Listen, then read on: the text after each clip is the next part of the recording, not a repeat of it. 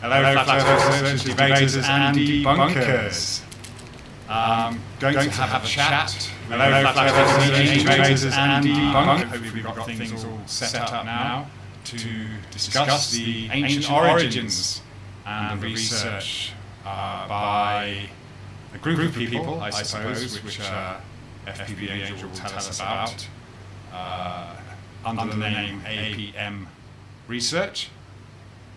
And yeah, it's good to see you in. Thank you for coming along. APM and Research. If someone can just let me know if the sound is okay. Yeah, it's good to see you in. Thank you for coming along. APM and Research. Someone can just let me know if the sound is okay. Yeah, it's good to see you in. Thank you for coming along. APM Research.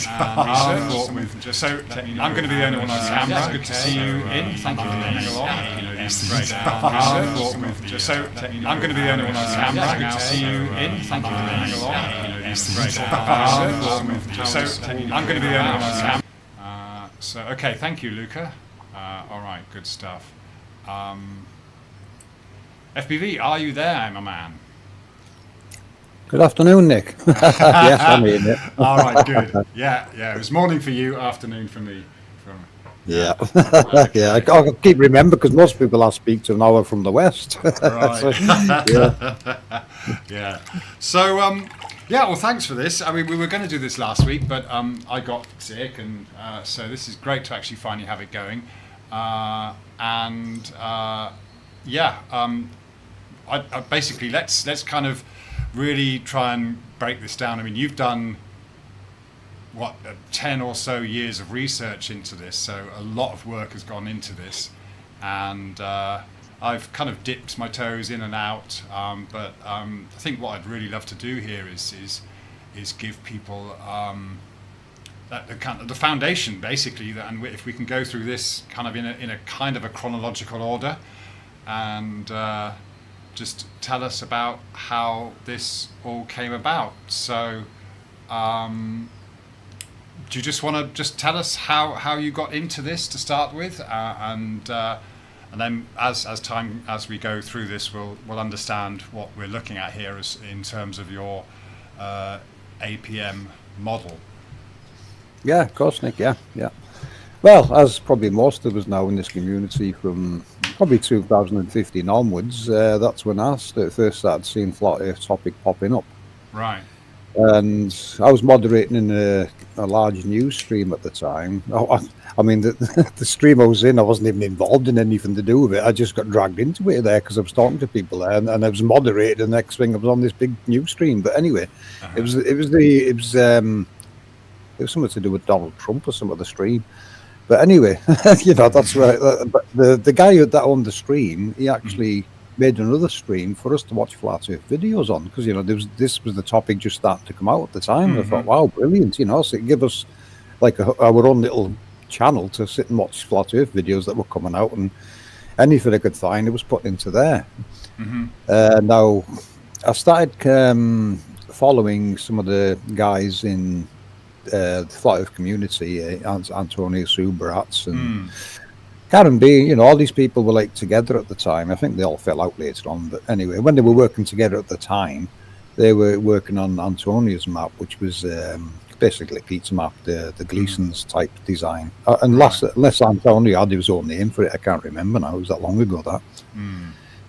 But I was helping them at the time and doing my own research into the background in the background, because I was looking into things like the Nazca Lines. Because the first thing that thought come into my mind, Nick, if they're lying about what those things are in the sky, then if we've debunked zero gravity space, why aren't they falling out the sky? They're not dropping out the sky, so something is placing them there and moving them. Right. So my avenue has been, okay, we must be looking at technology. What else could do such a thing? If they're not, rocks floating in fake space, what the hell are they and what's moving them? So, it was like, right, can I find, is there a way I can, home in on technology anywhere in any of these subjects? Right. And that was the avenue I started going down. Now, when the Nazca Lines, when I was decoding the Nazca Lines, that was the major big thing I was playing with at the time was the Nazca Lines. Now, there's lots of, theories about what they are. The last one, they're usually things like, runways for UFOs. Why a runway? Why a UFO would need a runway? I've no idea, because they can just go up and down, can't they? But that was that was some of the other ridiculous theories out there. Right. But what I started doing when I started line tracing them, I started seeing technology in the glyphs. There's one like a robot or a console. There's different types of antenna, like Yagi beams, and even antenna. I haven't got a name for it, but you can tell it's an antenna. And then, of course, I came across the Sunstar of Peru, which is what you're actually looking at on the screen. That grid. You see the grid? Yes. Yeah, and the grid behind it, that's a 12 by 12 grid. It's got 6 concentric circles, 6 squares, and 6 rhombi. I thought that's very interesting. There's a 666 hiding in there, just in these in the line work. Right. I'm just going to I did prepare some images. So, obviously, the Nazca Lines has been, like you say, a curiosity for many years, and there are a lot of theories on it, aren't there? There are, yeah. Yeah. But you've kind of, I suppose. So, did you do a lot of in-depth research into the Nazca Lines? Not in depth in what other people have said they were. I just did all I did was I went on Google Earth and I started line tracing them, and it became like a passion for it. I really got excited about it and enjoyed doing it. And it took me months to map out all the lines that I could find on there. I still haven't found them all. And I know there's still people finding them today, but it didn't really matter because it was more confirmation to me. I'm looking at something as old as the hills here, right? And it's got technological configurations, scattered about all over the lands, like that one you've got there. The one you're looking at there. That's a Class 1 geoglyph. Okay, to me, my mission was I've got to put that on a map and grid and see what it looks like, but put it over one of the world map, and it became a mission then trying to align that to make any sense on any of the world maps. Okay, sorry for the uninitiated. What do you mean by geoglyph? Yeah, right. The geoglyph are these lines that they traced on the desert. They carved them into rock, stone, sand. They stood the test of the time. They were at Nazca, Peru. I would recommend anyone go and try it themselves in Google Earth. It's not copyright to no one. You can go in there and trace these lines and see what you find. You're going to come across various species of animal and some really neat looking configurations of technology of even which I still don't have a name for some of them. I can see it's technology, but what it's supposed to represent, I'm not sure. Right. But that was what I was looking for, Nick. The confirmation that the ancients understood and portrayed technology. That's the important thing I was looking for, and I've seen it at the Nazca Lines. Right.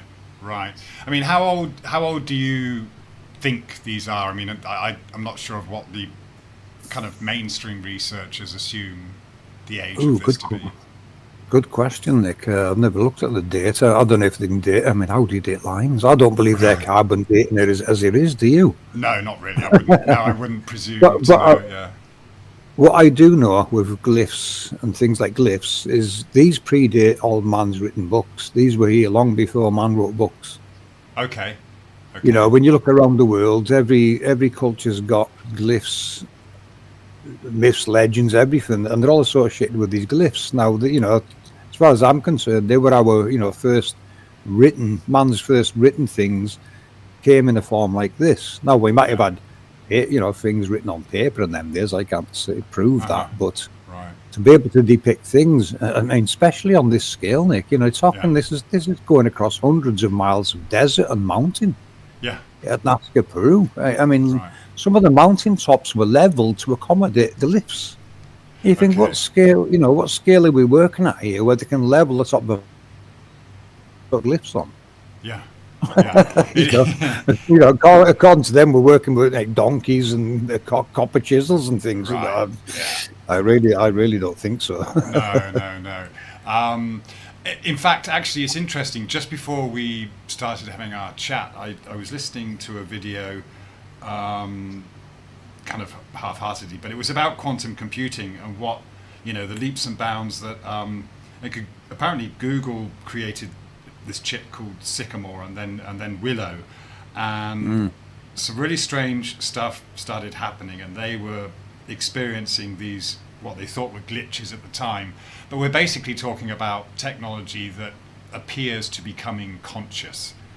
And in, you know, these, so they are getting these, what they called glyphs, and they resemble, apparently, obviously this is kind of, a lot of this is under wraps and it's all very kind of cloak and dagger stuff, but apparently, according to insiders, some of the symbology that was coming out of these what they thought were glitches but turned out not to be glitches in this supercomputer programming was resembling a lot of the, you know, this kind of thing, these mandalas and sacred geometry. Basically, sacred geometry. Yeah. So it just keeps popping up, doesn't it? It does. Yeah. So, I mean, maybe it's obviously, you know, when we come to talk about maps and models and things like that, you know, we're not just talking about some kind of objective thing, but we're talking about, I mean, essentially, we're talking about the meaning of life, creation, where are we, how do we get here, what's it all about? I mean, it's a hot and deep topic, isn't it? It really is, Nick, because, you know, I mean, that was a big shocker to me. When you look around the world, all these glyphs, temples, structures, pyramids, you name it, you know, everyone can't answer who made them, what they're supposed to represent or anything. Right. That was the shock. That was a shocker to me. Is, you know, you get all these different theories on what things are, and you think, wait a minute, why doesn't the world really know what these are or who built them?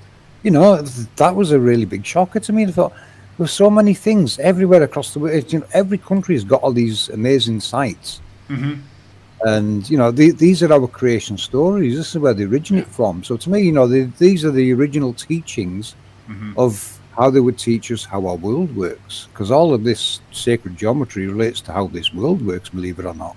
Yeah. Because what I've figured out over time, you know, we've done reset work. Now, when these resets happen, I'm pretty sure, you know, we get memory wiped. When you think about it, Nick, you know, why has the whole world got amnesia when it comes to all these sites when we should know what they are, because they're right beside us every day? Yeah. Why has everyone forgot what they represent? Yeah. It's, you know, you know, to me, there's an event takes place, and we do seem to forget, or you know, it's down to wars and all the other indoctrination that comes from it. Right. Yeah. So many avenues you could look down that way, you know, to see why we forgot. Right. Well, it doesn't take much, does it? Really, a couple of generations to you know, of not having information available to the general public. Yeah. Wipes it out from our memory. Yeah. It 2 or 3 generations, and you can actually change world history. Yeah, absolutely. That's pretty scary when you think about it. Yeah. That's true. I mean, obviously, maybe that's possibly what the world wars were about.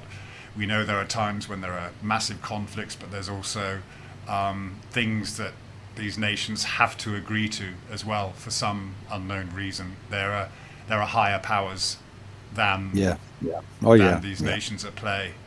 Yeah. So well, that's what you come to find out eventually. You know, these people are all working together. They might not look it, but we see them clear as day, all working together, and it's all to hide what this world is and how it works. Yeah, that's and I suppose we could theorize forever on you know, why they have to hide these things. And sorry, just while I'm just trying to just do something, trying to bring up another slideshow here while we do this. Just see if no worries. Okay, right, yeah. So just kind of while we're chatting, this will just loop with some of these other figures that are part of that can be found in the same area. Yeah. So, okay, so the grid that we saw just now was basically the foundation of where you started to put things together for a would you call it a model or a map or a bit of both, or the map, the map and the grid, you know, we've realized they have to go together, you know, because the it's all about the grid. The grid is what centers how well the luminaries function and everything. So the grid would be the blueprints that you overlay on the map, and then you have to, model the sun and everything going across it. So that was some of the early work that One Conscience did. We were trying to align the grid to make any sense on the world map, which is we work with is the Mercator map. Right. And once I got it scaled to a certain point, I realised, wait a minute, these are crossing the international date lines. They've gone beyond it. Well, gone beyond them, the east and west date lines. I was starting to notice things like that. Plus, certain sites on the grid were starting to highlight where things in the real world had been taking place, like the Kola borehole aligned right perfectly over one of those dots you see on that centre plate. See the one? Yeah, go on. If you see the one up near Russia there, and on that centre plate, there's a dot there at I think it's top of Norway, just above somewhere near Russia. I can't remember the name of the site now. It's that long since I looked at it. Right. But there's two there. There's one there, the Kola borehole. The one direct below it is the German intercontinental drilling program. And I thought, wow, interesting. So they're both drilling down onto these two dots that we're looking at on this grid. That's just, what's going on there. Okay. What was the official story there? Do you know? Well, that's when they said they could only go 8 miles deep with the drill and then stopped. And I thought, well, working with One Conscience on quakes, she says to me, some of these deep quakes come from 8 miles. She said, and I says, well, they've obviously got to where they wanted to get to and stopped then. And when no one's looking, they're going to go a bit further, aren't they? To us, they're probing what's down below. God knows what they're doing, but they're probing what's below and trying to find ways to get there. Right. Which is, if you're not another video of ours, I've called it Obliterating Evidence or Gaining Access. And it was during the Cold War when they started doing this nuclear program with underground nuclear detonations. I've made a video on that, and you'll see where the grid overlays where you can see all the nukes were going off. And when you see those two put together, you realise they're actually trying to access what we're looking at on the screen here. I see. They're working around this grid doing things. It starts to show up clear as day on that grid. Okay. So they have to be aware and be using this grid also. Okay. Yeah. So just to backtrack a little bit. So the grid is obviously there. It's been there for thousands of years. Do you know how it's actually etched into the ground? Is it? Good question, yeah. Because you'd think dust and all sorts would hide it all, wouldn't you? But it isn't. So it's either deep etching into the dirt on the surface, or perhaps they even carved across stone. Because, like I said, there's plateaus there with it on, and you think, wow, it was on the scale of it, Nick. It's not a scale that we would depict. I don't think humans put it there. It looks more like giants put it there. So unless it shows you how extremely intelligent and clever humans were back then to do it at our scale, because it would take some doing from people at our scale. It was so accurate, and I thought, to have that accuracy, you'd have to you'd probably be a few miles tall at least, and see just to see what you're doing on the ground, because at ground level, it's really hard to tell what you're looking at. Right. Do you remember the measurements of these? There's something like, I can't remember how many 100 meters across this is, or they vary, they vary, and it goes over hundreds of miles as well. So you're going to find them in different sizes. Right. Yeah. That one there was an important one. There's other theories on them as well. You can look at other people's theories, but they don't come anywhere. No one did with them what I've done with them, because I wasn't just looking at that. I was overlaying it all on the world map, trying to make sense of it. Okay. And as far as I'm concerned, it will show you places on the world map where there's some, serious things going on down below. I can't prove that, of course, but that's what it shows me. It's showing you where there's interesting locations or down below locations. Okay, that was going to be my next question. Basically, what this is you think is something that's beneath the surface. Yes. Yeah. Right. I think this configuration going into scriptures in the Book of Enoch now, because when they mention like the gates in the north, south, east, and west, or Enoch's portals, portals are gates, the same thing. It's just a window to another world, they would call it. And if you look at this grid, you can see them on it, and I aligned them, and like I said, they went over the international date lines. Right. And that's when things became really interesting, because that's when I started thinking, obviously the world's larger than we thought. If this is crossing over there and it works and it's true, then there's land over there that this grid represents. They're outside of the map, as you can see there on the animation plane. The international date lines are where them straight cuts in Antarctica are. So anything east and west of there is not supposed to exist, because that's the constraints of the globe. What you're looking at in that narrowing of that grid, that map. Okay. Now that map that you're looking at there, the reason we use this one, this is what it looks like when you take it out of Google Earth. Wasn't me that did it. It was a guy called Series, one hippie. Okay.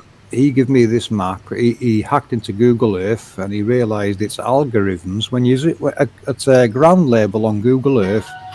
Oh, hold on a second. Sure. What a time to get a phone call. No worries. Hold on a second. Yeah. Okay. Yeah. All right. Just while he's doing that, let's just say hi to everyone in chat. Hello there, Hurley Bloods. Thicker, who we got here? Luca, hi. Juniper. Rainbow, I like the way you spelt that. Jason Tomlinson, hi. Okay, hopefully this will put you to sleep, but give you something to dream about. Juniper, all right. Lucky me, hi. Okay, it's starting now. Hopefully you're in there now. I'm just answering your question there. Jack's dreaming, hello there. Thanks for coming in. Yeah, okay. All right, I'll just let me just go through seeing who else is in chat. Heart Earth, good to see you. Andres, hello. All right, okay, good. Yeah, let me just make sure I haven't missed anyone there. On a plane, hi. Dean HD, hi. Okay, Rich Spillman. Okay, good. Thank you, Rich. Great topic. Yeah, Renegade 1. All right. Good stuff. So yeah, obviously, so let's just, not get ahead of ourselves too much. Oh yeah, we were on scriptures, weren't we, and the gates and the portals. Yeah, that's where we were. Okay, well, you've basically worked out that, or at least you've made some connections that lead you to think that this Nazca, what do you call it? I mean, it's kind of a mandala. It's the Nazca mandala, yes. Nazca mandala, and of course, this isn't just in Peru, is it? This is across the world. We see this in Hindu, in various ancient cultures. And it's still, it's still alive in that respect, isn't it? They're always different designs, but they all represent the same thing. And to me, or from an APM viewpoint, any mandala is a blueprint to this realm. That's what it's really depicting. You look at this configuration and you put it on a map, it starts to make sense, like what we did with our map. Right. So it's to me the blueprints of the realm, and you can see when you watch like Tibetan monks, they're designing these. It's been imprinted, and they've got to design them so perfect. All the colours have to be right and everything. Yeah. Why would you why would you be so meticulous with something like that if it wasn't important? Because it is important, and like I said, we have forgot what all this represents. Even though we can still recreate it, we're all looking for answers for what it means. Yeah. That's what's happened, isn't it? We're all wanting answers. Everyone's looking for answers, and we're not getting them. And mainstream ain't giving them either, are they? Certainly not. No. They give us some rubbish, but it's not an answer. Yeah, absolutely. Yeah, and it's interesting, isn't it? Because I mean, the Tibetan monks will use it as a form of meditation. Oh yes, yeah. And I suppose one of the main things there is that, I mean, once they've done it and it's perfect, then they just brush it all up and sweep it away, right? So. It's that kind of renewal. What they're waiting for, Nick. What I've realised is we're all, after these reset events, we're all supposed to be helping each other and remembering things. This is why some of these imported belief systems in other countries have came from somewhere else, because as previously in the past they've had to, look into what do they believe, right? Okay, so we can get fragments from that back. Everyone's trying to rebuild their creation stories. Some countries no longer have them, unluckily. But I look around at all the creation stories, and I can decode them. It doesn't matter which culture they're from. I can decode their creation stories. They all tell me the same story. Okay. So it gets easier and easier to decode it. I want to speak to the Hopi tribe. I want to speak to the Aborigines. I want to speak to everyone out there that's got their creation stories, and tell them what it really means, because everyone else forgot. Yeah. So you see correlations across like Mayan, Christian, biblical, and any other cultures. I mean, all. Rose, one of our researchers that we haven't seen for a while, she tested me one day. She was putting images up on the screen, and I was just telling her what it represented. And she'd done it for about 5 or 10 minutes. I says to her, what are you doing? She says, this is interesting. She says, because everything I'm showing you're giving me answers for them, but they're all coming from different countries. Right. I says, well, they're all telling the same story to me. They all look the same, or they're all depicting the same thing, and you see it, you start seeing all these connections. So, some cultures depict things differently, but it's just a different expression of the same thing. Right. And I showed that in one of our recent videos, that I've done several different expressions of one decoder did. And there were so many, I've found even more than 7 since then. But there's so many different ways you can express this information. And that's what we're looking at. We're looking at expressions of this technology all across the world. Like the spiral, what does the spiral represent to you, Nick? We see it in nature for sure, and it's something obviously energetic, isn't it? To me, this is the spiral. That's called the spiraling pressure wave of electromagnetism that is coming from this technology. That's what that effect is what we're calling wind. But if you study wind, you'll see it actually spirals. You watch the clouds, you will see them spiraling. Everything's spiraling in this world. Yeah. All like Walter Russell says, all motion is spiral. Well, all motion is curved. All curves are spiral. That's Walter Russell's wording. To make them like a propeller on a plane. It's spiraling to move. So he's correct with his spiraling theory. Yeah. But to me, it's got a deeper meaning, and it all boils down to this technology. Okay. So yeah, that's your when you talk about APM, isn't it? APM Research. That stands for. Yes, the angelic particle matrix. Angelic has been angels because that's what we call this technology. Particle because of the particles they accelerate within the ether. Jason's probably going to clout me for this because even ether needs defined correctly. There's so many different things. There's so many booby traps and words we can fall into just to term, label something, and it's not always the right word. So I'll double check on that with Jason. I'll still use, he says, because he'll say to me, what do you mean by ether? And I'll say, well, just the atmosphere in general. It's being manipulated by this technology. Yeah. So, that's for the particle part of the name. And then matrix, because it is a matrix of this technology. We can see it overlaps and it crosses all lands and the oceans. So right. That's how we came to that with that name for the research that we do. Okay. APM Research. So that's the one it was born. So I think it was somewhere around 2017. We decided on that name. It was between me, Jimbo, and One Conscience that we got that name out of it, because that's who I was working with at the time. Right. So you got there's a core of 3 or 4 of you, or maybe more, working on this. Yeah. At any one time, there's always me, and I would honestly, God, I can't even tell you how many people. I've never counted them. Right. And like I say, some we haven't seen for a couple of years now. Real life does get in the way sometimes. Even with me, the last 3 years, it's been a busy 3 years and all kinds going on. But I've still got to keep the stream going or whatever, because I was live streaming 24/7 from my mother's home. Okay. But we are in touch, and I can get in touch with any one of them at any time. People think we've disbanded or something because we're not doing anything together. But it's not just real life enough. At least 4 of them have moved house. Okay. Yeah.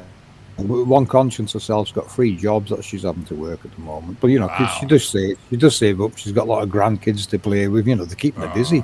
But Yeah. I have had a chat with her, and she's she'll be back when she's ready. I said, take your time. Right. I says we've hammered it for years, and I says everyone deserves some time off. Right. Go and, Sure. go and enjoy your life a little bit. We're not going anywhere. We've laid the foundations. Or it's the rest gets easier now. That was the hard bit, getting the last 8 years out the way. Yeah. So I mean, that's it, isn't it? We can, there's obviously a limit, and it's great to theorize, but there's I suppose there is a limit to what we can know, and then sometimes you just have to wait for things to become apparent. Just things come onto your radar or whatever. Now, and I know I can put this team anywhere, and they will pull out the goodies needed to decode it. They know exactly what they're looking for. That's how efficient they are now. Yeah, it's fantastic. Fantastic. And every one of them will pull something different out to everyone else. That's what I like about them. They've all got their own unique abilities and skills that make this team something pretty amazing. I'll go in and decode something. They'll go in. They'll see something else. Jason will go in and he'll see something else. It really works well together how we do it. Yeah, and that's what it is. I mean, obviously, like you say, I mean, this putting these lines on the surface of the Earth it probably required quite an effort. Again, we don't know the technology they were using, but it was obviously very important. And yeah. And you've probably seen them around the world, Nick. They are carved into rock as well. So, again, I'm not sure what tools they used at the time. But as far as I'm concerned, these are the oldest depictions humans have been making. Because how far back can we go in human history? It all comes down to the geopetro and hieroglyphs. That's the only language we can see that's made by humans, or on this scale, possibly giants on that scale. But we do find ones at our scale everywhere as well. So, and they're all telling they've all got the same kind of glyphs. All the spirals are there. They might have a couple of things slightly different, but they're all telling the same story to me. In other words, it tells me we've always known what all this means and how it works. And the change in history that caused us all to forget it more and more was when the Roman Empire invaded. They invaded just after a reset, going by our 400-year reset. If you jump back 400 years at a time, it was just after a reset when they invaded. So that would, leave nations at their weakest, I would imagine, which makes it easy to invade and take over. Okay, yeah. And as far as I'm concerned, they never left, Nick. They just rebadged to the British Empire. Yeah. What do you mean by a reset exactly? And how would you know it would be every 400 years? Right, the reset. We decoded it to be a reset because it follows the Maunder minimum. Once we started looking at it, and everyone depicts or mentions all these disasters in history. They call it biblical, and you name it. The end times, Revelations, prophecy, all these kind of things. When you think of prophecy to us now is just ancient knowledge of cycles. They know the cycles. They know it's regular. It's going to happen again, and so they teach it. Now, when I was looking at the Mayan beliefs, what the Mayan were believing in, they had a 394-year long count calendar, which to me is another marker. Why would you make a marker that's a calendar that's 394 years? Okay. It's a strange number, isn't it? It's, to me, they rounded it off to 400. I think Christianity rounds it off to around 400 years. To me, they were marking this event. Like I said, it follows the Maunder minimum, which brings a mini ice age. According to the real data today, we are going to go in a mini ice age. Okay, sorry. The Mona, is it a Mona minimum? Mona minimum. You're talking about Maunder. Yeah, Maunder minimum. Yeah. How do you spell that? Maunder. Okay. Yeah, you'll find there's the expert on it. It's Valentina. I can't remember her last name now. She's the expert on it, and she advised them a long time ago. Look, we're going to go into a mini ice age. And that, which is where I think global warming comes into it. They're trying to artificially heat the atmosphere to compensate, which is probably what the chem planes are actually doing. I can't prove that, like I said, but we have to look at everything. Yeah, sure. You see where I'm coming from now. Yeah, sure.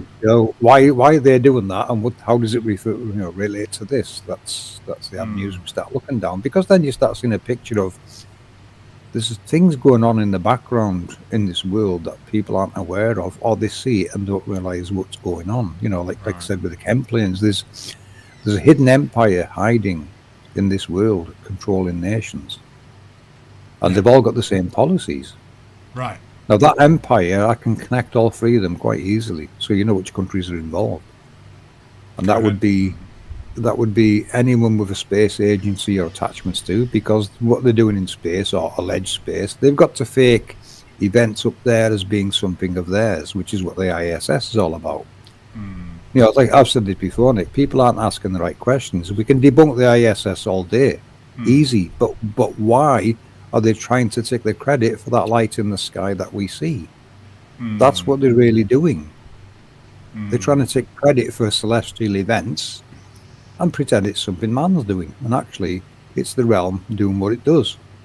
Yeah, I remember seeing a long time ago photographs. I think they were taken through a telescope. This is years ago, early internet time, where this guy was photographing what appeared to be structures, maybe whether he was actually filming stars or something other than the stars that we see. Oh yeah, I remember him. I remember that guy. Yeah, and it's like, they have these kind of lines and things to them. Yes, just something very structural that who knows whether it's you obviously, if you wanted to debunk it, you could talk about the properties of the photographic plates and things like that, but I think there's again these go on.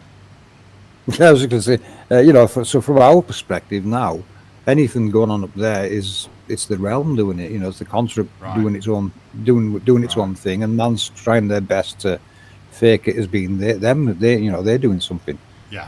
So that was the the connection to the fake space. The why of it. Why are they faking the ISS and things like that? Because they're trying to take the credit for things up there that aren't actually man doing it. So as far as I'm concerned, the only thing man's got up there is balloons and aircraft. So that's it. Well, I think that it's important, isn't it? Because that does pertain to the kind of creation story that we're given. The whole Big Bang thing, this advancement of the kind of material science that we're given. It is a creation story, and it is. it kind of seems to replace anything that comes from any kind of intelligence. It kind of says no, nothing intelligent is behind it. It just happened. So obviously we're looking at something that is, intelligently designed, whether it's the Earth itself and what's above it. Basically, so this grid obviously is something that you see as being. We're talking about some kind of electric style circuit. Yeah, electromagnetic circuitry. Yes. Right. Yeah. So that's basically going on. When Jimbo was working with us, he said it's kind of like an oscilloscope and a cathode ray tube in one. The way it's behaving and what he can see how the luminaries cross east to west and return. Right. So he was comparing it to an oscilloscope and the cathode ray tube, which I would agree with. What I'm seeing myself, it is technology. It's using the sky as like a screen. Yeah.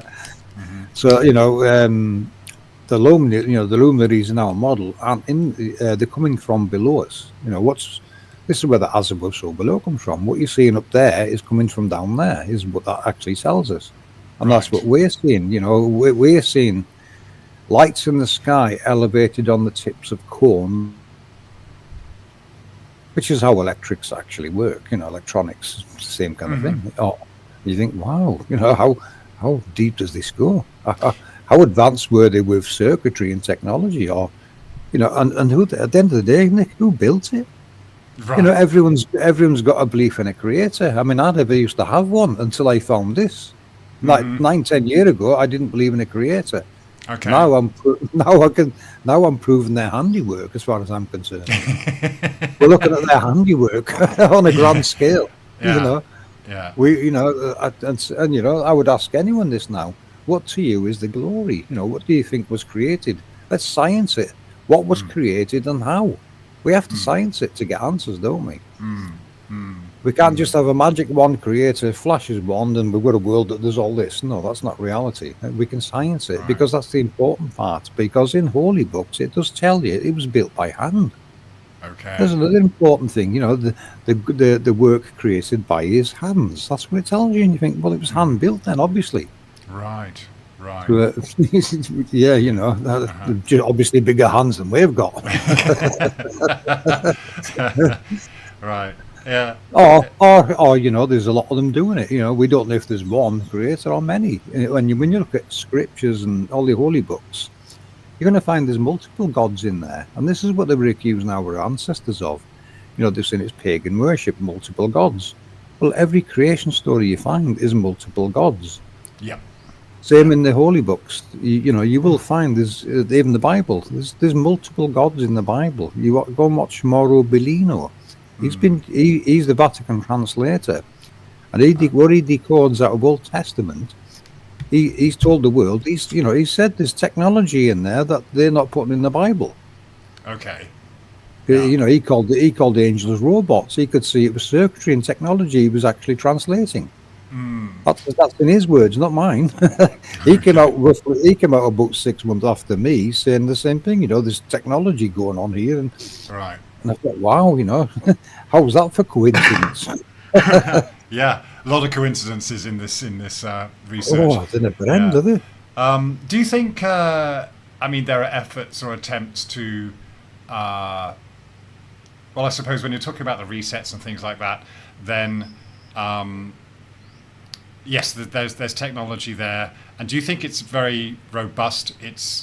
I suppose it's eternal. I mean, could we ever have the power to mess with it? Do you think there are entities or people that are really trying to control it, whether they can predict things or not, and then they can control the masses with their predictions, which is obviously what we've seen done throughout the history that we know of.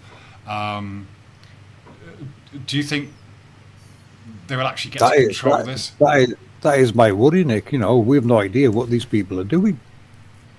Right. What can be done? You know, what can be done with this technology? Obviously, now, when you come to flat Earth, there's one of the questions from flat Earth. You know, why would they lie about the shape of the world? Well, you know, if it's because it's technology, then pretty obvious they're going to hide it and steal it and do what they want with it. That's a good you know, point. I don't see anyone ever mentioning the technological revolution we're seeing. Look how far we're advanced in technology in the last 50, 100 years. Right. It's amazing advances. You know, everyone mentions the Industrial Revolution. Well, they're not really paying much attention to the technological revolution from where I can see. Yeah, well, this is what it goes back to that point I was talking about with quantum computing. I mean, I haven't kind of paid too much heed to it, but according to this documentary I was watching just before, you know, this is the thing. What's happened with quantum computing? There's this suspicion that it's such a vast technological leap that we don't know how to handle it, and there seems to be evidence that it's got a life of its own.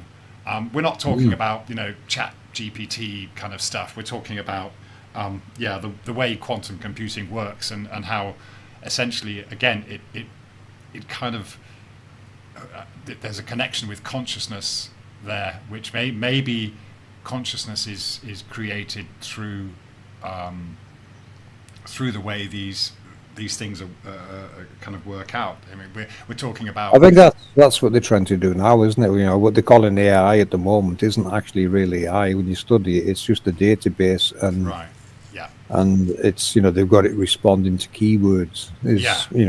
I used to have my Nightbot used to do that in my live stream. So Yeah. I used to tell it to scan the chat for keywords, and then it would put an answer. It would just randomly put an answer, something to do with that topic that was mentioned, picked up in the chat. Yeah. And what they call an AI is doing the same. So to me, it's a big database. Right. So it's not really what I would call AI. AI should be self. It should be like us. Self-aware, just a machine instead of a human being. Yeah. Well, I think I'm not seeing that. yeah, we're not seeing it. But from what I was watching, it seems to be the fear that basically they've unleashed or have the potential to unleash something that can be self-aware, and again, it has so many connotations with what we're looking at here. This electrical system that creates these patterns, but yeah, where they're actually originating from and why things are that way is totally beyond us. But we are seeing these patterns. And saying that, Nick, technology and us, we've always been together. We always, humans and technology. Take technology for human. They lost it. They missed it. God, not to have our technology. Where is it? Where's my phone? Yeah. We seem to go hand in hand. Yeah. So there's a connection there. I think there's a very long-term and holding connection there to technology in the human genes. Right. Yeah, for sure. Yeah. I mean, even the way, for example, the DNA helix is represented. I mean, that is just a representation or a model. It's not necessarily. It doesn't necessarily look like that, but there are, But this is the thing. I think that's what's really important for people to understand when they see your work here, is to understand that you haven't just made this up. You've taken things from the ancient cultures and the scriptures, and they correlate across the ages and across different cultures or civilizations, and then you've been able to put it onto this essentially a Mercator map.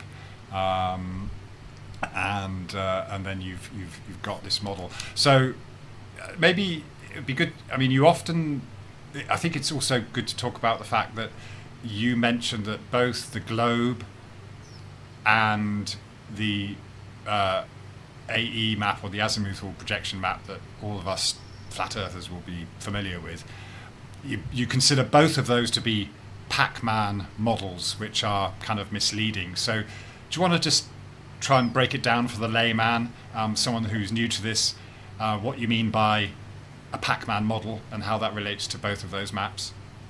Right. Yeah. No problem. It surprises me how many people don't realise what I mean by a Pac-Man model. So what we're looking at here, right? So you've got our map and grid there with the sun going across. Yeah. Now, if you look at the international date lines, look at Antarctica, you can see the two clear straight cuts down the side of the map going upwards. Now, that's where they've cut the Mercator map from its original size to this size, and then what they've done is wrap this around the ball, so east meets west. So that's what creates the globe, yeah? Right. Okay. So now you can see the globe has just got a sun going in circles around it. That's what that's what they've invented, and the same with the pizza maps. They've done the same. East and west is merged. They've hidden they've hidden the east and west directions. In fact, the cardinal directions don't even work on the pizza map. Both those models are designed to hide east and west. That's a good point. The pizza maps, wrap it round into a circle, and the globe is doing pretty much the same, because the map was cut at the date lines and wrapped around the ball to create Google Earth. East is now meeting west, whereas they're actually on opposite sides of the world. So we know Russia's in the east and America's in the west. All the extreme points, Russia in the northeast and Alaska in the northwest there on that grid. Right. It's funny, isn't it? You know, Oh, go on. so that's what I'm saying, Nick. You know, when you open it out, you realise, wait a minute. You know, you can see what they've done. They've wrapped it into a circle. You know, the circular maps. That's what's creating a Pac-Man model, because it's just now just got everything going round in a circle. Right. And what I noticed, what I found in 2017, when I was looking at Flight Radar 24, up above Greenland there, I was capturing flights going from the northwest up over Greenland, and we're going down to like China and places like that. I've never seen anything like that on there before. And that's when I realised, oh, wait a minute, it makes sense. We cannot fly west to arrive in the east on a level plane. How could we? It is not a Pac-Man world. Right. So, you know, World War II was all about taking control of the perimeters, the North and South treaties, and East and West international date lines, and controlling air and shipping. So no one is crossing the international date lines. And I've said this for over 7 years, and I've said to the Globers, you know, for you to debunk this, I'll happily debunk it and scrap it if you can prove to me you crossed the Pacific with GPS proofs. You've got to be able to fly west and arrive in the east. I mean, how could you? You know, that's a Pac-Man world. It's not reality. On a level plane, it would be impossible. Right. I'm just. Does that make sense? Does that make sense to you, Nick? It does now. You know, obviously, it was a bit. I must admit, it was something that I wouldn't say struggled with, but just had to take the time to get my head around where you're coming from there. I'm just bringing up the flight radar. Oops. Oh, my scroll is not very. Yes, so you can see the international date line there, but when it comes in between Russia and Alaska, you can see that black line. That's the international date line where they've cut the map to wrap out to create the globe with. So anything flying across that line going west is not real. The data's been flipped. Now, if you see that one that's going up towards the north, look up there towards Greenland. There's a few up there now. Yeah, hang on. Let me just try and if I can move this about a bit. Right. And this is what I found 7 or 8 years ago. I noticed that, you know, they've got these ones that can cross the international date line. And then if you look carefully, the ones up going in the north there, these are the real routes. You know, they have to fly up there. They're faking the globe by flying up over Alaska, Greenland, and then they come down through Russia into, you know, places like in the Far East. Yeah, see them flights up there. That's what I caught them doing 7 or 8 years ago. That's the only route you can use to cross the map in the north. This is why Trump wants Greenland and Canada. It makes it's easy for them to fake the flights. I see. Okay. You know, what's really going on here with, you know, the politics of it is they're all grabbing sovereignty. They're stealing sovereignty of nations so they can go in and control and, you know, fake this. Yes, you know, see the paths there with the black lines. Those black dotted lines are manipulation. Okay. Yeah, manipulated data. If you play a one that's crossed the international date lines, go left a bit. Because you know, that's same again. Pac-Man. You know, how can the tip of Russia, northeast Russia, be just across the water from Africa? It's impossible. You would need a globe for it to work.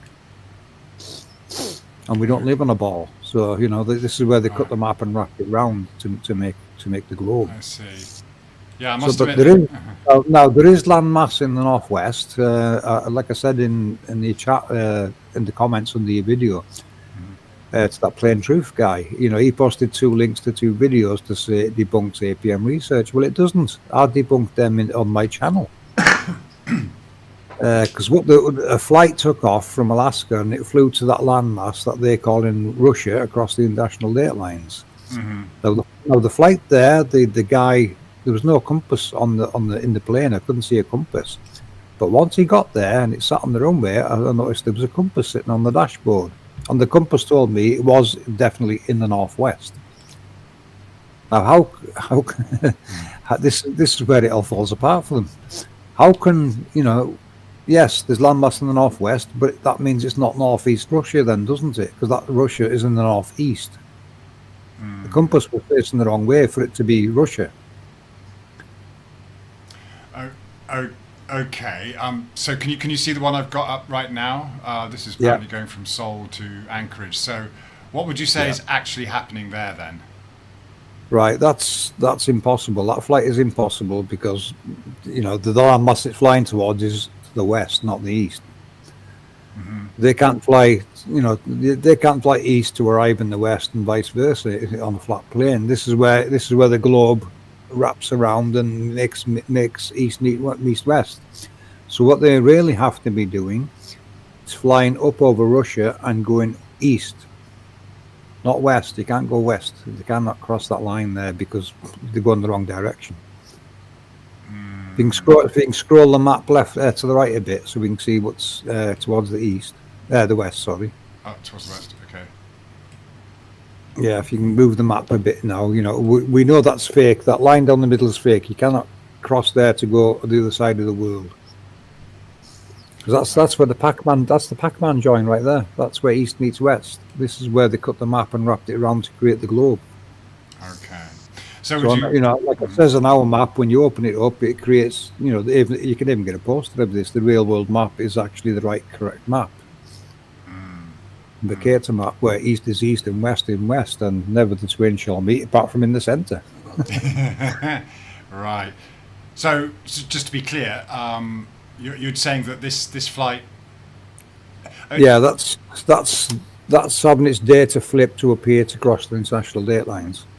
Okay. In reality, it would have to go up to its left somewhere. Where's it going? Alaska, right? So it'd have to fly up over Greenland, going east. I see. Sorry, west. Right. West. Yeah, it's going the wrong direction. So it'd have to fly across the map the other way to get there. All right. So you're not okay. So you're not saying that the flight doesn't exist, but the data just the data's been flipped. Yeah. Right. Okay. They're flipping the data to appear to cross the international date lines when in reality they would have to cross the map, go in the opposite direction to get there because west to west and east east. So that's flying from somewhere in the Far East. So.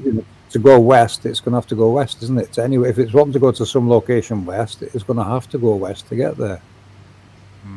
Because if you think it's going that way, then you need a globe to make that work. Right. Because that's what the globe's doing. It's wrapping it round to meet there, isn't it? Well, that's what you call a Pac-Man map. Okay. The globe and pizza maps do the same thing. They're both hiding east and west. How it really works. So on a flat plane, Nick, you can't just keep teleporting land masses from the east to the west to make it work. The States is, west of you is the States, don't you? It's supposed to be, yeah. The west, yeah. I know it's west of me, and I know Australia's east of me. I'm in UK, so I know where both directions.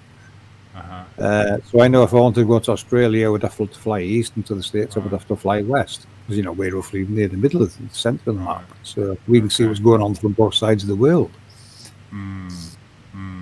So in a case like this one, for example, I've got, this is going from Los Angeles to Hangzhou.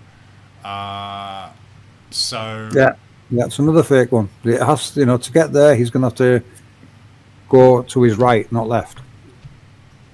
Because now he's crossing that fake international date line that's wrapping landmass around here. It's what they're doing is teleporting landmass from the east to the west to make it work. We know that isn't west of the Americas. Okay. Is Japan the land of the eastern rising sun or the western setting sun? Okay, yeah. That is, I suppose, yeah. When you, it's difficult to. But yeah, basically you're saying that we should really, where that date line is, we should kind of like take a pair of scissors and cut it, yeah? And if you cut that and open it back up, you've got the world map. Because what they're doing here is they're just teleporting landmass from the east to the west to make out as though it's flying across to go in there, but it can't. It's impossible. I see. I'm going to try and. If you kept scrolling left now, what's going to happen, Nick? Keep dragging it. Yeah, you're going to keep seeing the same land masses appear, aren't you? It's like a cartoon. True. Yeah, it's isn't it? That is not reality, is it? No, that's we true. Can't just keep. That's what I'm saying. By they're moving land masses from the west to the east or the east to the west to make this look like it can work. On a globe, it would work, but we don't live on a globe. That's definitely true. Yeah. So this is how they've tricked people into Pac-Man. You know, the world is a Pac-Man model designed to hide north, south, east, and west. In reality, Right. that's, you know, like I said, with what happened with World War II, the north and south treaties and east and west date lines. That's what came from it, and that's, to me, that's how they secured the perimeters to fake the globe. Yeah, I mean, yeah, this is it. I mean, we've got obviously there's the issue with the north to south anyway, as you say with this one. Then this kind of was it the See, we've got used to doing, you know, this for so long. We've not realised what we're doing. We're just teleporting landmasses east and west to make it work, which it's not. That's not reality we live in. right? Yeah. So, and you know, the globe does have accuracy, but only because it's using the map we're using. At ground level, it is the Mercator map with no distortion. So when you're in Google Earth and you're at street level, it is the Mercator map with zero distortion applied.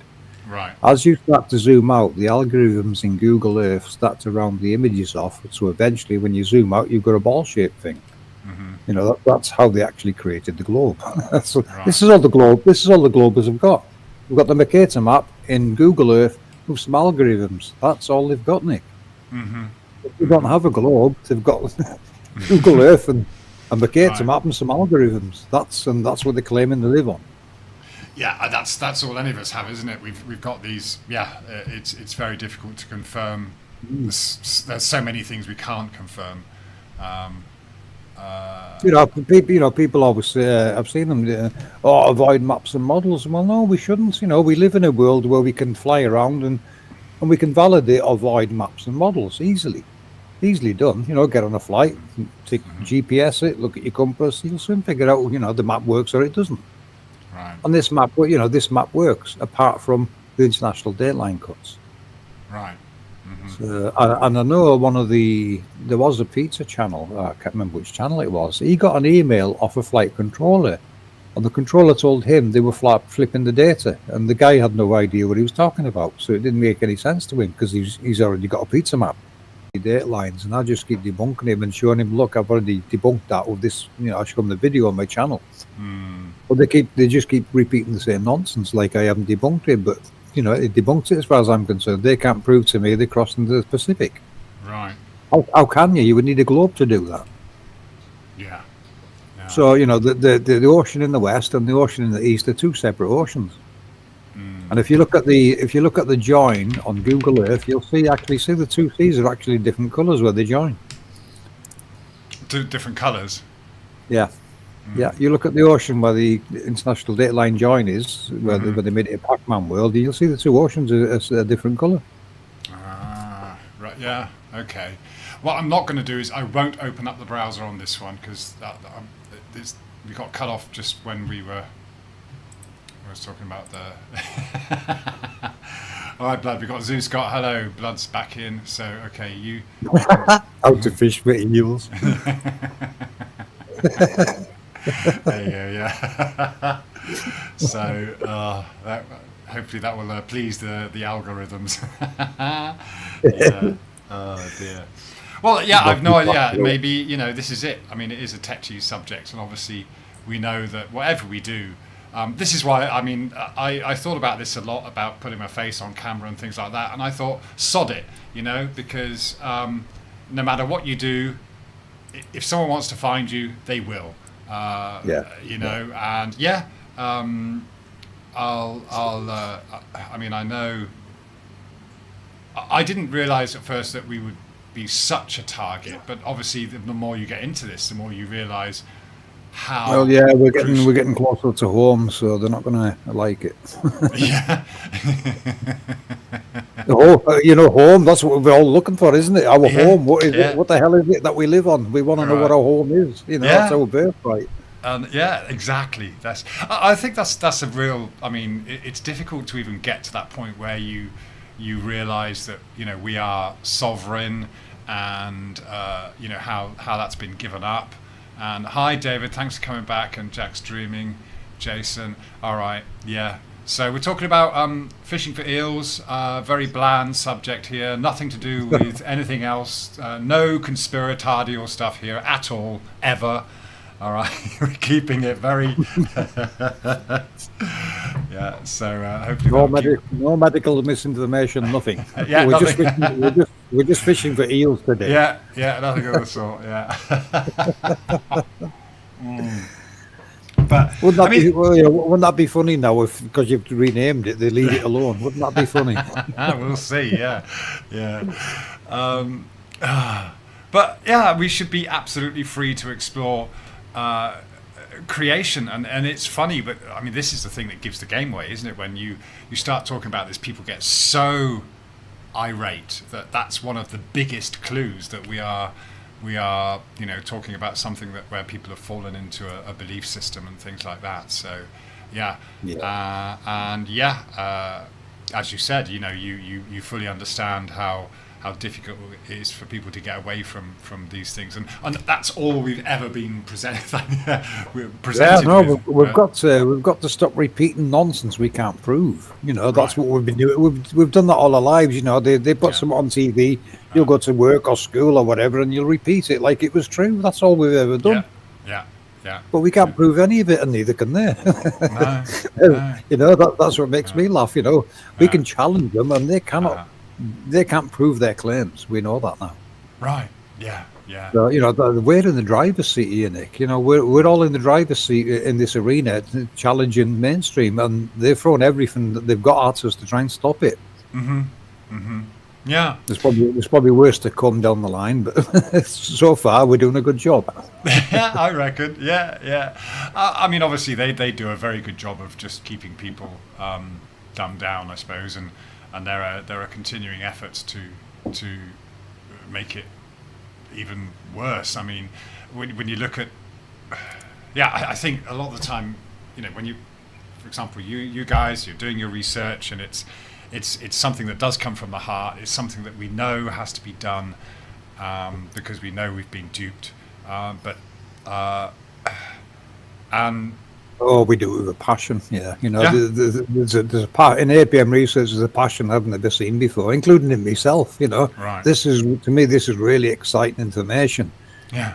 We're uncovering topics and scraping the surface of something that's been hidden for a very long time from us. Yeah. They've kept it. They've gone well out of the way to hide what this world is and how it works. That's what it's all about, people. So what do you? I mean, okay. So it does come to that question: why would they lie? Why would they hide it? What's wrong with us knowing how this place works, or the kind of place we're in? Because it's still vast. I mean, there's so much. What ultimately is there a utopia that is there that's kind of kept out of reach, or what do you think? Yeah, well, when it comes to like maps and models, I've seen people challenge stationary flat Earth for saying, well, what's your land sitting on? What's it on top of? My response to that's always going to be this, and Jason would like me for this, and I can't prove it. But here's my response to that statement. If we have to be living on an infinite plane. The reason being, how can the sky and landmass have an edge? And if it did, that puts you right back to a globe-type scenario of something floating in fake space. It's ridiculous. We can't do it. So, I would always say it's possibly an infinite plane. I can't prove it, but common sense tells me that's what we're looking at. Right. Otherwise, you're back to floating in floating in fake space, which we know is impossible. Yeah. So the ground is is the land. The land is the ground. There's nothing propping it up in fake space. The land is the land. That's it. Right. Yeah. And this is it. I mean, any kind of thought experiment or whatever, it has a limit. Whether it's there's just even when you just try to contemplate eternity, we just can't. It is totally mysterious. Sorry, there's a comment from David Banner there. Maybe those other folk on other lands don't want to have us there. that's that's a good point. I mean, we're not Oh, the well, ninth. Mhm. you know, those sorry, those folk on the other lands are probably getting the same harassment we are because they're trying to hide it there as well. Who knows? You know, we have no idea. We have no idea what's going on outside of this map, have we? Yeah, that's You true. know, we're Yeah, guessing. yeah, We're guessing at what's beyond what's we're seeing on uh-huh, the screen. uh-huh, But yeah. what we do know, you know, this is why they Pac-Manned it, Nick. Hmm. Look where the luminaries, you know, east and west has been hidden because where the luminaries come from and go to. Hmm. Now, this is always going to be APM's investigation here on what's happening there with the luminaries. Hmm. They're coming from somewhere from the east. Hmm. They're going west. Now, what they do when they get west is what's very important because they have to get back to east to start again. And what we've been trying to do for the last 8 years is find these routes where the luminaries get back to start again at the east because they have to get everything that's in the sky has to get back east to start again, Right. don't they? You know, Yeah. to make Yeah. it work. And that's always going to be our avenue of research. I see. That's why the international date lines, I think they've cut them because, you know, it looks to me how I've modelled this. They take off from somewhere several thousand miles east of New Zealand, say, travel across the map, shut down or whatever they're doing, and they have to get back east. Now, the 24-hour sun in the north, there's plenty of data shows it does it for a few months a year, not just 1 month. It goes on for months. And when you look at what they're showing from the south with this TFE, it's the same thing, equal but opposite. Because what you're going to find, what we've done with this grid, the north part of the grid, look at the gates in the east. You know, these gates are portals in the east that have synced with real world data here. Now, each one of them dots, where you see the green, that's a different month each. So the zodiac is actually created by the configuration of these gates. So that's where the zodiac come from. That was a new one for me. I thought, wow, I've decoded what creates the zodiac. The configuration of these gates. So I had to try and work out a sequence of it moving up and down there that made any sense. And it does make sense now how I've got it. And this is how the days get shorter and longer. If you look at the angle, the angle of them gates to one another, and that is actually referenced in the Book of Enoch. The gates and the angles to one another are actually referenced in the Book of Enoch. And I thought, wow, how can the Book of Enoch be referencing something from the Nazca Lines? That's the same. They're talking about the same thing, aren't they? Right. Yeah. So along with the Nazca Lines, we've got depictions of animals and things like that. So, do you think it's right to assume that they represent constellations? Yeah, I mean, I haven't done any constellation work and I can't prove that, but yes, you know, we're looking at constellations and different frequencies because, you notice that the Nazca Lines, you've got birds, then you've got land animals, and then you've got sea mammals as well. So, you know, your high, medium, and low frequencies or subsonic frequencies even can be covered by using those type animals.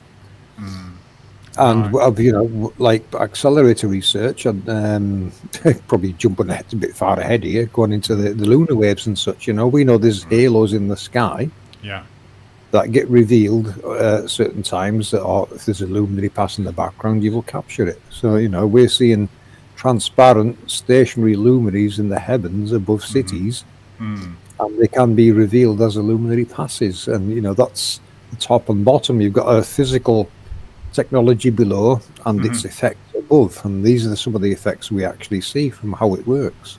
Right. Because we're getting back onto the technological aspect of it now, because that is a big part of our research. How, you know, proving this technology, trying to evidence it in nature, and explain it, where it actually makes sense. And when we explain it, you know, like in holy books, it mentions the windings in the sky. Well, how can we have windings in the sky? Well, that's the spiral. We'll go back to the spiral again, the spiraling pressure wave coming from these halos. Right, I see. Yeah. Which, you know, this is how torus fields get created. Okay. There's another good thing for APM research. You know, a lot of people always talk about torus fields, and then they'll wander off and tell you all kinds about torus fields, but not one of them can ever tell you how it even gets created. That's true. Yeah. But we can. Okay. all it takes is 2 counter-rotating coils, which is what CERN is doing. Okay. Yeah. Okay. To make an electromagnetic field, all you need is two counter-rotating coils. Okay. And that would create an electromagnetic field. Now, on the scale we're talking, that would have to have a signature in nature, wouldn't it? Which is where the rainbow comes from. Right. The rainbow, we're not mapping the rainbow itself. The rainbow is an effect. The cause of the rainbow is this electromagnetic field below the rainbow. Okay. That's what we're actually mapping. We're up with the, to us, the torus fields that create the nature in your locale. Now, I want you to go. I'm probably jumping ahead of where we were, am I? No, I know that we're kind of. It's kind of, because I was just kind of thinking, okay, I wanted to make sure there's a kind of understanding of what you mean. So first of all, let's just have a look at these circles and these concentric circles. What do they represent? They represent to me the stars. If you look at the outer larger one, right? Yeah. There's you can see North Star at the top and the Southern one at the bottom, say. Okay. Now, if I was to revolve that from those two pivot points, east to west, at such a rate, it would leave the star pattern in the sky, wouldn't it? Or just rotating them, you mean? Yeah, if it's revolving east to west from the pivot points in the north and south. Okay. In fact, it is an easy way, Nick. Grab a skipping rope, right? Yeah. Face west and start skipping.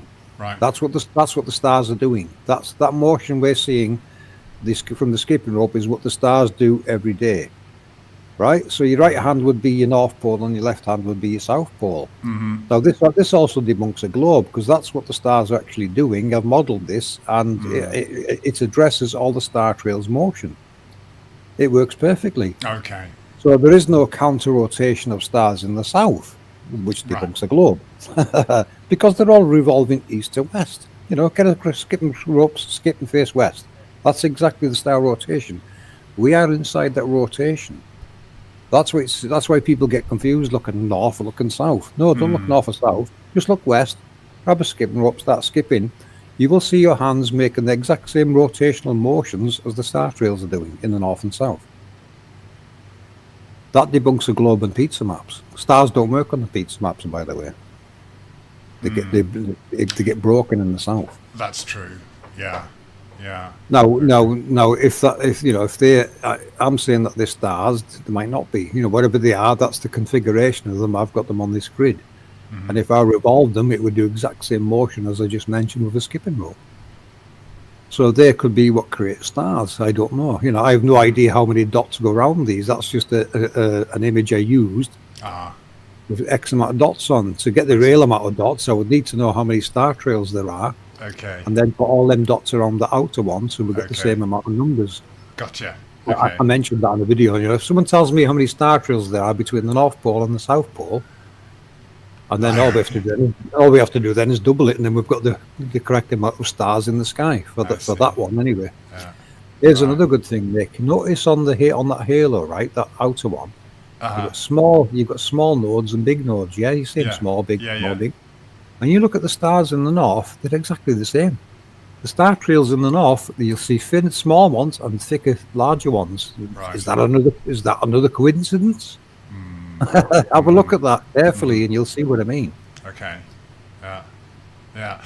This is it. I mean, you do when you look at. There is a sequence of small, large, small, large, small, large, as you see them spiraling out from the north from Polaris. Okay. Yeah. Yeah, I mean, I know that it does appear to be something that's kind of separate. It is very difficult to kind of envisage, regardless of what kind of map you're looking at. So, yeah, I like your analogy though, the skipping rope one. Yeah, it's an easy one, and that does show you there is no counter rotation in the south, and that works perfect. Like I said, I've animated it. And the star trails we see in the sky, it matches them perfectly. So that skipping rope analogy is perfect way of explaining what's happening.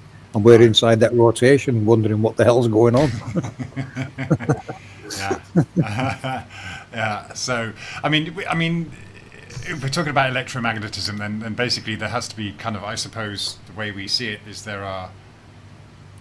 Okay. for a moment you talked about the torus. So obviously things could be, when you talk about a torus, do you mean that we're kind of in the middle and there's a top and a bottom, there's things above and below, or?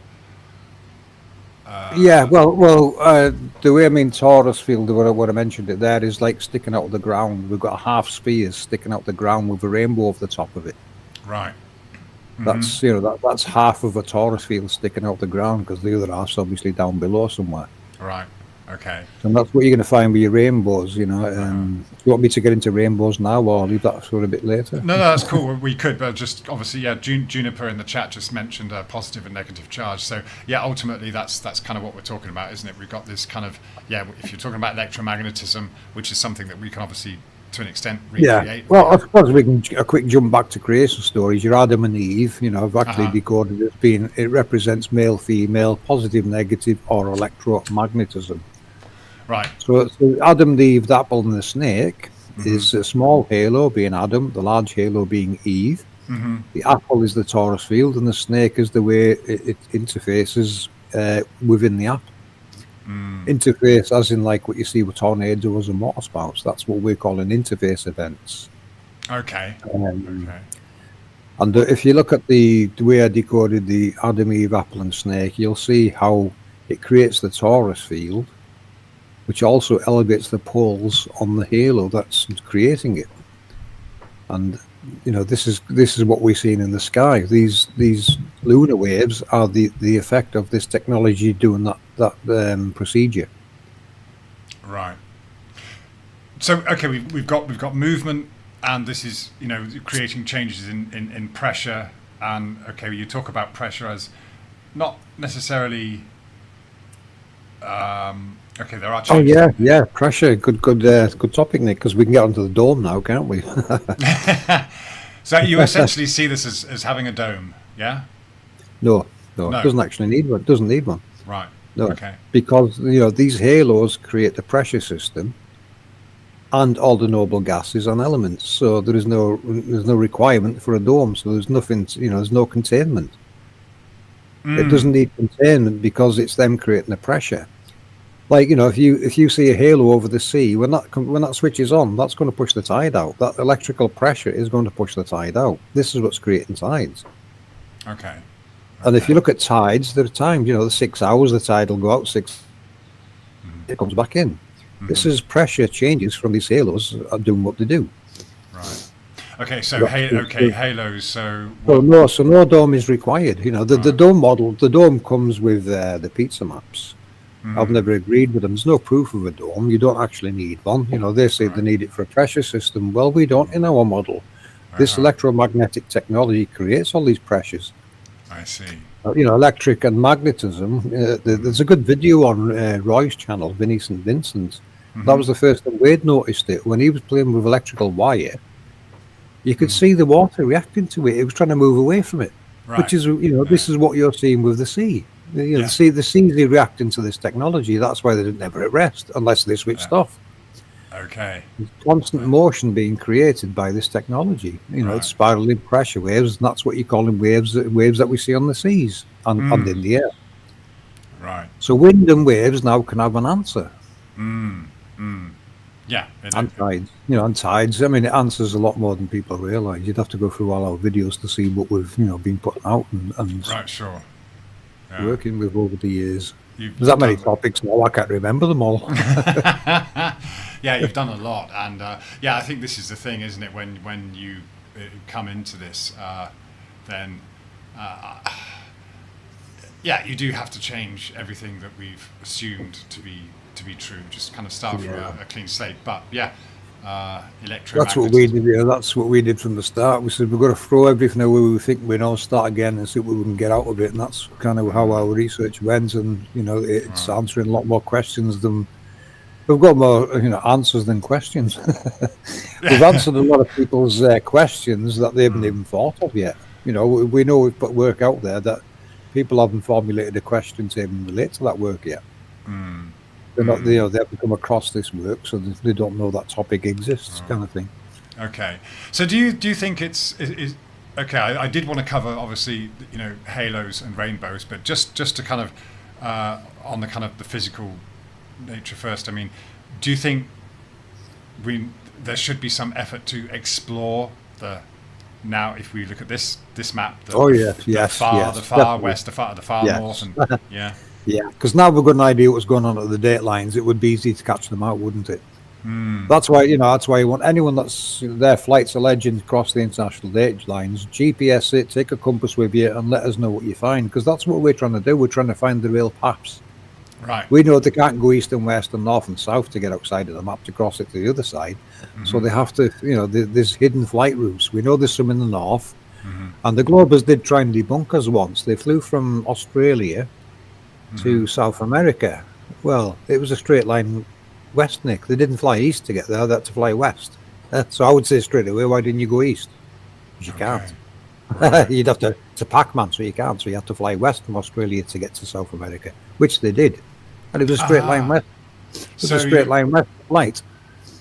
So you're saying even if sorry just to get some clarity there. Yeah, so even if it might, well, yeah, I get it now, because on a Pac-Man globe or flat or AE map, then you're doing a constant east or a constant west, but actually, even if that's represented as an east or a west on a map, the actual direction you might be flying might not correlate to the east or west. That's you can't. Like I said, like that example there. Australia to South America.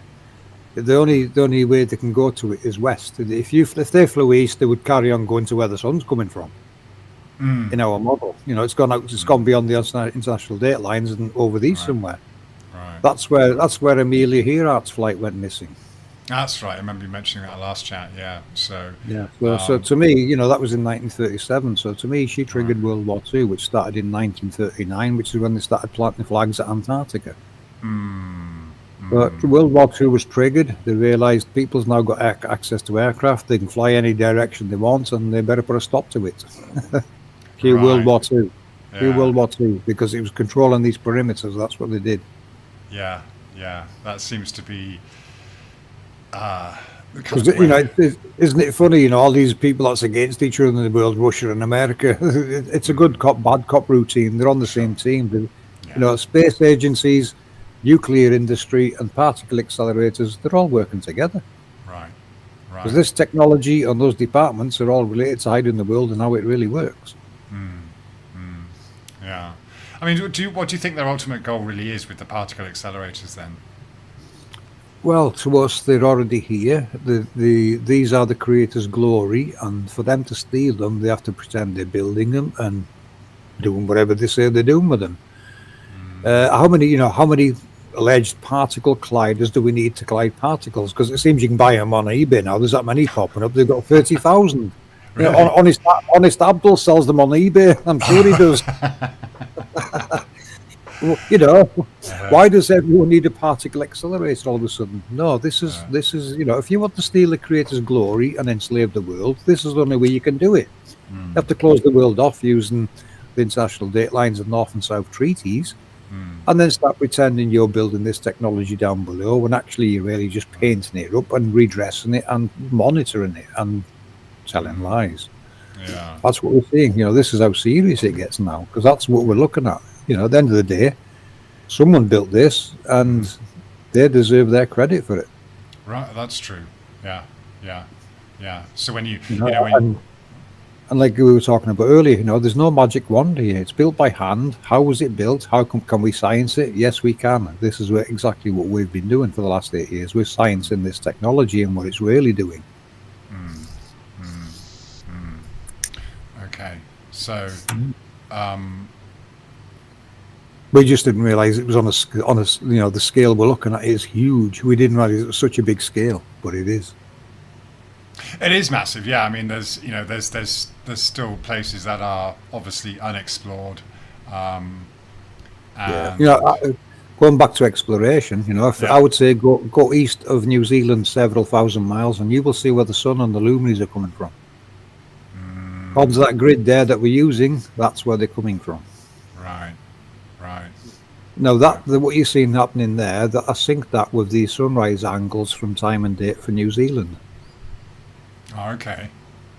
So, this is real world data I'm using so people can check the sunrise angles and everything themselves. We're not pulling the wool over anyone's eyes. We're using what data we've got access to make this work and make sense, which is what you're seeing on the screen now. This is, Okay.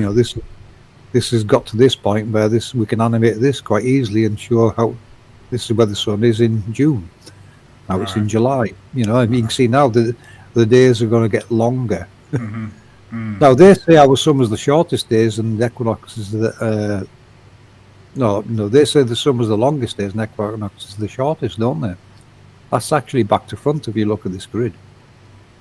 Okay. The longest days are the equinoxes and the shortest are the solstices. So they're even telling us that back to front. Okay.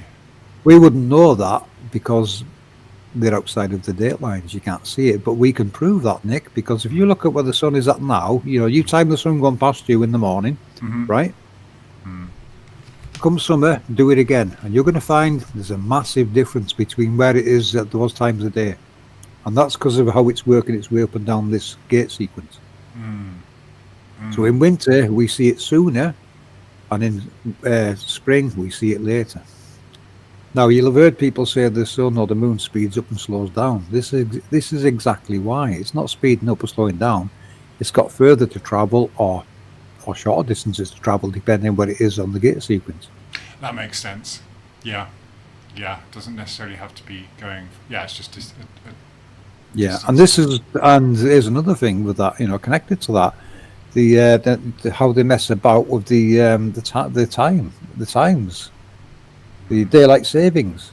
Right. They're trying to compensate to hide this by adding and removing an hour's time, because you are going to see a big difference in time between spring and summer of where you see it in the sky. Come summer, when you look at the grid now on there and you look at June's the top left one on that east gate, it's going to arrive sooner and exit sooner, whereas the ones in the equinox is going to arrive much later because it's got a longer distance to travel. We can prove that. We've seen it do it. Okay. Because when you get up in winter, you say, "Oh, the sun's." You get up and you think, "Well, the sun's there already." Normally, it's further back east. Yeah, because it's moving up and down this grid sequence to do what it's supposed to be doing or be where it's supposed to be.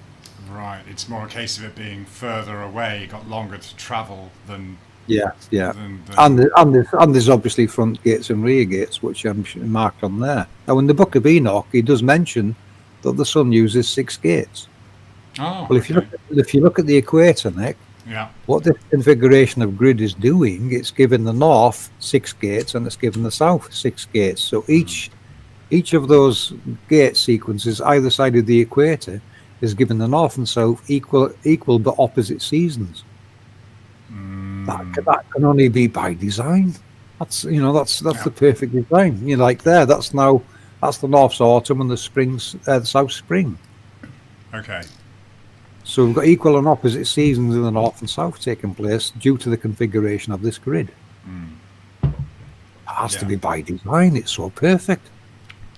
Sure. It's funny. They give us this idea of a Goldilocks zone and all that stuff. It's just, and that's probably, once you get to that realization that it's intelligent design and we can describe it, we can observe it, we can like you've done, map it to an extent, but and like I said, you will notice that easily. The arrival of the sun, the timing of it between summer and between the solstice and equinox is a big difference in time where that sun is in the sky. Okay. And this configuration of grid answers that. Right. Okay. As does the Book of Enoch. The Book of Enoch goes into detail about the gates and the timing and the lightening and darkening of days. Yeah. Okay.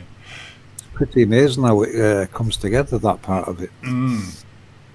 Okay, so back onto angels. What do you actually mean by angels? Or let's just go there. Right. What they're calling angels, or that's our culture. We have what we call angels. You look around the world, there's other cultures got names for things, and people don't know what they relate to. So you got like Anunnaki, cherubim, seraphim. all these strange names that no one, knows what it refers to. Is it a people? What is it? So, to us, they are personifications of this technology. So what you find in what they've done in books is they personified the technology to actually help explain it, either being a male or a female, positive, negative, left-hand rule, right-hand rule. It all comes down to electromagnetism. So they are personifications, especially when you look at stained glass windows. You will see characters with a halo behind the head. Yeah. Right, the halo is the technology, and the person is a personification of that technology, is what I decoded. Okay. They give it a female character, like Mary, say, and then they'll tell a story. Same with the male character. There's a story that follows that personification, and it's all down to trying to tell you how this world works, or how that particular angel works. Depends what the story is you're looking at. Right. Because what you're going to find is you've got your local angels, and then your national or international ones, like the sun, that would be an international angel going, across the map. So every culture is going to be aware of it and have a story for it. Then you've got your local hero ones, which come into your creation stories. You're going to see more of that soon. We're going to bring them to life. But you've got your local ones, which will have local, like hero tales and things like that. Glyphs, myths, legends, things like that will be associated with this local one because it's local and known, or it was at the time anyway. Thanks to indoctrination, we've got all that. But yeah, you had your local ones and your national and international. Okay. Now how they work? Oh, should I say? Like say in the morning the sun rises and it's coming towards you in your locale. Your grid of angels is going to be activated and come on to support these in a supporting role. Every morning they're going to switch on. You're going to see clouds rising in the distance, going up, and these are clouds are caused by this technology. These are Eve's columns that she sends up to Adam. Adam being the anode in the sky, Eve's the cathode in the ground, and Adam's the halo in the sky. He sends her columns up to Adam, who flattens the top of them. This is how they structure the layers. So you've got columns of cloud going up. So there's your vertical magnetism, right? Magnetism's got vertical polarity in the troposphere. The tropopause, just above that, is where the electro flips 90 degrees, and that's what creates that layer. This is Adam creating a layer flipped over 90 degrees in opposition to Eve. So anything he's outputting is now going spiraling outwards, horizontally. So we've got vertical columns going up and the horizontal plane spreading out. If you look at clouds drifting by in the sky, you'll see different layers doing it. You'll see them, they're all going in different directions. True. Yeah.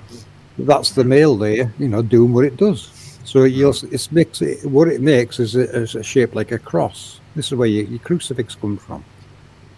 The vertical bar of a crucifix is Eve's electromagnetic polarity, and the horizontal bar of the crucifix is Adam's electric plane. I see. So your crucifix represents the structuring of the layers. That's what it actually represents. Okay. It's like a T-shape. T-shape. Right. Yeah. But, it's depicted as a cross. So, yeah, because it does go up through it, and this is the Vesica Pisces. The vertical bar is where the Vesica Pisces gets created. What you? Go on. Sorry. I was going to say, where two halos overlap, you've got an eye shape, haven't you? That's the Vesica Pisces where they overlap. And that's where you're going to find tornadoes and water spouts are actually doing a lot of the action. You're going to see two flows going in opposite directions within each other. This is the interface event of Adam and Eve. Okay. This is how they generate electric and create elements. But it's a lot to take in. But there's a video we made to show how that takes place in the atmosphere. And like I says, water spouts and tornadoes, we've got to work in tornado theory with this technology now. I see. Yeah. Well, yeah. You take the physical phenomena that you see and that is real, and you see what you can make of it. Sorry, I just wanted to say that the way it's funny, isn't it? The way the stories are given, or the halos are given personification.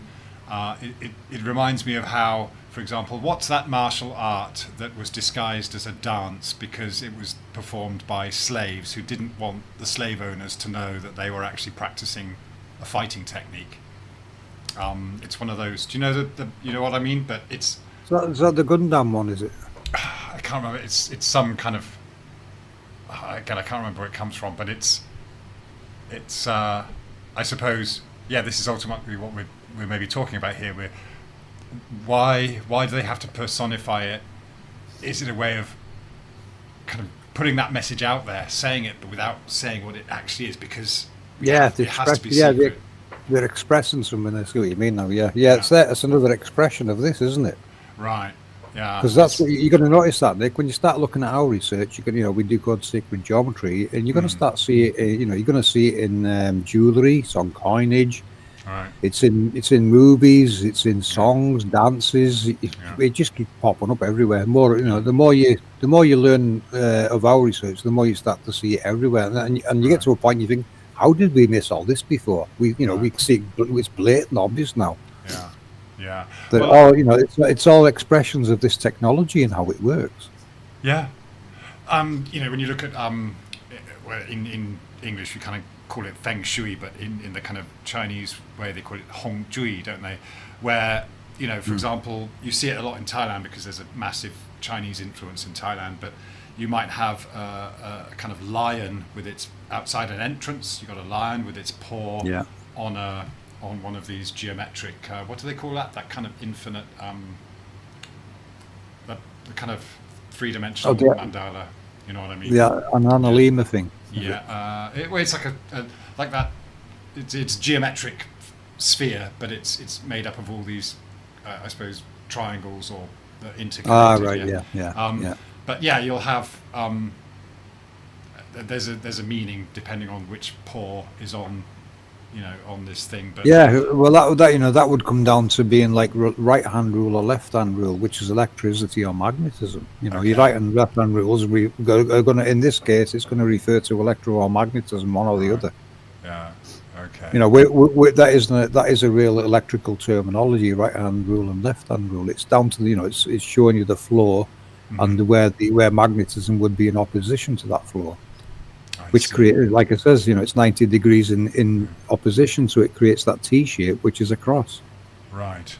The sacred cross, it decodes the sacred cross, doesn't it? And all these crosses decode the same.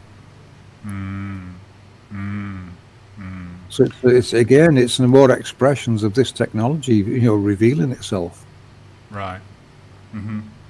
But a lot of people, people depict all these things, and they don't realize what they're depicting no more. But this is what it's depicting. It's relating to this technology.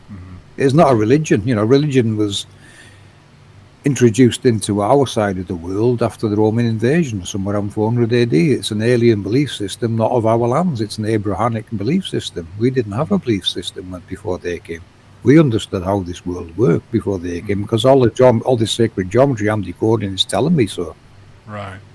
We all knew what it all meant at some point in history, yet we've all forgot now. Yet you'll notice these people depict it everywhere, and people call it satanic.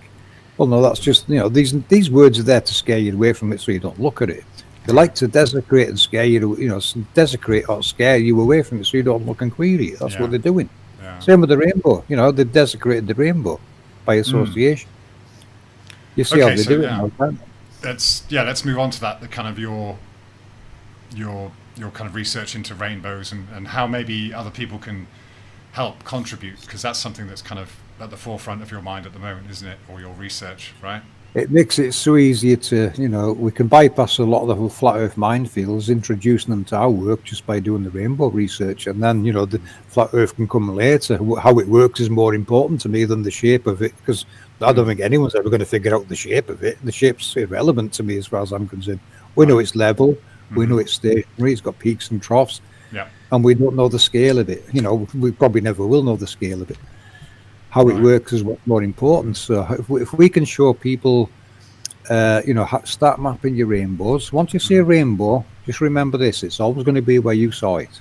I remember places from when I was a kid, Nick, where I've seen rainbows. I could go there today, a long time later, and I know it's still going to be. I know now it's still going to be there. Okay. So what are you going to do with your rainbow? See, once you find a rainbow, You know it's going to be in the same place, but be careful because there's not just one. There's at least 4 or more, and they're all different sizes. So it's what you've got to do is find out which one you're looking at. So how we tell them to map it by its GPS center, which you can obtain just by looking at its diameter. Look at the black band, the Alexander band in the rainbow, right? Mm-hmm. That's a dark band. That's actually the halo below, flipped up at 90 degrees. So you're seeing, a configuration of halo, and we can use that to map, to gauge the diameter of what that halo is down below. Because once you put a line from one side to the other, we can put a circle there and we know exactly where the center is, because that's what we're mapping. Remember, we're not mapping the rainbow itself, we're mapping the torus field below it that's creating the rainbow, which is a sphere. Which is what if you look at the Alexander band, it's a black circle. It's a halo. It's all we have to do is put it on the ground and there's your diameter. Okay, so the Alexander of the halos. Yeah. Sorry, the Alexander band is something we can see in a rainbow? Yeah, it's the black band in between the two sets of colours you see either side of it. Hold on. Let me get one of my videos up on screen. That'll probably help. Yeah, the thing is, I'm not going to... The last time I clicked on the browser, then that's when we lost the connection. Yeah, so, it's okay. Let me do it then. But, it's not going to show up on our stream. Where we are. There it is. Can you see that? Hang on a second. Okay, I'm just... All right.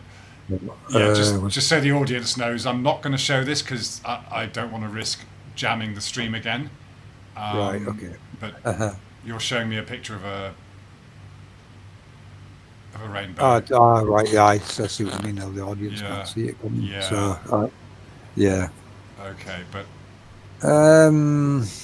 let's see now. How can we do it?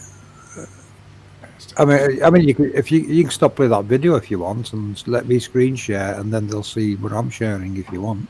I'll give it a go. So, all right. Well, if you stop screen sharing that one, it won't lag you then, will it? Okay. Let me try and Okay, yeah. You stop that and let me screen share this. This is just one of our Rainbow Warriors videos of the various rainbows they've been capturing. Okay, just a second. Let's see if that'll work.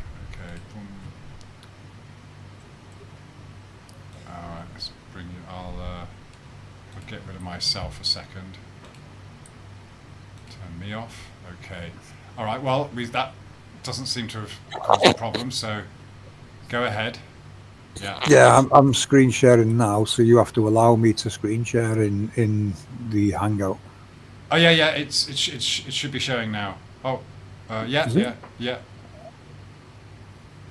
Oh, so it is right. Right, I'll let that play. It's just I've muted it. Don't worry, so there's no you won't hear music. Right, see this one here? You can see that, yeah. Right, see slightly to the left, you'll see part of the outer band of it. Yeah. Okay. Yeah. Double rainbow. Now in between there is a black band we call the Alexander band. Yeah. I see. Now look very carefully, Nick, when it's coming down. This is in the foreground. Look, you can see it in the foreground. It's actually right there. Yeah. Right there is so we would mark there, and then the same with the other side. I see. So Smithy's going to pan to the right, and we can see it comes down over there somewhere. So she can go on Google Earth now and gauge the diameter of that. And that will, once we've got the diameter, we can put that on Google Earth, and it'll give us the GPS center of it. The center's just the middle of the rainbow, the central point. Okay. Which like it says, we can gauge that by getting the left side and the right side of the rainbow. So if you can grab some altitude, like it shows you on there, you can actually see where it comes down and touches the ground. That's a really good way of marking them, because it doesn't get any better than that. There's we've got Phil in our chat. He's been up close with one with his drone, looking down at it. Really? You can see the full with the drone. You can see a full circle. You see the full circle from the air. Oh, so you mean it looks like a dome from the air? Is that what you're saying? No, to us to us on the ground, it looks like a dome, doesn't it? Because we're seeing half a sphere sticking up the ground. But when you take a drone up, or if you look at one from altitude, you actually see the full circle rainbow encircling it. Ah, Have you, okay. have you never have you never seen one? I have from an aircraft. I've seen a Right, full yeah, circle. yeah. Well, that works. You know, it works with drones and everything. Or some, you just need a bit of altitude, and you will see them. Okay, And okay, and it does reveal the full circle. You know, so all the circle is it's an effect caused by that torus field refracting and reflecting lights from the sun into droplets of water in the atmosphere. That's what's creating the rainbow. okay, okay. Yeah. Ah, it's So fascinating it's stuff. refracted and reflected light off the sun or any other bright source for that matter. The moon can do it at night. And that's what it reveals. You know, this is what's revealing your rainbow. Now, mainstream will tell you water creates the rainbow. No, it doesn't. No. If that was the case, when it rained, we'd be tripping over rainbows, wouldn't we? That's true. It'd be everywhere. Every water droplet would be throwing a rainbow in our faces somewhere, wouldn't it? No, it's ridiculous. No, the torus field, light, and some moisture is all you need to reveal the electromagnetic field. Because I said this years ago, Nick, with the sun halos and the moon halos, the ice crystals and moisture allow us to see the electromagnetic world is what's really taking place. Ah, that's a really, really poignant point. Yeah. Isn't it? Yeah. So say that again. Say that again, just so it's for clarity. Yeah. Right. Water and ice crystals allow us to see the electromagnetic world, which is the spirit world. This is the spirit world the ancients speak of. Right. The spirit world is the electromagnetism all around us, and that's what you're seeing here. You know, it's revealing the spirit world to us. Right. And the spirit being the electromagnetic nature of this technology. Okay. Okay. So ice crystals and water is revealing what's something there. You know that you're going to find this now. When you see a rainbow, it's always going to be there. And the only time you can see it is because water and sun. It's been at the right. You put the sun behind you, it's easy to find them. They're revealing it. Next time you see it, you'll say, "Well, it's revealing. It's still there now. It's not creating it. It's revealing it." Yeah. Good point. These are there all the time. And that's all we need to reveal it is water and ice crystals. And a bit of light. Yeah, and a bit of light. I'll leave this playing anyway because basically playing to you. That's brilliant. Yeah, yeah. So you would like people to contribute to this if they can, yeah? You'd like people to observe rainbows and try and get their GPS location and send it to you, yeah? Yes. Now, there's a guy in your chat called Bob Questions saying, sorry, position of the rainbow depends on the position of your head. No, it doesn't. When you see a rainbow, it's always going to be where you see it, and the only thing that changes is it'll appear to be revolving. That's all. That's down to the sun's position. Because if you look at an hour later, you'll see the rainbows revolve round more. It's just the sun's incidence of light, reflecting and reflecting off that electromagnetic sphere. Right. You're just changing your perspective of it. Yeah, I'm not telling people to walk or run. I want you to stand still. Just stand still. You start moving, your angle to the light on that sphere is going to change. People say, oh, but rainbows move. No, it's because you're moving. Stop moving and it'll stop moving. That's true.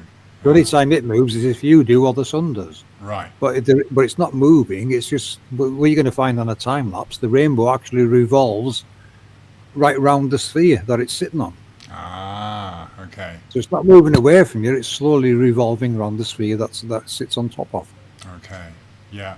Now that picture there that you've got up there, it's interesting. Oh, wow, that's beautiful. I remember noticing, or someone pointed it out to me a while ago, that inside that dome, for want of a better word, is much. It's much brighter than outside, isn't it? Have I got that right? you can. Yeah, you can see it there in that image right there. See it? If you just go back to the one you were just there. Yeah, that one there in that field. That shows you that quite well. You can see a difference in light on the outside and the inside of it. See that there? Yeah, yeah. Now, have you ever noticed them days where you look outside and everything's got like an orange tinge to it? Yeah, yeah. Or there's a reddish tinge or a indigo type tinge. Yeah. It's these spheres. I see. It's the spheres below rainbows doing it. So like that one there, look, that one would be an easy one to mark, wouldn't it? Yeah. Very easy. You can see it's coming down. It's in the foreground of that hedge, that tree line there. So you know that's one side of it right there. Right. The other side, just somewhere beyond that house. So that gives you the diameter of that sphere. Okay. I take the rainbow away, and what you're looking at is a sphere sticking out of the ground. Yeah. That's what we're mapping. We're mapping the sphere. Although I say the rainbow is just an effect created by the sphere of light and water. So, so just to summarize there, basically, when you see a rainbow, they're going to be in the same place, basically. So there are certain. Yeah, once you found one, it's always going to reside there. Yes. I see. And and then you'll know if you found one. Right. And what we're finding is that they seem to be coming in groups of 4 or more. Really? What you're going to find is, where that one's come down, you'll find there's another one slightly overlaps it, and it's bigger or smaller than it. So what people are doing is mapping them and then looking for the others. It's just going to be a slow, long process, but it's exciting because they know that now resides there permanently. They can go out and catch it anytime they want. Wow. Yeah.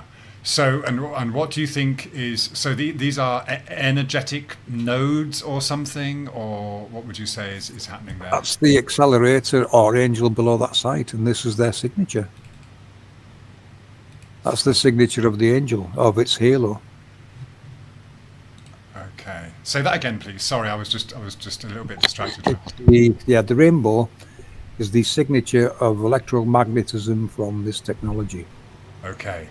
So this is emanating from the ground, going up. Yeah. Is this from the halo down below and creating an electromagnetic sphere that sticks up above the ground? Yes. Ah, right. So you can see the other half's actually operating in the underworld, isn't it?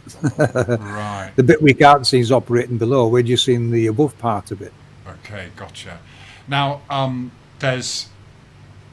Am I right to assume, from what that I've heard recently, that the further away, let's say, for example, you go to somewhere like Antarctica, the rainbows are a lot lower? No. No, this is not. No. Okay. No. It depends what it's doing. And it might be a small one. Like I say, there's different size ones. If you get a small one, we've seen one that's 200 meters in diameter, right. And others that's like 17 mile wide. Okay. Okay. So, it depends which one it is in the stack. They come in, like I said, groups of 4 or 6. Okay. And we need to find it. Slowly over time. Hopefully, we'll get them mapped and the configuration of them. Is it 4 or 6 that create this group? Oh, that's fantastic. Now, have you got any kind of confirmation that these relate to, for example, ley lines and where they've put some of these capital cities, for example, London, Washington? Oh yes, really. Yeah. Okay. Yeah, I mean, just where I am alone, Nick, I've mapped 6 around me already. I can't put mine online because it would expose where I actually live. Right. So mine will be the last you get to see. But I've done that here. I've mapped them. I know where they are, and I've actually just found a new one. Well, it's not a new one. It was one outside of my area, but the wind changed recently, and because what you're going to notice, the wind direction. An easy way to locate them if you can't see them, the wind goes towards them. That's Eve sucking the wind towards her to pass up to Adam. So the wind direction, or weather vanes for that matter, watch your weather vane. That'll point to the nearest active angel. Really? That's pointing. The wind's going that way towards that one there. So all you have to do is look in that direction, and you'll find one. When when the conditions are right, when the sun and some moisture's there, you will see the rainbow. Wow, fascinating! Wow. That's what we've been doing over the last few years, and we're teaching the Rainbow Warriors in our Discord, all this information, what to look for. Right. Including things like a sacred well. Every one of them's got a sacred well. Because there's a water outlet comes from them. All these connect together, create streams and rivers. That's why your rivers never run out. There's no one ever thought, where does all this water come from? Because when you trace it back to source, it's a puddle coming out of the ground. And you think, how did that make a river that never runs out? Well, it's not just the one, is it? It's all of them doing it. Ah, okay. Can I put your link to your Discord in the chat? Yeah, of course you can, yeah. Okay, just a sec. All right, so this is link to. Now, is this AMP or FPV, the Discord? It's APM Research APM. Discord. Yeah, APM Research Discord server, yeah. Okay, just a sec.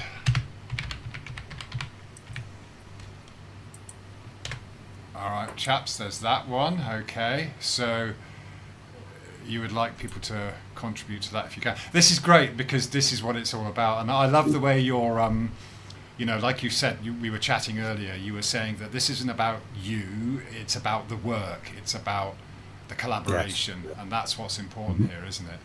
Yeah. Yeah. Anyone coming to APM Research, you're not going to be a viewer. You're going to be a researcher. We're going to teach you how to research. Yeah, we're going to give you homework. So Graham said that. He says, every time I come away from yours, I feel like I've always got homework to do. Yeah. Well, we're just trying to give you tips. We're not bullshitting you, people. We want you to go out there and see this yourself. You can prove this to yourself. Right. Yeah, that's brilliant. So, I mean, are there some places in the UK, for example, that are prominent energetic centres? I mean, for example, Salisbury or London even. Well, I've done the Glastonbury tour. Do you want to see the Glastonbury tour one? Yeah, that's a nice one. Yeah. I'll show that one. There's something about Glastonbury which I this is one of my things. I mean, I love Asia. I love being in Thailand, but I have this hankering to get back to England as well because. Yeah, I think that this is it. I mean, there is so much to the ancient culture that is still there that we could do more work to research on. So I'll let that one there play in the background. Okay. You have to let me screen share, Nick. It should be. Is it? Sorry. Hang on. I've got to go back to it. Maybe. I can see the video playing on the Hangout, and it seems to be showing. Yeah, it's working now. Yeah, okay. You can see it. Yeah. So this was a decode of Glastonbury Tor rainbow. There's a rainbow. The Tor is actually created by the technology. It's the interface event. It's actually the Vesica Pisces overlap. So if you look at Glastonbury Tor, it's like an eye shape. Now, if you look at the halos on the top left of that video playing there, you'll see the overlap of halos creates the eye. That's the Vesica Pisces. So it's the Vesica Pisces that helps create landmass. It's pushing landmass up. The forces involved in this technology working is what's creating the Tors. You'd be surprised how many Tors there are around the world. But this is Glastonbury. So hold on, I'll forward it a bit past the text. Okay. And here we are. I'll let it play from there. So you can see this is Glastonbury Tor. Okay. A video done by Drone HD TV Drone Journey. He let me use his drone footage so you can see what's going on here. Now you see the fog on the ground in the background. Yeah. It creates a circle around this site. Ah. Okay. You know why? Because there's a big halo there. These halos create the fog, the mist, and the clouds, Nick.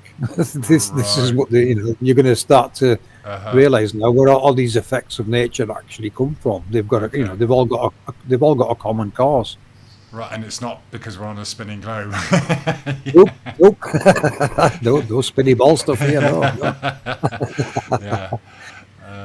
So you can see it there. You can see it's famous for it. This place is actually famous for this, and its name in Celtic is Island of Apples. Oh, really? The apple, the apple being the Thomas field, of course. Okay. And this site here is the eye. It's the eye in between the Vesica Pisces of those two halos overlapping. Sorry, I've not heard that word before. The Vesica Pisces. How do you spell that? The Vesica, Vesica, and then Piscis, Vesica Pisces. Okay. It's very sacred a name from probably every culture out there. They might have a different name for it, but it's referring to how the two halos overlap.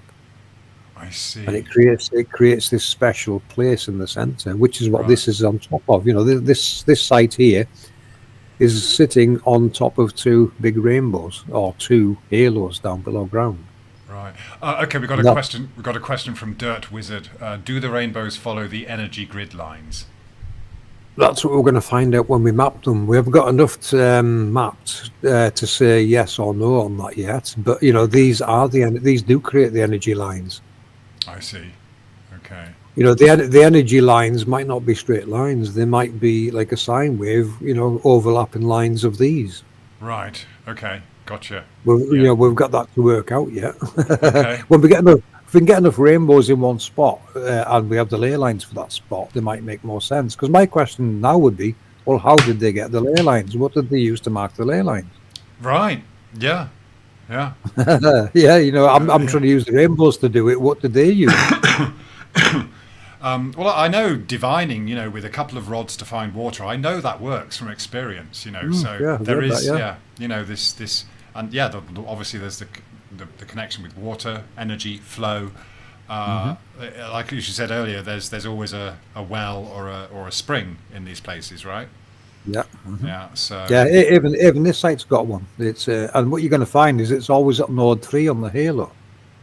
That's something else we'll be teaching the Rainbow Warriors. Once they can mark these big rainbows down, mhm, once we can find a sacred well anywhere within that circle that we've got on the map, we know mhm. that's node 3 on the halo. We can then configure the halo correctly to match what it should look like. Going by the template we've got already. Okay. You're Unless full. unless there's different configurations which we haven't come across yet, because everyone is coming across sacred water sites. I see. So it's Yeah. tying in nicely. You know, we're slowly but surely adding more and more pieces to the picture for them to look for and decode and prove to themselves out in nature. Wow, yeah, fascinating. You used the word octave just now, just talking about those The circles. octaves, yes, Uh, yeah, so what do you mean by that? right. The octaves, I would call them the octaves of creation. You see that animation playing now. The Yeah, spirals coming up and going down. Right. yeah, So the ones coming up are from Eve's cathode, and they would rise up into the sky. yeah. The ones that create the lunar wave are atoms in the sky, and they would come down the way. This is what's creating your torus field. This is what's taking Okay, place underneath the rainbow. This happens underneath inside every rainbow. I see, I see. Which again, you're saying is not creating; it's being revealed. It's This been torus field is revealed. being Yeah, revealed. yes. Yeah. Water did not create it. No, water and sunlight help reveal it. Like that one there. Okay. Yeah. Yeah. Oh, it's fantastic. It does make a lot more sense to me, and I love it because this is what we're really looking at. We're looking at the esoteric nature Well, it of. is, that it is, Nick, isn't it? We're outside. We're getting people to go outside. We can, you can still be disabled and help us with this. You can look out Right. your window and I've got a rainbow, perfect, and yeah, I can help Yeah. APM Research. Anyone can help with this. It Yeah. empowers you. You get empowered to Uh-huh. go outside and start researching Yeah. these sacred sites that's sacred to you. Everyone's got sacred sites in every nation. Right. Well, all we're doing is saying, go outside, find your rainbow, look for Uh-huh. node 3. You're going to find the sacred well there. Then Uh-huh. you've got one marked. Now you need to find all the others that connect to that Mm. one. Because that one there on the screen, that's got another one that connects to it to create that hill in the first place. Okay. I found, Okay. I've also found one in North Wales at Llangollen. The same setup. Really? Exactly the same setup. Yeah. Wow. Yeah. So, this empowers the individual, the researcher, to go out there and see it themselves. And how cool is that, Nick? That anyone anywhere in the world can go outside and prove this to themselves. Oh, that's brilliant. That's what it's all. Yeah. Does- Just like. doesn't matter. Doesn't matter where you are. You go outside and follow our research. You're going to start seeing what we're telling you. Right. They Yeah. reside where you see them. They get revealed by water, ice, and sunshine. Not created by. No, they're Uh-huh. revealed by. Yeah. Big That. difference. It's the same. It's the same what they said about our ancestors, Nick. Mhm. They're saying our ancestors were worshipping false gods or numerous gods. No, Right. there's a very fine line between worship and glorification, don't you think? Uh-huh. Because what we're seeing around the world is not worship; it's glorification in many Mm. forms, many Mm. expressions of glorifications of how this technology works and what it represents is what we're looking at. Mm. Mm. Oh, they're very sneaky how they worded it. We weren't worshipping nothing. We were glorifying this. This is Right. what we were doing. Yeah, Yeah. big Yeah. difference. It is, yeah. That's what this is all about, really. It's yeah. And then you can see why we're being totally distracted from that way of thinking when this is the kind of education we should be being given from an early age, rather than what we are being told. And obviously, it becomes evident that the distractions are deliberate. And I think we all have this intrinsic desire to know where we are, who we are, what we're doing here, but it's from age dot. It's just kind of that's removed from. When they reset the calendar, that's when they started re-educating us on complete bloody nonsense and where we're at today with it, isn't it? Yeah. We're left scratching our heads, wondering what the hell's going on. This. You see this bit on the screen here, Nick. This is another important one. You know, I tell people to go and map the rainbows. The globers say, "Oh, I can create a rainbow with my hosepipe." Yeah. Do you want to know why you can create one with your hosepipe? Of course you do. Look at this image here. You spray a hosepipe, you're going to reveal a rainbow. And what it is, it's the full-size one. You're standing in its field. You know, we walk, drive, and fly through these electromagnetic spheres every day. They're everywhere. This is the sun focusing it down into water. That's what it does. Right. You know, when you spray your hosepipe, if you see one there, you know there's a full-size real one behind you now. I see. Because it's this sphere that created it. And look where the angle of the sun. That's why it's doing it. Yeah. And as the sun moved, the angle of that one would move as well. I've got a question. So, A question from Ashman Karoz. Can you explain the rainbows we reveal in our houses? In his houses? I don't know. I've never seen a rainbow in my house. But how is he revealing them in houses? Is he using a hose and water in his house, or? Yeah, I don't know. You know, what I've just said there will happen anywhere. You know, electromagnetism penetrates everything. So if you can get light and water in a room, you should be able to locate a rainbow. I don't think a house is going to block it. That's true. It's like just like Wi-Fi or whatever. It's there. It's just it's in our air, isn't it? This electromagnetic. If it means from a prism or something, then that's just the prism itself, recreating the lights or the colours of the spectrum. That's not actually related to this, is it? You know, this is something else. You can see there. Look, see the wind bowing towards. See the tree bending towards it, Nick. Yeah. There's. Hold on, I'll pause it there because there's some good clues there. See that? Right, watch this. You know, trees will bow towards them. I've said this in videos. You watch this tree, and you can see the top of it bending towards there. That one, look, the wind's blowing towards it. Oh, yeah. And this next one, where's it at? There, on the left. See it? That little tree bending towards it? Yeah. Okay. Yeah. So they physically draw the air towards them. You know, it's spiraling that much. It's pulling all the air out of the atmosphere towards it. So this is what's, the winds will rush towards it. That's why it says the weather vane will point right at it. And not only that, Nick, if you look at trees that have got a bend in them, they lean in a certain direction, they're leaning towards the nearest angel. Okay. My pear tree is pointing right at the big one that's, in the city. Really? It's pointing right at it, my pear tree. Yeah, it leans towards it. So even plants have got a tendency to lean towards the nearest one. Well, that's true. You'll see trees that have been bent because they're constantly being battered by a wind going in a certain direction. Yeah. And like that there, you can see the bare air patches there. They're always on the opposite side of the rainbow, and I put that down to the winds howling through that direction. It strips it bare. We've noticed that on a lot of trees, Yeah. Okay. Yeah, and it's like when you look at and there, look, and if you look there, that was a summer capture of mine. Look, I'll go back a sec.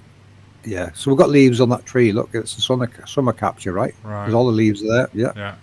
Keep watching, and you'll see a winter capture with no leaves, and still the same rainbow. Okay. There, see it? No leaves. Look, we're in winter, and it's the same rainbow. I see. This is brilliant. Yeah. I was going to say, and you can see the way the trees are bending with the wind. I thought, it's wild today. What's going on? And I thought, this one's very active. All of a sudden, there's lots of clouds are being sucked towards it. They're going to get drawn towards it. So I was looking around, wondering, this one's become very active all of a sudden. And I looked up and seen the moon. So it was that caused it. To me, it switched on to shepherd this luminary across. Okay. You've made me. this is where the shepherding role seems to fit in with it. You know, the moon's now come into this part of the grid, and all the ones in my area activated in a supporting role for this thing going across. Because once it had gone, they all calmed down again. Really? Okay. Yeah. Yeah. Yeah, it looks like you're going to show us something else kind of important there, which is... Yeah, I was trying to find different ways of detecting them. Okay. Like this, you know, what we're showing you here, a bit of wire with an LED on. If it's under, like, there's a USB charging dock underneath that. That's why it's making it flash. Okay. But I was wondering if I made some of these and I walked across certain sites, would it start flashing all of a sudden? I've never tried it, you know, I've never gone out. I wish I'd was put one on the dashboard in my car. And it starts flashing, you know, I've gone over one. Okay. If it works. Okay, brilliant. Yeah, or even, you know, even walk around the compass and see if suddenly you get sudden changes going on. Because when they're operational, their north poles get elevated into the sky. You see a tornado, and it lifts heavy objects like trucks and grids and things like that. You think, that's a lot of power to lift metal like that. Yeah. It's because the North Pole, Eve's North Pole, is now elevated above, and it's causing things to be drawn towards it. Okay. That's why things lift. That's why things are lifting up. It's the halo above it drawing them. So what is happening there, Nick? You've got a localized North Pole. There's something we've never heard of before. Right. A localized North Pole. Yeah. And as it moves across the map, things are going to react to it. You know, that's what's happening with tornadoes. I see. It's not the wind blowing things up in the sky. It's the North Pole of Eve being high up in the sky, trying to draw, and it's drawn all the metalwork upwards, or it's trying to. Right. I see. Sorry, there's a question. A confirmation from Ashman Carols there. He says, "My question is that you know when you grab a small mirror and spray bottle, and under the light bulb you spray." And it reveals a rainbow. So, okay, you're talking about using artificial light, I suppose. Well, yeah. Well, the light in your home is actually created from this technology. It's alternating current, isn't it? That's true. The alternating current going through a bulb could, you know, which is basically a little sphere. So, yeah, you know, I would not be surprised if you saw them colours associated with alternating current, because it's part of the same thing. These do generate like alternating currents. You know, this is where the alternating current comes from. It's this technology, it creates it. Right. Oh, I can see. Okay, is that a reflection in the water of the rainbow there, or is that actually doing its... Oh, that's the full circle, or is that the full circle? Oh, yeah, this is a full circle small one. This is in Sweden. This is the video. This is the video playing now. See a full circle one here with a drone, and it's not. Isn't it? You can see it's not that big. Look. No. Oh, that's fascinating. Yeah. Wow. And you know, look, you know, it's not moving away, Nick. It's sitting there quite happily doing what it does. Yeah. Isn't it? You know, it's So we're revealing it, aren't we? We're revealing that it lives there, basically. And you know, and especially when you find one, pay attention to the sites, because all these, what you're going to find is all of our sacred sites are marking rainbows. I see. This is what you're going to find now. All of these sacred sites, that's churches, cathedrals, star forts, castles, temples, pyramids, and any other sacred site you can think of. Yeah. They're all marking rainbow sites. Okay, so they knew what they were doing. Yes, they mark the sites. It's what's below that's sacred, not what's above. What's above is a belief system, so ignore that. It's what's below that's being marked. Yeah, so... That's really, really the creative belief systems, isn't it? You know, this is important information, and it gives you a better idea of what's going on and how they tried to hide it all. Yeah, you're right. Because what I've found here, in where I live, I found there's a castle that's built on top of a Roman fort, which is built on top of a Celtic fort. And you think, wait a minute, well, they're all fighting over here. No, they're all marking the rainbow. Right. They're all marking this rainbow. That's the only thing that's there. Yeah. It's below there that they're actually marking, isn't it? Right. Yeah, I was doing some research into some of the sites in Paris. For example, Notre Dame and some of the Palace of Versailles. These are on sites which were, they were already sacred sites. And well, I would say the Hunchback's probably a reference to is the Taurus field. Oh, really? Yeah. So Look at Notre Dame and see if there's a rainbow there. I guarantee there will be. Right. Yeah. I literally can guarantee it just thinking about it now. Right. Right. So there's this is it, where these people have these empires have their seats of power. There's obviously So they've basically gone around, took over the ancient sites, and, stole what's there and marked it down as them. Invented religion. They want you on your knees worshipping, or they sit back and reap the rewards of ripping off this technology and selling us it's electric. You see what's going on? yeah. Well, they're making us pay for the bloody electric that should be free. Like one conscience says, we're the only species dumb enough to pay to live here. It's true, isn't it? So true. Yeah, it's nuts when you think about it. Yeah, how lost we are in that respect. Yeah. But and even knowing what I know now, I mean, I haven't paid my electric bill for over a year now. They've just actually blacklisted me. Oh, really? Sweet. But nice. Yeah, because I keep falling out with them. They just make it up and talk a lot of crap. So I stopped paying them. They owe me money as far as I'm concerned. If they get in touch now, I'm actually thinking of saying to them, well, knowing what I know now and that you're ripping off the creator's glory and selling me electric, it feels like I'm buying stolen goods, I don't want to pay for it, Why should I pay for something that the creator gives us for free? You're stealing it and selling it me. I don't feel good about that. That's so true. You can see where see where I'm coming from, though. Definitely. Well, this is what this is what they're doing. This is what it's all about. Absolutely, yeah. It is about regaining our sovereignty. I saw a people mention free. Oh, we can have free energy. You've already got it. Someone's just put a bloody smart meter on the end of it. That's all. Yeah. A bit of cable and a smart meter. That's all man's done. Yeah. The rest's already here. Yeah. And it takes this change of our mindsets to understand that. We really have to kind of tune into that understanding, don't we? That you say, they should be paying us. In fact, oh God, yeah. We have Nick. We have shares in this. Yep. I'll say it like this. It's the birthright of every human being to know what we live upon. Yeah. To understand how it works and to know who created it and to share and partake in its grace. Yes. This should not be copyright to any race, religion, group, or nation. This belongs to everyone, and as far as I'm concerned, we should be protecting it from people like these. Yeah. This is our world. Our world. Get that in your head, people. This is our world, not theirs. This is ours. This belongs to us all. We've all got a say in this. Absolutely. Yeah. And to that. What can we say? It's to that end that we need to kind of focus this on. Like you say, the maps and the models are great, but it encompasses everything. It encompasses the whole our reason for being here. We've got to get beyond flat Earth and work out how it works, and that's what we've been doing for the last 8 or 9 years, trying to show people how the progression of our research and decodings of this technology. I mean, look at that on the screen. Look at that. Wow. It's insane. We're telling people, get out there and watch this. This is what's going on. This is this is the technology. You can see it there. Look, there's a halo. Yeah. Look at that. Yeah. And that's what I find strange in this so-called community, Nick. Everyone came here looking for answers and to research and find out how this world works. We discovered the rainbow and all this information I'm telling you about today. And there's hardly anyone there talks about it. And you think, wait a minute, this is a revelation in itself. The rainbow residing where we see them, that's a revelation in itself. And as far as I'm concerned, it begs all the right questions, doesn't it? What is it?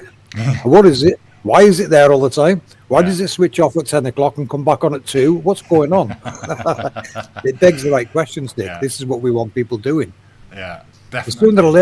Sooner or later, some kid's going to go into school and say to the teacher, "Sir, the rainbows reside where you see them, and they can be mapped." "Oh, don't be silly, idiot, silly bugger. Who told you that?" "Well, that one outside the window did, sir. You can't debunk me, sir. Sorry." It's the kids start teaching teachers that this is what's really going on. Yeah. That's what I'm hoping. Once it gets into schools that these rainbows reside where you see them, the kids will have a field day with the teachers at school with this. Yeah. You can't debunk me, sir. Sorry. I've Did just you not got. know that, sir? So you should know this, sir. You're supposed to be teaching me. I'm now teaching you about rainbows, sir. What's going on? Hang on. Hang on a minute. Oh, sorry, I just got interrupted by a Skype call. I wasn't expecting. You still there? Yes, the leader. Okay, sorry, yeah. Yeah, it's throwing me off now. Sorry, I was just one question I was going to have for you regarding this is, like, for example, here in Thailand, like right now it's the dry season and it's very, very still, and it will stay this way for a good few months, and then around just after April, May, then we start to get the monsoon season. So when you were talking about that's your spring, isn't it? Yeah. I mean, what would you say is happening maybe beneath the earth to make that happen? More activation of these angels in your part of the grid, and until the sun starts moving up the gates to your location, what you're going to find, like in winter in UK, we get more storms and it seems a bit more wild compared to what you get in summer. Now, it's because the sun's moved further south of the equator, and the angels in the north have got a lot of harder work to do. And plus the atoms aren't active. Remember, that's why it's cold. The atoms bring the heat. They compress cold to generate heat. The atoms, come winter, they're not working. Just the eaves are. That's why it's cold. I see. Okay. So it's so the eaves still, the eaves are still wisping up the clouds and such, and they go where they go. But the atoms aren't as active because there's no sun here to switch them on. Okay. So once the sun crosses the equator, comes up back into, say, your sector of the world, your local atoms will start coming up. That's spring, and it'll start the thaw and getting warmer and warmer. This is when you get a bit more storms as well in spring because all the atoms have switched on, and now we're getting electromagnetism in full effect, and nature starts doing what it does. It's pretty wild. Okay. Yeah. Okay, makes sense. It really does make sense, and that's what I love about this. It's like, when you look at reality and you got an alternative explanation to what we're given. It's watch the wind speeds. Keep an eye on the wind speeds. You're going to see sometimes. You're going to see. Wait a minute. It says that it's going to double or treble the wind speed at that time of day. Why would it do that? Right. And it's just a timed event. They're all running on timers, and whatever's going on in the sky, they'll react accordingly. Other than that, they've got their own local duties to do, which is create your local weather, your nature. Right. And during national or international events, they're going to be running at higher speed and be quite destructive. Right. Yeah. I mean, that's one way I know. My wife, for example, looks at all this going on. Yeah, they've got a job to do. The sun, the moon, and whatever's going on. It's got a job to do. It has a purpose. Oh, and it does a fantastic job, doesn't it? Look at nature. Take us away, and this place is a beautiful place. Man's turned it into a war zone, hasn't he? It's a bloody war zone now. That's true. But this is we do walk in the Garden of Eden. We really do. This technology is creating our nature. Our very nature of this world, your grass, everything. None of this would exist if it wasn't for this technology. That's what they're going to be shocked by that. Right. What do you mean? Well, yes, this is this creation is creating all this. What we call in nature is created by this technology and its creator. Yeah. Man's just hid man's hid the technological aspects of it, and they haven't gone out of the way to hide who the creator even is, because we have no idea who the creator is. Right. Yeah. We just know there is. We know there is one. Sure. We don't know who. Yeah. It might be more than it might be more than one. We have no idea. Yeah. This is it. I mean, this is where we should be. As you say, the glory of it, rather than worshipping it. Yeah. And I think that's a good point, because when you look at, for example, the Apollo programs and things like that, anything to do with space and all that. It's about worship, isn't it? That's what we have. It is, you space fantasists. Yeah. I mean, I'm laughing, but we were no different 10, 15 years ago. We were just the same as them, believing all that. Well, yeah, we were born into the cult. Couldn't help it. Yeah. We had no reason to question it until this flat Earth topic popped up, did we? Yeah. So it's all good, and I think the more they try and distract, the more they reveal as well.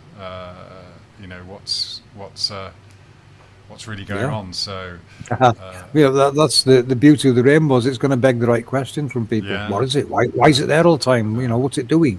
It's Oh, doing what it's always done. We've just been so ignorant of what it actually is and what it's doing.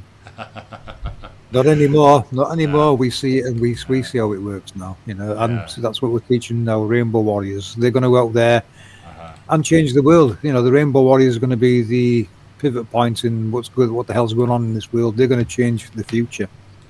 Because more and more are joining, and they're coming from all over the world, Nick, and they can go out there and teach the family and friends. In no time at all will this be around the world, and this knowledge will be known again.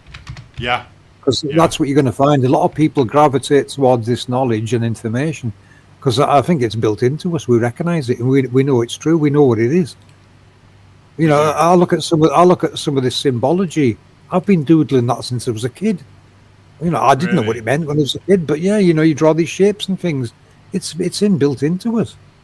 That's true. Yeah, you're right. Actually, when you doodle, it's spirals and torus. You come up with all this sacred geometry in your drawings and things, and you think, why did I draw that? Stars, even stars, you do things like that. Yeah. Okay. It's like something's trying to tell us, come on, remember, come on, hurry up. That's it. The clues are staring us in the face. Our ancestors. It is, the ancestors don't have to do any face palms anymore. Yes, at last they've got it. Can you imagine that? How long have they been doing face palms? Waiting for us to figure it out. Come on, hurry up. Well, there's another thing, Nick. The Hopi prophecy. They talk about the Rainbow Warriors working things out and correcting the world. Well, oh, really? Wow. Yeah, that was news to me at the time. I thought, is that for real? But it does exist. But it makes sense, really. If it's prophecy, then it's happened before, and it's just information. Once we work out what the rainbow is, things will get corrected again. Yeah, that's kind of what it's telling you. Yeah, well, that's where we are today. Yeah, it's inspiring stuff. What we're doing, isn't it? Yeah, I've just put your link your link to Discord again. So I do have to wrap this up. So this is absolutely I really appreciate you taking the time to go through this and explain it, and your enthusiasm is infectious. I see it. The Rainbow Warriors. You come and have a chat with us, and it's an exciting time, and it should be. Look what we're revealing again. We just okay. I'm just gonna just give you a second to minimize that and get myself back on. So I'm not here, me and the team. None of us are here to waste people's time. We're just normal people, normal family members, blah blah blah, trying to figure out what the hell's going on, how this world works. And I think we're doing a pretty good job of it now. I think so. Yeah, despite all the distractions and all that. It's look at Jason said. Look what Jason said in the chat there. Jason Tomlinson. He's our maths guy. I never liked FE, came to APM to debunk it. Been 8 years now, right? And he said something before that as well, which was FE turned into a shit show over the years. I had one foot out the door until I found APM Research. Nice one, yeah, brilliant. Yeah. So Jason came to debunk us and couldn't, so he joined us.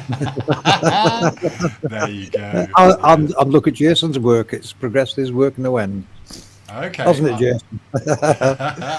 I'm going to have to, maybe there's a couple of channels I need to kind of go and subscribe to there as well. So I only hope that this is, I'm frozen again now. I only hope that this has helped, I'm just trying to activate that again.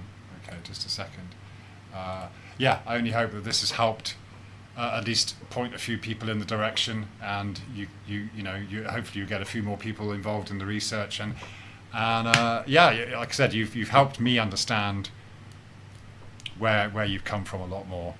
I really like it says, the flat Earth is, flat Earth to us was 10 years ago now. How it works is where we're at, Right. But we don't mind talking about flat Earth. It's still we are still flat Earthers or level Earthers, whatever you want to call it. They keep attacking even the name now, don't they, to make a mess. Yeah, but this is sure. That's always been the tactic. We could see that coming a mile off as well, because I think a lot of us had researched all of that and understood that before getting to FE. So, but ultimately we are talking about freedom, aren't we? We're talking about the freedom to explore this realm, to be free from all of the nonsense they're throwing at us, and this is it. And like you said, you want people to try and debunk it, to look into it, see what they can find out, and if you find out something new, that's great. Add it to the mix, isn't it? Yeah, same with questions. I love questions. You'll find a lot of people out there, they avoid questions because they're scared they can't answer it. That doesn't scare me. You ask me something I can't answer, I'll go and try and find an answer for it for you. If I can't find it, one of the other team members will. Sooner or later we'll get to the bottom of it, won't we? Yeah, for sure. and maybe we'll reveal some more important information in the process. Hopefully so. Yeah. So debunks like Jason put in the video last night. Debunks are welcome, but as long as it's done in the right manner and it's not just taking the piss. Yeah, it's not a case of just saying, "Oh no, that doesn't fit with my beliefs." It's like, no, stamping your feet's not going to work. You're going to have to speak with data. Absolutely, yeah. So let me just have a quick.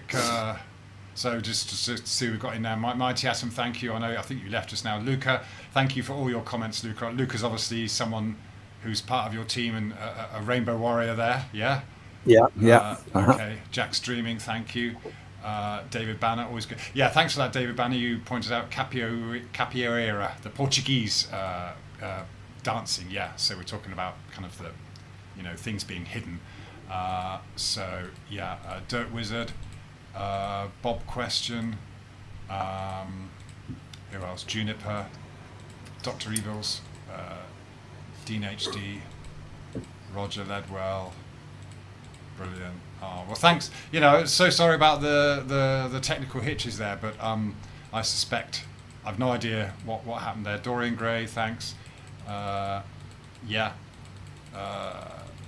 knows why that happened? Yeah, but, shout out from us as well to the chatters, because without them, we wouldn't. Who would we be showing this to? We're hoping they respond to this and react to it and come and join us and join in and see the world for what it really is. Yeah, absolutely. Oh, don't forget to change the title, Nick, or you're gonna have a lot of fishermen turning up. Well, maybe that's what we need. Hey, isn't that funny that it worked once you changed the name? Yeah. Fantastic. Yeah. Well, that's maybe like you say, if you want to put this together in a video, feel free to. I don't know if I can download what we've done. Yeah, I'll download the pieces that were made and compile it into one. All right, brilliant. Easy. Yeah. Okay.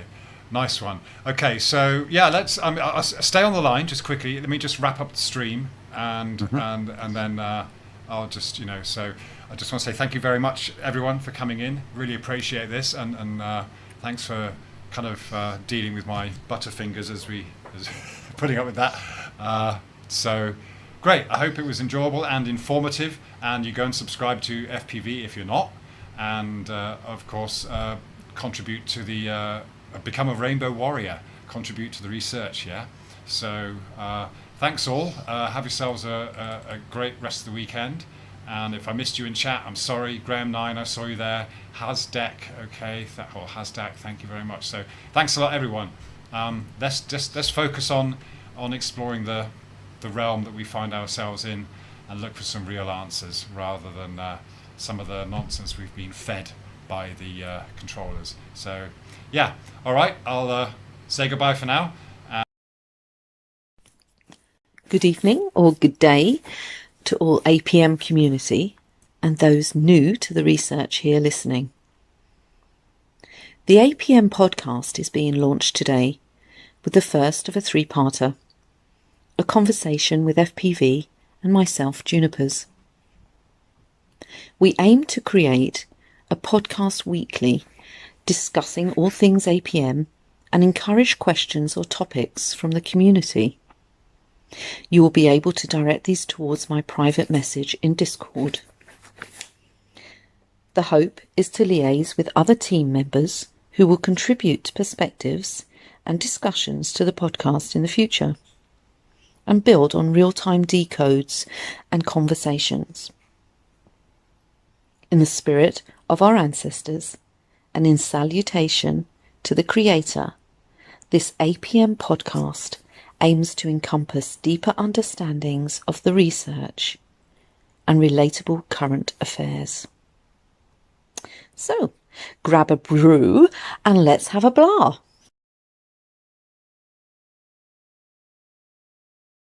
Hi FPV.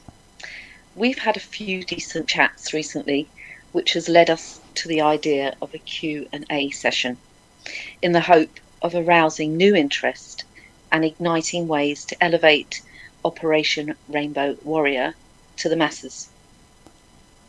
This list of questions is also designed to aid APM Research and FPV with his book regarding the last 7 or 8 years of research.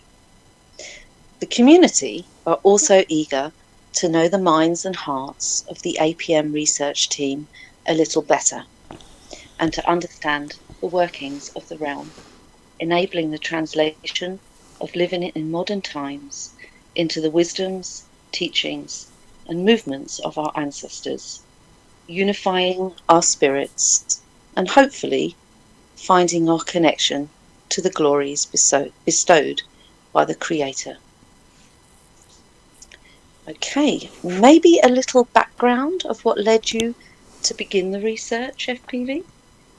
Hello, Junipers. And yes, we have some fantastic conversations, don't we? Right, some background. Hey, that's a lovely intro, by the way. Very nice intro. So many topics and subjects, isn't there, that the intros seem to get bigger and bigger.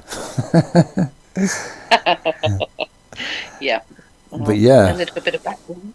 Subject matter probably helps. Right, a bit of background on me. Okay, I can't tell you too much about me because it's not about me, but you can tell you some background on the avenue that brought me to these conclusions. In 2015, well, previous to that, I'd been researching politics and all kinds of stuff, and I could see they were all doing, especially in UK and the States, the politics mirror each other. What they do, we do. So we're following their suit kind of thing. And I could never understand why, because there's so many mistakes and things going wrong with their decision making. And I thought, it's not making any sense at all. And every now and then you would hear something about one of them going to Antarctica. It never crossed your mind much, and you think, probably just a visit going to the penguins. But no, once I found flat Earth and Antarctica comes into this, then it started making a lot more sense. There's something bigger going on here, and everyone seems to be missing it. So, okay, we looked into flat Earth. Well, I looked into flat Earth, and I did have a friend accompanying me we used to moderate a news stream, a big news stream on YouTube, just as a hobby, something to do, I got dragged into it, but anyway. It was me and Cat's Eyes. We used to moderate a stream, and I started going down the flat Earth route. We were actually following the Trump's. The stream was following Trump's presidential election. The first is the previous one.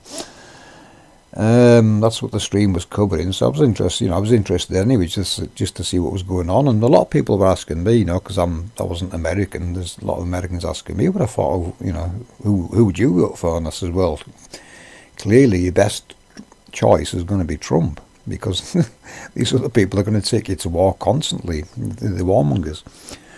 But anyway, me and Cat's Eyes, I was following all these flat Earth channels, just monitoring it and watching, and had a go at debating some of the globers, and I realised that, not the globes, sorry, I was having a go at some of the flat earthers. I thought it was funny at first, until I realised I couldn't debunk this guy. It took me 5 minutes to realise, wait a minute, there's some serious things going on here. So that's what kind of got me into it, and I thought, well, okay, if this is not a spinning ball flying through space, what is it? And what's creating those luminaries and moving them? And who created the mechanisms that are doing that? That's what was crossing my mind right at that time. And I thought, this has to be technology or something, I wasn't actually serious. I was just crossing my mind. I thought this is going to have to be technology for this to be something other than rocks floating in space, because you've no other reference to anything you can use for that. Mm.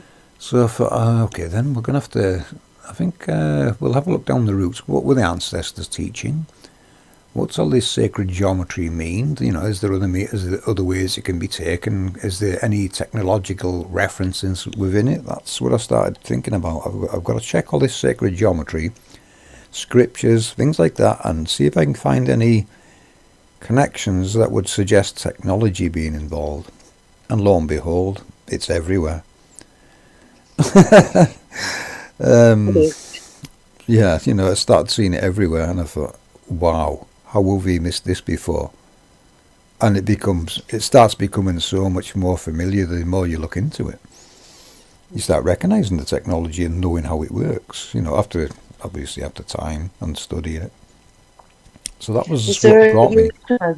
Sorry, was there a eureka moment?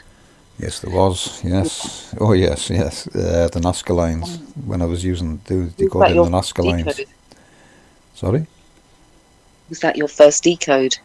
It was, yes. Nazca Lines were the first avenue I was looking at, really. Well, I was looking at other things as well, but the Nazca Lines had my attention, because, I've looked at them before, and not trying to work out what they were. I've just thought, it's amazing. These big, giant glyphs all over the place in deserts and crossing mountaintops and everywhere. And when you look at the mainstream, the people's theories of what they thought it was, none of them made any sense. It was all aliens, UFO, blah, blah, blah. But when you've debunked the globe and outer space and aliens, that's all fantasy talk, so you can rule them out straight away. So then I'm looking at them thinking, well, okay, is there any technology hiding within the Nazca Lines? And lo and behold, I started noticing different types of antennas. I thought, where? Is this for real? Antennas in the Nazca Lines? And yes, there is. There's a few different types of antennas in there. And then I started looking at the certain glyphs, and I could see how it could be used, like to high frequency, like high voltage, things like this, high frequency. Like the birds, you could use them as a high frequency. Birds high frequency, animals low frequency, because they're on the ground and the birds are in the sky. I'm thinking along them lines now. Are these representing like frequencies and waveforms and things?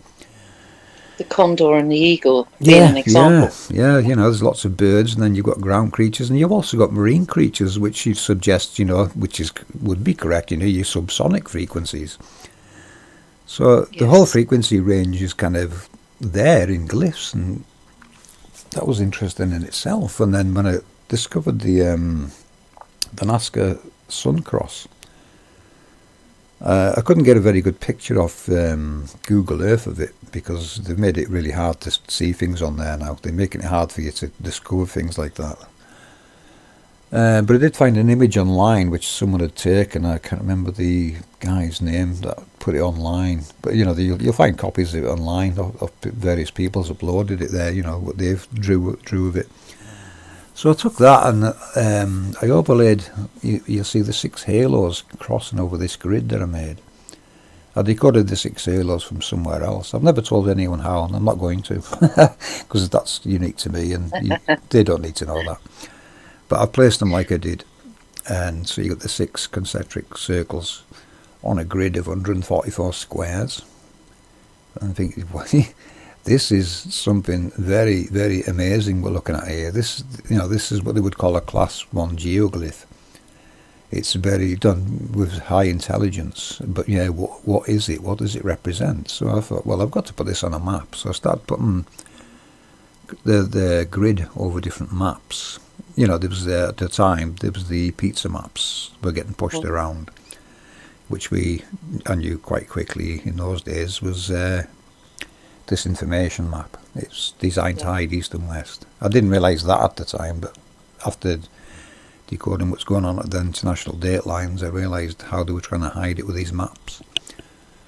But yes, once I put the Nazca grid on the Mercator map, it started making a lot of sense, and I just scaled it right until certain things started aligning correctly on it, and then I could see where the international date lines were, and some of this grid was going outside of it, east and west, north and south, and I thought, you couldn't make this up. That's when I had a eureka moment, when I looked at it, and it was like a million little bulbs came on in my mind, and I could see everything, how it worked, how they faked World War II, you name it. Everything flashed through my mind, how this works. In a split second. You see that in movies, and it's nothing like what they show in movies. It's quicker than what they show in movies. You see you see a lot of things faster than what I've seen them portray in movies, and you can absorb it and access it at the same moment. It's weird. But that's what that was a big eureka moment, the biggest they've ever had. I mean, you're always going to get eureka moments in this, aha moments all the time, but not one as big as I got that day. And I couldn't believe what I was looking at. You know, I'm questioning myself now. Am I really discovering this? Is this for real? You know? And it's just, ever since, it's just kept proving itself. You know, I won't elaborate too deep on it all, because it's probably better in a book, this story. But, you know, that was the eureka moment. That was definitely the biggest eureka moment I had, because I could see it all, the past, present and future. Everything flashed in my brain at that moment. I could see the good of this, the bad of this, how what can and can't be done with it, or how it's been used in the past and present, and how it could be used in the future. But, you know, there's where you have to pull the reins in a bit.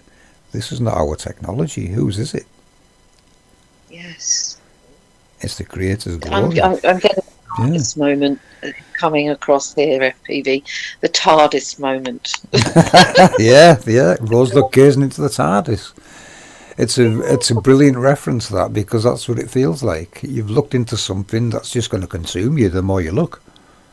And it does. Yeah. It's consuming me, but I enjoy it. Yeah. And I'm always going to warn people, you know, if you're going to look into this, expect to be consumed by it, because it never ends. I've been doing it for about 8 years now, and, you know, all the team members looked in and doing it and still poking around with things. And it does. You know, 8 years have gone by in a flash.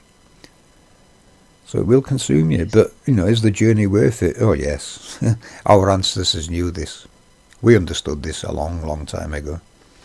Which is what takes you down the route of politics, wars and all the rest of it. So, you know, you got to see how all that started and where all that came from and all the division that it caused. Yeah. So my revelations were that putting that grid over the map. Because I could see everything in a split second. Hard to explain. I can't even prove that, but I think the work speaks for itself. And it's not just my work, you know, I'm speaking on behalf of a team that's got bigger and bigger as we've progressed along, because I'm the first to admit I can't do this myself. And even today, we haven't got the team big enough to cover this, but, you know, we're slowly expanding. We're doing okay. I don't worry. Yeah, there'll be a tipping point, won't there? And you know. Yes, it'll become more public, won't it, and recognised and more aware, and then, you know, you're going places, which is the ultimate goal. There's that question, of course, of the globe and flat Earth, and, you know, you're going to answer this very quickly, but are they the branches of the same indoctrination tree? I mean, that's linked. Yes, yes, it is, because you know, these people have to gatekeep every avenue. They've got to gatekeep and control the narrative in all these arenas. You know, they're not just flat Earth that they're doing it in. There's lots of arenas on YouTube, or, you know, on the internet, and every one of them's gatekept because of this topic. You have to gatekeep all these extra subjects that come with it, all the sciences that come with, you know, reality and what mainstream are telling us. So there's lots of channels and disinformation channels and sock accounts attacking you and things like this going on in the background. You know, people don't see what's going on in the background like we've seen over the last 8 years. We know who's who in this community. Well, this community, in inverted commas, this arena. We know there you can tell their walk, and yes, you know, you can spot the disinfo agents a mile off, especially when they're going out of the way not to promote you, but to try and get access to your content and then attach it to their nonsense that they're selling. That's what we've caught a lot of them doing. So, that tells me these people aren't here for the truth. They're here to make money and disinformation. So, yes, there is a massive divide in this flat earth arena. Yeah, minions for the masters, I call them. Lots of, there's lots of theories, maps and models. We've debunked them all. Ours works. We have never been debunked in 8 years. If it got debunked, I wouldn't worry. For us, there's more to this than just the map. The map's just part of this. This is something bigger than the map. This is what's below the map, and beyond the man's fake barriers is what this is really about.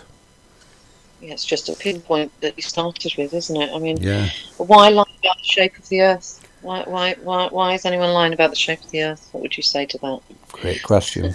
Yes, great question, because we've been asked that before, and once over we couldn't answer that. Now we can pretty much say because of how it works and who created it is why it's been hidden and lied about, because this is a technological construct. The Creator's glorious technology that over time have many names. Every culture's got a different name for it. The name we're using in modern times is angels. That is the technology. This is the technology of the Creator. This is the Creator's tools of creation, is what we're revealing. And then we get asked questions like, well, where's the Creator? We don't know. We can honestly say we don't know. Hopefully they're out there making more of this. We've no idea how big this is yet, but to put it into context, look at the sky, right? Not like the globers do, to point out a light in the sky and say this, you stand on a globe because you're pointing a light in the sky. That's ridiculous. Look at the sky, then start gauging the size of the diameter of the sky. How far does it go in all directions? Then you've got an idea how big the landmass might be. Because it doesn't matter how far out there you go, you're not going to find an edge. Do you know why? You're going to tell me. Yes, I'm going to tell you. Because if you found an edge, that would suggest you are floating on something, floating in a vacuum of space, which we know doesn't exist. It's impossible. Which then tells you this has to be an infinite plane. There's no other way around it. You arrive at that conclusion. This is unknown scale plane that we're standing on. We don't know how far it extends in any direction. Eternal. Yeah, it has to be. It has to be an infinite plane. If you found an edge, then what's down there? What's it standing on? Common sense tells you it has to be That's infinite. That's a question you need to ask. Yeah. Yeah. So it's a good question, because not only people probably be able to answer that correctly. A lot of these maps and models are putting you in a contained model. They don't want you going beyond the date lines and seeing where the stars and the luminaries come from and go to. That's what the globe and the pizza maps are designed to do. They're designed to hide east and west, where these lights are coming from and going to. More confusion. Yeah. What they've done, look at the map and grid we use. If you look down the sides of Antarctica, you can see it's a straight line cut down both sides. They've took a bigger map, cut it in those locations, and wrapped it around a ball, invented Google Earth, and that's the globe. That's all they actually have. The globers have got Google Earth, a bag of cartoons, and a shitload of excuses. That's pretty much the globe. Another circus. It's gatekeeping, and these two factions actually work together in this arena, believe it or not. Mm-hmm. They're all attacking each other, and they're keeping it globe versus pizza map. It's a false dichotomy. Neither exist. Mm. And if I see anyone displaying that pizza map, I know that they're an idiot. It's someone that hasn't done the research, or it's someone trying to sell you disinformation. There's no in between. Yeah. Character, an actor. Yeah, my advice to anyone, do your own research. Don't take my word for it. If you do your own research and do it correctly and honestly, you will arrive where we are on the map. You would never find the model because we've already decoded it anyway. But I can't see anyone else going down that route and decoding what we have when it comes to how this works.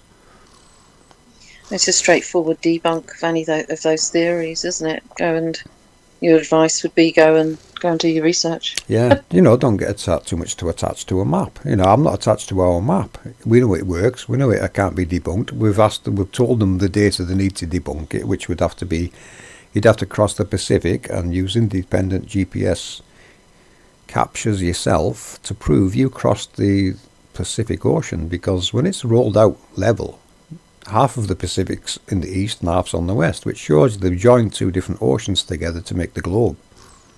That's what they've done. That's where they put the cut there and wrapped it around the globe, around a ball.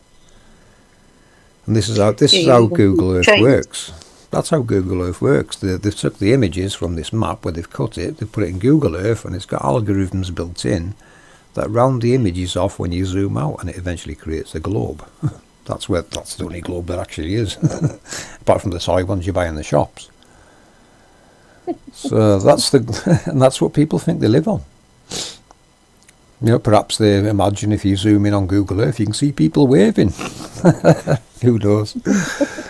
But no, that's the globe. That's all it is, a cartoon ball. And all the cartoons and fakery in space and all this thing that they're doing with the ISS, it's all to fake man's doing things up there when actually they were already here doing them themselves, like the ISS. It's not something man-made. It was already here. It's part of how the sun works.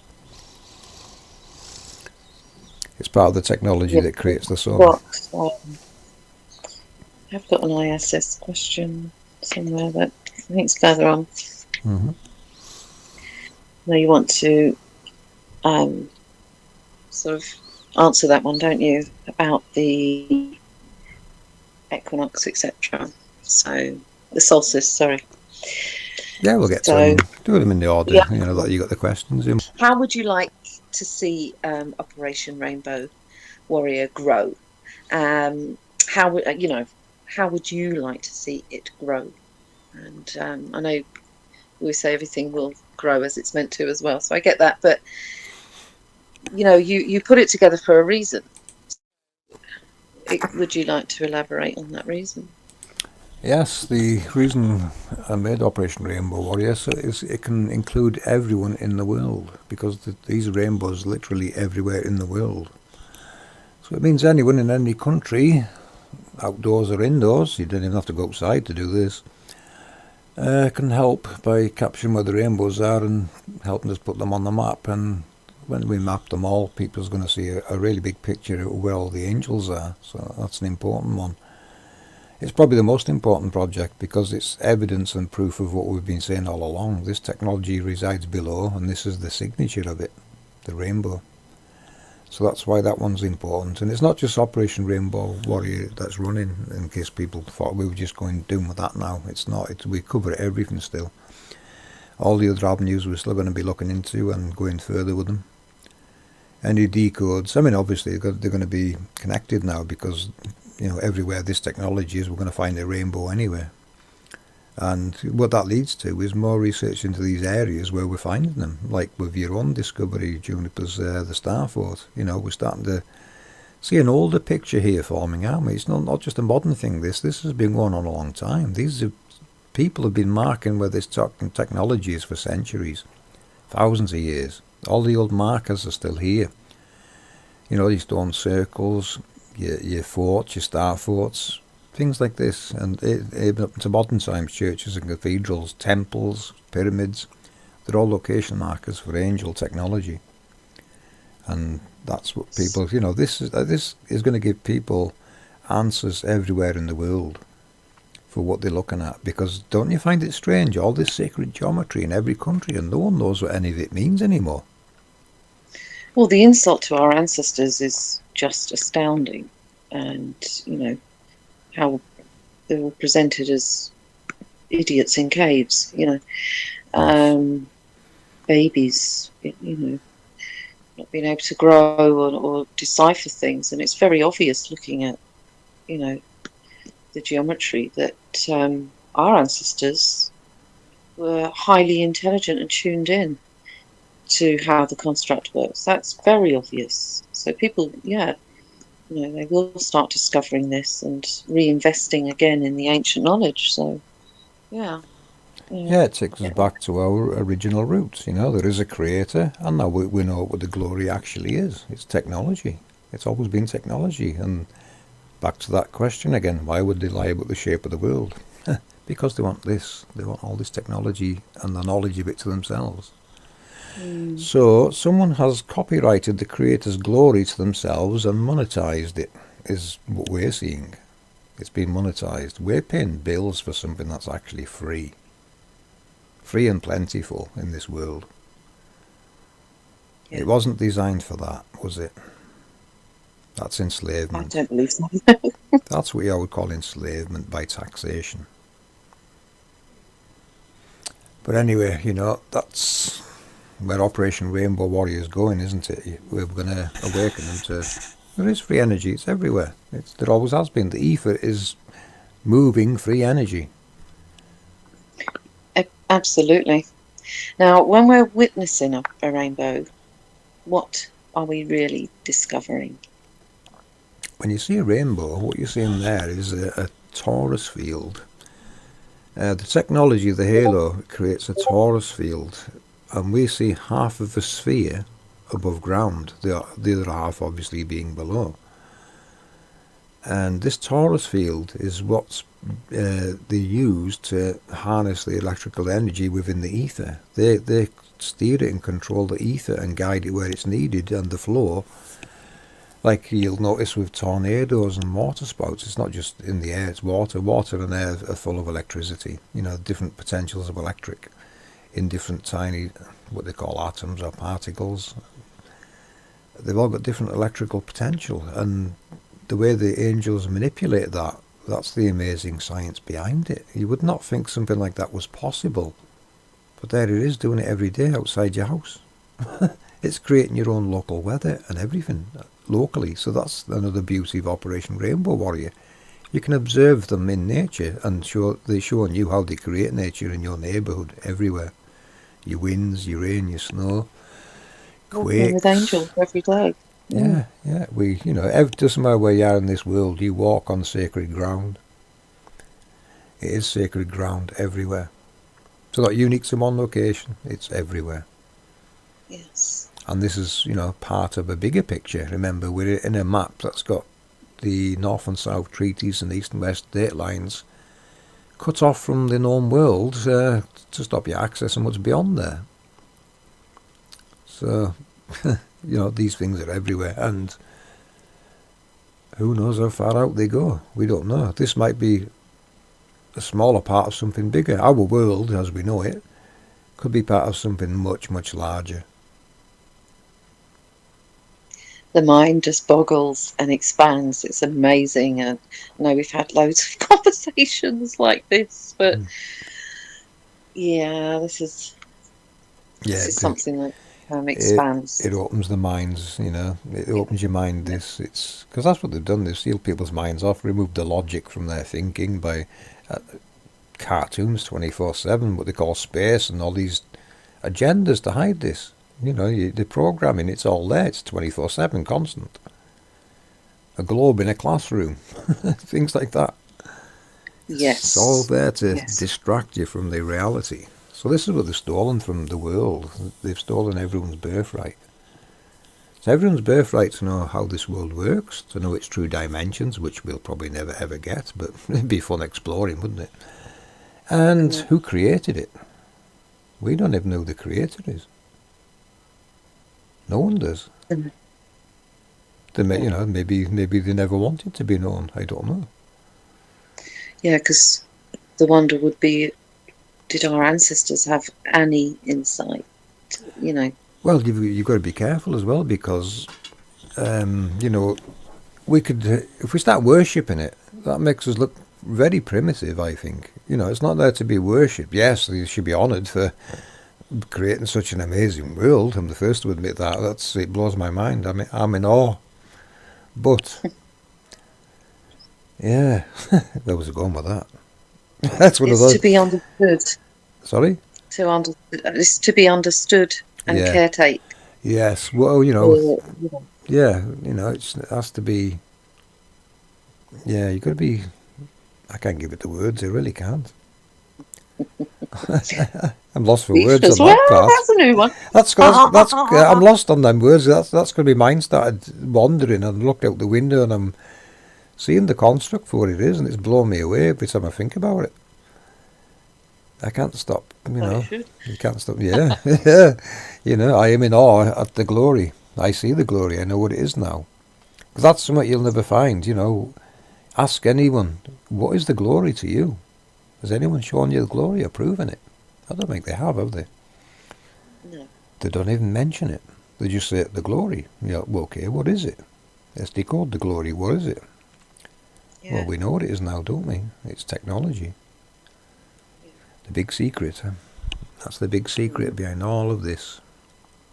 All the world's problems are because of this, of what they're trying to do with this.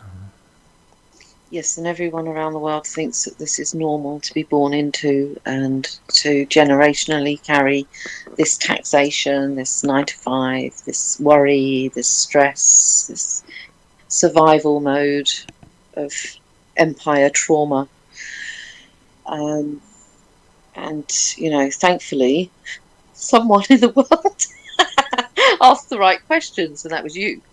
So, and then obviously your team gravitated towards you. So today is another opportunity, I think, to capture the minds of those that need to tap into our ancestral knowledge again.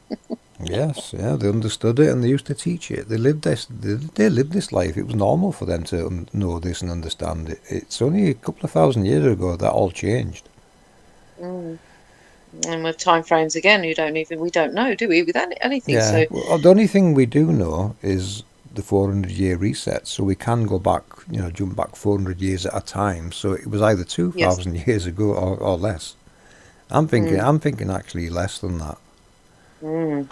It's easy to add time onto calendars they create and things, isn't it? Yeah, and that's been floating around for quite a long time. That those, But that's when it all changed, when they reset the calendar. So whatever year that was, that's when all this changed. And I'm pretty sure they did invade just after the reset, which would make it easy to invade, wouldn't it? Yes, vulnerability the country's on its knees and food supplies are short and all the rest of it. Yeah. So that would be the best time to invade, which is, we're going into our reset now. Anyone invading now has got an upper hand, haven't they? Yeah. Yes, parasitic entity. Yeah, if they're to me, they take advantage of these resets, and I'm pretty sure that's what they're doing right now. They're getting things in place how they want them for after this reset. Totally. I think anyone around the world should be able to see that right now. Let alone anyone with using APM eyes. Yeah. Thank you. So it does, you can see where it comes into politics and everything. That's the amazing thing about this. It covers all the topics of the world. It does. It covers them all. Every tentacle is in every part of our lives. Yeah, it is. And they're there 24/7 trying to erase history and book burn and all the rest of it to remove knowledge about this. That's what the agenda's been all along, is to remove all knowledge and information about this. They've invaded countries and destroyed their creation stories, stolen their codexes and burnt them, and we've helped them do it. Like Christians, they went to the States. They went to the States, and what they're doing really is, how it works is this: after they invaded Britain, within a few hundred years, they'd invented religion and started indoctrinating people with that. So all knowledge of this slowly but surely started getting eroded, to the point where no one knew anything about this anymore. And now they're beaten into submission with religion. And of course now you fight for that religion, and you're going to invade lands for that religion, and you install their system under that religion. That's what they've been doing. But religion's a lie. A religion is designed to hide this and steal the glory. Because what they've done with books is they've taken the angels, the technology we call the angels, and they personified them into books. And that's how people got so lost in this. Indeed. I mean, religion has enveloped all the ancestral ways and converted them into that ingrained worship that you're just talking about, and literal personifications. But they do pose a stumbling block for many who discover the APM research, Yeah, yeah. Um, And not just that, they've got the royals as well, because that's another invention. yeah, Where do royals fit into it? Well, they're just the modern day Caesars. They still work for the same company. another control form, Yes. another taxation, another authority, Mm-hmm. another branch for people to get on their knees for. Also used in wars for king and country or queen and country, isn't it? The Yes. people will fight for the tribe, they'll fight for their king. Hmm. I think it's time people started fighting for the creator and what they stood for. Yes, and their family. Yes, yeah, the creator stood for all things good. That's what this world's given us. This is the guy. We walk in the Garden of Eden, and they've turned it into a bloody war zone. That's right. This is a All this division and perfect world. divide and conquer that they keep doing. Your lefts and rights, your Catholics, your Protestants, your blacks, your whites, you name it. These people are causing lots of trouble between these groups that they invented. In most cases, they invented these divides. Yes, they There was did. no divides before then, but now everything's been divided. And before they invaded, the world was clearly quite a safe and nice place to live. You'll find artifacts in different countries that came from the other side of the map, and you think, well, how did that get there? Obviously, they were trading or something. Yeah, we were just trading like people do today still. But Yeah, someone wants total control over all of this. And they want to they play call with it it. a fear factor. They want to play with it. They're playing God with the Creator's glory, the technology. They're playing God with it now. Yeah, they have been for a long time, for sure, using us to do it. Now, going back to the religious beliefs, there's been a few questions put forward. So, how would you decode Jesus for those that have inquired? Jesus was an invention by Rome to personify the sun. The sun's halo system, as that's part of it. The halo that you see us in our recordings that people send in. That is Jesus, the sun itself. There's lots of different ways you can decode that as Jesus. I've seen other people do it in different ways, but to me, that is just a personification of the sun. In your Bible, it will tell you the Son of God. Well, the word God, if you look in your Bible, means light. So it's the Son of light it's talking about. And it'll tell you, Jesus walks on water. Well, that's the sun's reflection. There's lots of ways you can look at this and put it, now there's technology involved. You've got to look, well, how do they hide all this and personify it? What they're doing is personifying it to hide it. And this is where scholars are today still. They're trying to personify technology. They're doing it back to front. They don't realise yet, but that's what they're actually doing. They're trying to turn technology into personifications and make stories out of it that didn't exist. Well, the AI story, isn't it? That it's going to have a brain of its own, and it's going to overtake the world like Terminator. But it's being programmed, So it's always that it's not our fault. Shirking, the wizard behind the curtain scenario, and they push religion and monarchies and. One thing they've all got in common, these religions, you'll find there's always a scene with a lady with a child being breastfed. That's the sun in a rejuvenation state, recharging. These are different ways they depicted this story of how this world works. That one would come from, say, Egypt, Isis and Ra. This is where the ISS in the sky gets its initials from. It's Isis. Because Isis is the female halo, which is Eve. And Ra is the male halo, Adam. So it's always a male and female connection going on. And together, they birthed Jesus, the light that we call the sun. That's my decode of how they create the sun. This is this technology doing it. And in them times in Egypt, there was Isis and Ra. Well, it'd be Mary and Jesus. There's another way of saying it. Mary's the big halo, Jesus is the light. They're forgetting the father, which, I mean, it says Mary was a virgin, doesn't it? So, but there has to be a father. In this case, it's Adam, the technology that we call Adam, the smaller halo. That has to play a part in this. You can't, this is a male and female scenario going on. It's a male and female creation story. It's all male and female energies.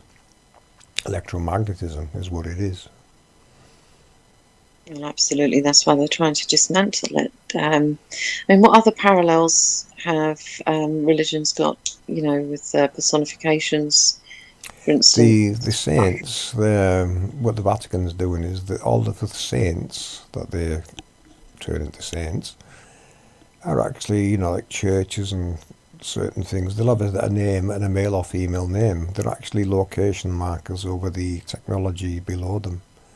The node markers, like a church would be a marker of a node under that location. Yes. So they're all marking angel rooms in the underworld where these halos are below us. I call them halos. What they are is in a big electromagnetic coil. This is what the real technology is and what it's doing. It's a huge electromagnetic coil. And you can either have it magnetic or electric or both. They can run independent of one another. So there's different ways, there's different ways and workings of them. Like in winter, Adam's obviously not running in winter because we've no heat, so the electric's not there. So we get all the coolness from Eve's halo. The female halo provides the cold in the winter and the water. She divides the matter. Her role is dividing matter, which is the female role in life. You divide eggs in your ovaries, divide and multiply. This is creation. This technology creates, and we're no different. I'm an Adam, you're an Eve. This is how humans recreate. It's programmed into us. And the technology is no different, really. When this is where you get these words like the sex and all these names and sexes and things in holy books. It's talking about the sex of what these are doing, not what people are doing. You have to, with holy books, remove people completely from the equation.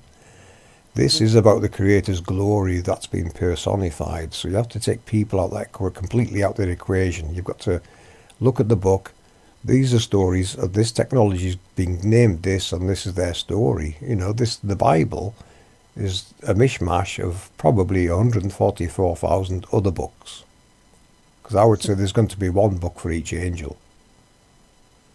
There has to be. If not, there should be. Because it was probably like a manual. Well, yeah, it's the human's guide to the construct. All this stuff was being taught in ancient times. You look at, it doesn't matter what we look at, any topic we look at, ancient or even modern, it all relates to this same topic.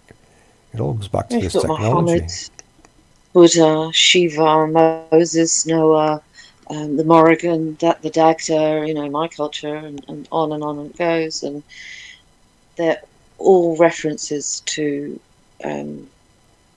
deposits of nature or processes of nature, aren't they? Yes, nature's... And the creation process, every single one of them. Creators, angels. They're the angels of creation. These are the creators tools, and they create our nature. 24/7 they're running. Well, some of them. Not all, but yeah, there are cycles and timed events. Yes. Now, our ancestral wisdoms as well have been labelled now today as paganism in parts of the world. Like, I'm Irish, so everyone says you're pagan if you're looking at your ancestral knowledge and understandings, or folklore or mythology, and on it goes. Yeah, they don't want you to look at what we used to believe in before they arrived. Exactly. Yeah. Now, how closely are they connected to the religious teachings, would you say? Example, the naming of saints, which you've just spoken about. No difference. Sorry. Yeah, they're no different. They're all just using different names. All they've done is called them saints and carried on with the story. They've turned them into, personified them into saints, and now people think that's all about people, when it never was. No. I can't see any reference to people when I decode it looking for technology. All I'm seeing is technology and different names it's been given to, explain its process or what it's doing, or it's a male energy or a female energy. Depends what you're looking at. But it's all to do with that. All the sacred geometry, glyphs, legends, myths, it all decodes the same. It's all the same thing. And what you'll find in the Bible, especially if you listen to Mauro Bellino's work, the Vatican translator, he used to translate, in 2017 he was telling the world then, the angels are technology. He called them robots. You could see he was decoding, translating technology from Old Testament. So Old Testament is not a religion.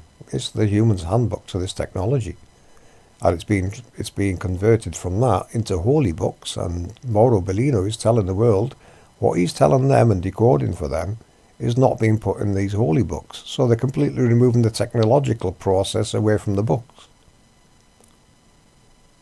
Which is, I've said that in the past, they have to be doing that. They're hiding it. And this is how they do it. Creating the worship.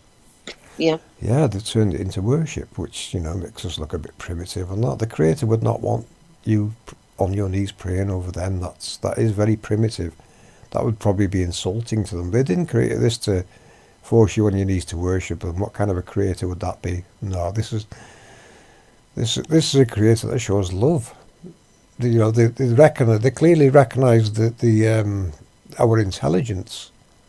And individuality. They've created us as beings with this construct, and the Creator's handiwork created all of this. And how can you dispute that? Knowing what you know now and how the process actually works with this technology. It plays a very big part in us being created. Everything is reliant on this technology. Yeah, expand the mind, open the eyes. Yep, everything in this world relies on this technology to function and work. Every living being. Do you think there's a simple technique to decoding that everyone can apply when looking at religious texts or creation stories, for instance? That simple technique, what would you answer that? There probably is. Because when I haven't gone through all the complete pile of books that you would have to go through once I found it, I knew what I was looking for, and I didn't really pursue going down them routes any further in holy books. I didn't need to, because I'd already decoded it. Female. Sorry. Male and female electric. Yeah, it's going to be. I knew there's just going to be more of that, isn't it? So that's my go-to. So I would say look at our work. And then read your book again. Yeah. Read the book again, it'll make a lot more sense. And you realise, Mauro Bellino told the world this. He said, there's more than one God in the Bible. He can see many gods in the Bible. So is that not pagan? It is, isn't it? Mm-hmm. There's no such thing as pagan. They're talking about, the Creator's glory is multiple gods of the underworld. That's what it's really meaning. There's multiple, there's many. Creators. But they're the creator gods. Creation. Yeah, the ancients called them creator gods of the underworld and names like that, and so they're 100% correct. That's what they're doing. That obviously it's technology and it doesn't deserve the name God, in maybe a little g. But that's whatever the creator originally called them. Them names are probably long lost and gone. We don't, because the angels probably weren't the original name. These are more modern terminologies that we're looking at, because over time, I suppose they've had to develop the vocabulary to explain these themselves, like you find in the Old Testament. You find broken bits, like in the book of Enoch. You find bits and pieces, and then it'll go on to something else, and you think, well, no, I wanted to read more of that, but there's no more information on it. Where did it go? It probably did exist, and it's been chopped out of that, hasn't it? Well, it's been stored somewhere, probably. or it was being taken wrong and removed. If you don't realise what you're looking at and it doesn't make sense, people might start removing it out of the book because they're going to say, well, that doesn't make any sense, but only because you don't know what you're looking at. Yeah. So be cautious. What's been put in there has been manipulated and modified to hide this, clearly. There's no other conclusion. Translation. You can't come to any other conclusion, can you, with religion, other than it's been designed to hide this by It's a personifying the Jackanory glory. story. Yeah. Yeah, you know, there's truth in there, but it's not about people. It's about the Creator's No. glory. It's about this world and how it works. That Bible is the user's manual on how this world works and the technologies in the underworld and what they do. But it's been personified and lost into stories, so, you know, how far into that can you read and get more out of it? I didn't want to waste any time on that because I don't think I needed to. We've already found what we're looking for. Yeah. We've been done dirty. And, you know, there's plenty of other avenues we can go down to prove that, like all the sciences exist in this. All the sciences of our world exist in this, and the sciences in there people don't know about yet. Yeah. More revelations. Mm-hmm. Is there any references to creation stories within the APM model from England, Ireland, Scotland, and Wales that you'd like to decode? Or is there anything that stood out to you at all? Maybe your heritage that you know of, or anything? What I would like to do is get a person from each of those nations and have them do it. You know, I'll help them decode it and show them what it is, but I would like a person from each to do it. You know, we have 14 members, one covers each country. Yeah, you know I'm on Ireland. Well, I was just going to say, there's another divide, isn't there? Bloody hell, islands. You knew that, didn't you? Yeah, you know. We need one for North Island and one. Well, no, Ireland's one country. You know, forget this divide that they've put there.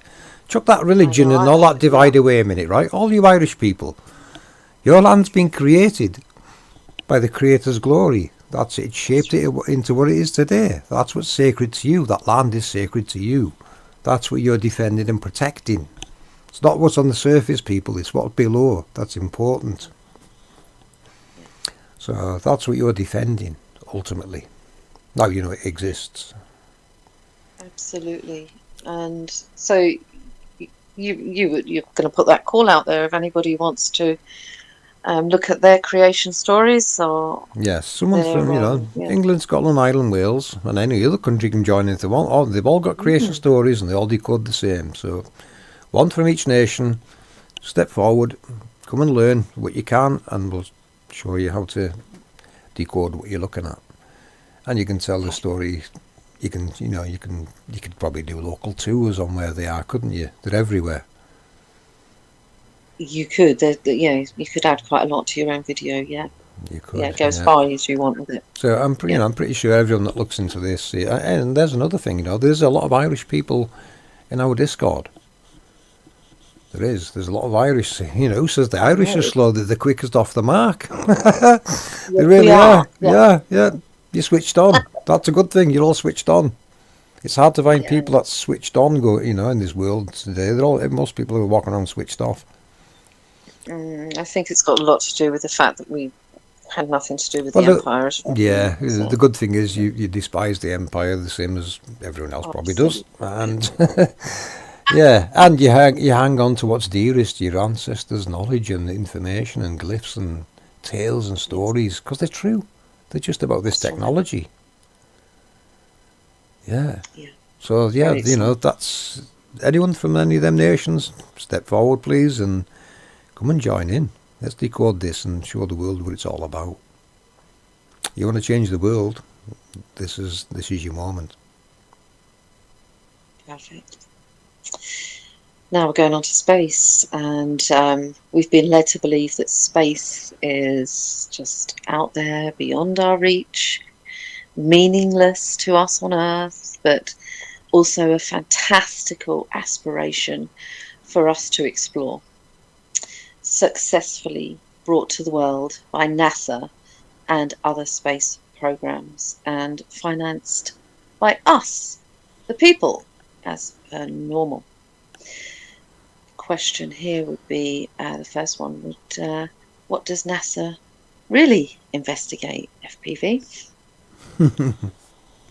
Yeah, good question.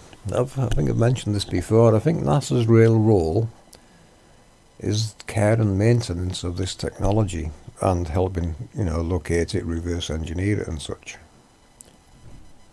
That's what I think their real role is, because it's not been spent in cartoon space, which we know is just cartoons and nonsense and flashy graphics and things. That's all space is. You know, that, I was going to say this topic isn't going to last long, but why? You know, this is what people need to realise. It is the common denominators. You know, if these people are connected, if your country is connected to a space agency or attachments to one, if it's got nuclear energy, and if it's got particle accelerator ambitions or technology, they're working together with these other people, because these all relate to the Creator's glory. All those three topics are there to hide the Creator's glory and steal it and reverse engineering it. This is what's really going on, and the science world's starting to notice this now as well. Yes.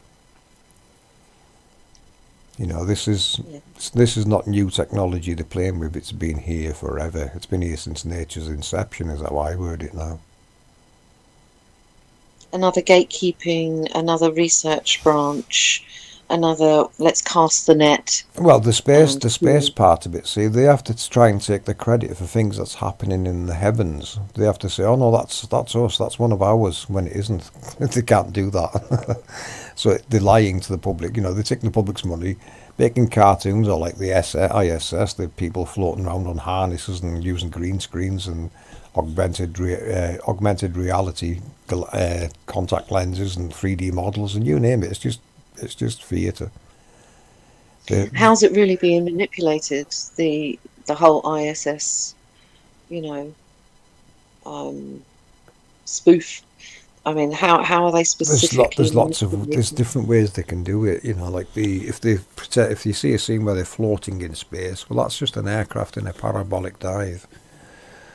They dive and climb, and you get positive and minus G's, and that lets the passengers in the rear, they'll float around, which is what you see them doing. They're floating around in between scenes when they're playing climbing and diving, so that's easy to fake. Then you've got all the technology fakes going on, like like holding something in the hand that's floating like a ball of water or something. But it's graphics. It's not real. It's not in front of the hand. You know, there's loads and loads of channels out there always highlighting the mistakes they make and how easy it is to debunk them. It's being exposed left, right, and centre. Yes. Yes, it is. You know, so this is these people just pretending to be up there, pretending to be doing things and looking busy, but they're just faking what the light in the sky has been them when it's not. It's part of this technology doing what it's always done. Robin Hoods. Worse. They don't give to the poor. I mean, the charge sheet is going to. We haven't got a printer. We haven't got enough paper to do the charge sheet, officer. No, it's the sheriff of Sherwood that I should have said. That's the sort of entity we're dealing with. Yeah. Yeah. Being so far, you know, how deep the lie goes, where the money's being, you know, that people should think that now. Where's the money really getting spent then? Well, it's all getting spent below, because remember, they're now saying they've got 30,000 particle accelerators, which we know to be 30,000 angels of the Creator's glory, that they're now saying they own and create and built, which they didn't. Dolan. Yeah, they're already here. That's why Operation Rainbow War is important. We can put rainbows on the map somewhere before they go down below and pretend they're building something there like a particle accelerator, because we're going to say, well, no, it's already there. We can see the rainbow. Sorry, you're lying. We've already mapped it, mate. Sorry. You see how important this program is, Operation Rainbow Warrior. We can put rainbows on the map and know where they are before they even think they're going there to steal them and pretend they're building one below there. Because that's what it's going to show. It's going to show us where they all are.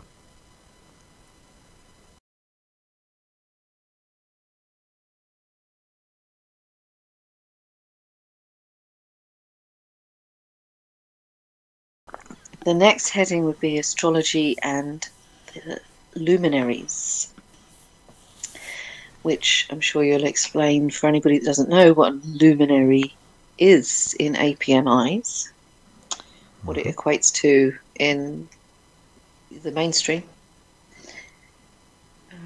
Planets, basically, is what I meant. So, yeah. But the questions would be what are the heavens? What's your description of the heavens? The heavens, I would call it the upper ether, where other things are taking place. You know, there's different layers of angels and some are using high altitude and some at medium and some at low altitudes. So I would say it's that's what the high voltage is. That's, you know, the higher you go, the voltage increases, and that's because we're getting closer to the halos of Adam. Adam's the electric, remember. So the closer we get to electro, the more electrical potential there is in the ether. Now, how that works is what the angels are doing in the ether. I'm probably sidetracking here from the question, but what they do in the ether is the angels in the upper atmosphere are basically channeling down to the ones in the lower atmosphere high energy potential electric through like the vortexes of tornadoes and such. This is your sprites and your tornadoes working together. These are angels working together at different altitudes. They send in the high potential voltage down, and the low potential replaces it as it goes up, and then that gets reprogrammed as high potential voltage again. So it's an ongoing cyclic process of what they're doing in the heavens. Now, Constant exchange. and we don't know how high they actually go. There's another thing. We've no idea on what height these stop operating at. We don't know, their ceiling of operation. We don't know the true ceiling yet. And man can probably not get anywhere near it because of electrical discharges and heat and other things going on. So man's limited on how far up they can send things. Yeah, one's video was fantastic, revealing the atmospheres going up, and there are some questions related to that. Do you have any questions on, the star signs and things like that coming up? Because I could add them now if you like. Go for it. Just allow it flow. Yeah, the birth signs. What I realised when I was doing the seasons work, the work for the sun to create the calendar across the grid that we're using, I realised that the star signs are actually the gates. This is what they're tied to, the gates. They're not tied to something in the sky. They're tied to a physical location in the east, where the luminaries come from. And if you look at our seasons video, you'll see there's 12 gates shown on it, and the sequence and angles of them are what create what we call our seasons. And what it does, it gives the north a season and the south a season. Well, actually, the seasons in the north, and then it switches to the south and gives them their summer as we're getting winter. So you've got two equal but opposite things going on with the seasons, north and south of the equator. Mm-hmm. That is by design. That's, the globe has to explain this by saying there's a wobble. It wobbles a bit and it makes the sun go back the other way, and then it wobbles and it goes back the way again. Well, that's not really what's happening, is it? No, there's a lot more going on with the sun. If you watch our seasons video, you'll see how we map it crossing the world, and it crosses the map epicycling. And then you'll see we've added the return path for it to come back, because it has to get back to east to start again for the next sunrise. Mm-hmm. So for 10 months of the year, it's crossing during the day, illuminated, and returning in a standby state, switched off, ready to get back to the start position for the next sunrise. That's the light we're seeing in the sky. It returning is part of this technology making its way back. Now Jimbo's decode of this, I showed Jimbo this, and he knew the technological terminology for it.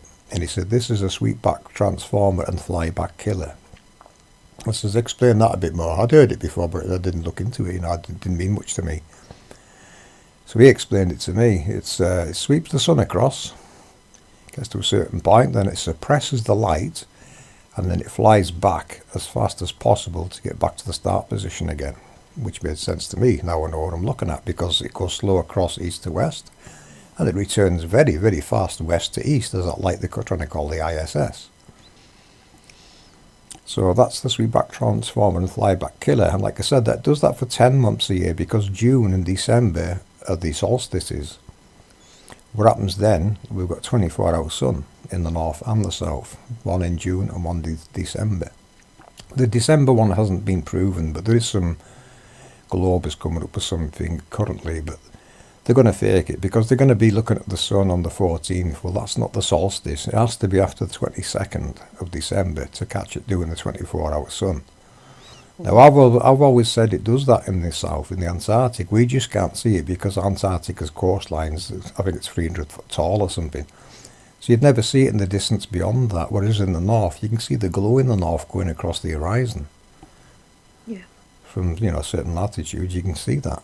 So it has to happen in the south. When people look at the configuration of our map and grid, they'll see it's exactly the same in the south as it would be in the north, only it just mirrors it. It's kind of a mirroring what's going on in the north. Why wouldn't it? It's symmetrically perfect for doing it. Yes, a complete balance. And mirrored. And of course, these are the solstice markers which our ancestors had calendars for. What it's telling them is the sun's reached its north. Say it was the northern 24-hour sun, which is currently ongoing now. Once it's reached this position, it's telling you by doing this 24-hour sun, the sun's reached its farthest north point that it's going to go. It's going to do 24-hour sun for a month, and it's going to return back south again down the gates each month. That's what it's doing. Same applies in December. Does the same. It's to let the south know, 24-hour sun cycles there. Obviously, there's another reason it's doing this. It's not just to let us know where the sun is. We know where it is. And we know the solstice is the 24-hour sun. So there has to be a reason why the sun's doing this 2 times a year. We'll have to look into that deeper at some point. Why is this mechanism going north and south to do this? There has to be another reason for it to me. There's probably something else going on we're not looking at yet. Yeah, why is it rested there? Is it collecting energy? Is it giving energy? Is there something, gathering going on, or a reset type clock, mechanism? I mean, it's vast, isn't it, to even think about? I know your brain is probably thinking, well, yeah, I've got much better ideas than that, but everyone else's brain is like, yes, let's think about this. Yeah. Well, you have to. You've got to go down these avenues. We know it exists. We know what it's doing. What's the reason it's doing it? Why is it doing that? You have to ask yourself. Yeah, we know it's doing it, but why is it doing it? So those questions have to be answered as well. Is there a specific reason it does that in the north and south? Other than, it can't just be to let us know it's 24-hour sun and it's going to start going back the other way, because I'm pretty sure humans would figure that out after a few seasons. Yes. So there's another reason there why they do this, and I haven't figured it out yet. I haven't given it a lot of deep thought, but one day I'll then maybe work a bit more of that out. Why does it go north and south? That's the beauty of this research, isn't it? It never ends. This is never going to end, and you'll never find everything and prove everything. It's an impossible task for anyone. Yeah, unless the creator of whoever or whatever that is. Yeah, you can't preempt the creator. You can't try and guess what the creator's plan is, because you don't know it. You won't see it. The cycles here that probably haven't even started yet. And everything is codependent. That's what's coming around. That you see constant spirals of things, but it's the synchronicities. It's everything has its place, its time, its purpose in this construct. It does. And so, and obviously APM have done vast research into the construct and what's going on behind the scenes with the parasite people. Yeah. But it that bigger picture, I mean, my understanding is that you really do see, like into the TARDIS, but the rest of us don't. So, there has to be people that come to the table to extend this knowledge for you. Yeah. That's another thing, Dana. I'm hoping people from the science community start getting in touch. Seeker from our Discord's already sent an email to Judy Woods. So fingers crossed that she gets back in touch and we can have a little chat. And as you've seen with some of the memes I've made, I made a meme for the tribes to my west. Mm-hmm. They should recognise the sacred geometry in there and my decodings of what it really is connected to, and that's their birthright, and there's an invite for them. I want to have counsel with the tribes, because I've got information they need to complete their creation stories. Yes, you do. Going off quilter a little bit there, talking about the ancestral knowledge and things. The Druids, for instance, which they're called in Ireland, it would be Dre, but they're the people that were everyone associates that held a knowledge, you know, whatever, priest-like thing. You can equate it to, or a teacher, or whatever. Mm-hmm. And this is also linked with the British monarchy. Okay, so you know they have their ceremonies and the Freemasonry thing. It's very Druid-like. A lot of this ritual stuff that they've incorporated, and I'm not saying our ancestors were necessarily doing it, but do you think they've possibly, like I've said about sort of tribal elders and things, maybe knowing some things but not all, or hiding some knowledge because of their own safety for their own, future tribe and things like that? And, do you think our ancestors, for instance, the Celts, the Irish, whatever, were hijacked, swept in, and sort of working against, our own ancestors these days? Well, what we do what we do know is, when the Romans invaded, they invaded somewhere in South England, and they thought that was it, that would be Britain conquered. But then they realised Britain wasn't actually being run from England, it was being run from Anglesey in Wales, which was the Druids. It was coming from the Druids. They were the mind of Britain. Not just Britain, this actually spread far into Europe, the reach of the Druids and the teachings. A lot of it was coming from Wales. And it doesn't look like they've done to Wales what they've done to other places, but when you look at like coinage, you will not see the Welsh dragon on coins. When you look at certain coins, you'll see the harp from Ireland, you'll see the rampant lion from Scotland, you'll see England's lions, but you won't see anything from Wales. You just see two sets of England lions. So yeah, they've stolen everything from Wales and assumed the position of being the teacher, but now they only teach it to those they want to teach it to, it seems. Yes. They've copyrighted, haven't they? They've stolen it and copyrighted it, hijacked it. Yeah. That's what I'm seeing anyway. And I'm pretty sure people in Wales are noticing, where's the Welsh flag and the Union Jack? There's definitely something with Wales. We've had that conversation. Yeah, and there is a Prince of Wales. The Prince of Wales is not a person. The Prince of Wales is an angel in the underworld. The real Prince of Wales is an angel below Cardiff. There you go. That one plays a very important role. That's why it's called a prince in modern times. In ancient times it'll have been some other name, other title. Names and titles change, but the technology just keeps doing what it's designed to do. Like clockwork, isn't it? It just ticks over doing what it does. Yeah. Did that answer the question? Because I can't remember what the question was now. We sort of started with the heavens, and then I went off onto a tangent, didn't I, about druids? So right, yeah. Oh yeah, we're on about the luminaries. Yeah. So luminaries. A quick jump back to luminaries. The stars are nodes on halos.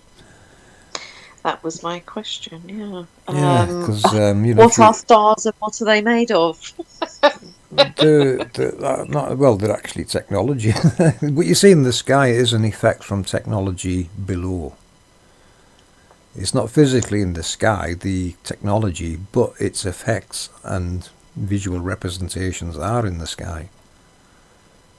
So what we're seeing in the sky are effects from technology in the underworld. If you look on our map and grid, you'll see 6 concentric circles. These circles have nodes on them, and they're what create the stars. Well, you see, they're actually seeing various nodes on halos. That's what stars are. So you've seen. What are they made of? Well, the entity in the sky it's the spirit of the real thing in the underworld. Electromagnetism is elevated in there, and it's rotating them. It's given that rotational appearance. Yes. An east to west rotation. It's actually west to east, but going so fast we perceive it to be east to west. Is what I Wagon wheel effect. Yeah, I've decoded that before, and that's what we're really seeing. So we're seeing the effects of this technology at its pivot points of the north and south poles. So it's kind of like, imagine if people haven't seen our 144,000 video where I've done an animation of this. You could imagine a hamster ball that you're running inside of, and the two sides of it are on a pivot. That would be your north and south poles, so it's making the ball revolve east to west, isn't it? That's kind of what the stars are doing. Remove the ball but keep the stars, it's still doing the same motion. It's revolving. And one easy way to explain that to people, they talk about star rotation being different in the south to the north. They're not. They're all revolving the same direction. This is what the globe needs to survive. It needs to put an opposite rotation in the south. Well, there isn't one. Because the easiest way to explain it to someone, simply face west. Now look right to your north, and now get your arm and follow Polaris's rotation, which is counterclockwise. So your arm should be rotating counterclockwise. You can copy this as well, Junipers. You do it as well. So you got your right arm rotating counterclockwise. So it's like a half of a swimming motion, isn't it? You're swimming with one arm. Your arm should be doing that, revolving that direction. Which, back to front. You got west in front of you, east behind you. So it's revolving east to west. Now look south to your left, and now copy the Southern Star Trail rotations. Well, they revolve clockwise. So okay. Both arms should now still be moving in a swimming motion, like the butterfly stroke or the front crawl, east to west. Show me the opposite rotation in that. There isn't any. They're both revolving the same way. Same way. Aren't they? I think, yeah. You can't do it any other way. That's what the stars in the north and south are doing, and the ones above you are doing exactly the same. They're going east to west, visually. So that's an easy way to show you there is no counter rotation of stars in the south. And all you were doing was mimicking what the star trails in the north and south would actually do.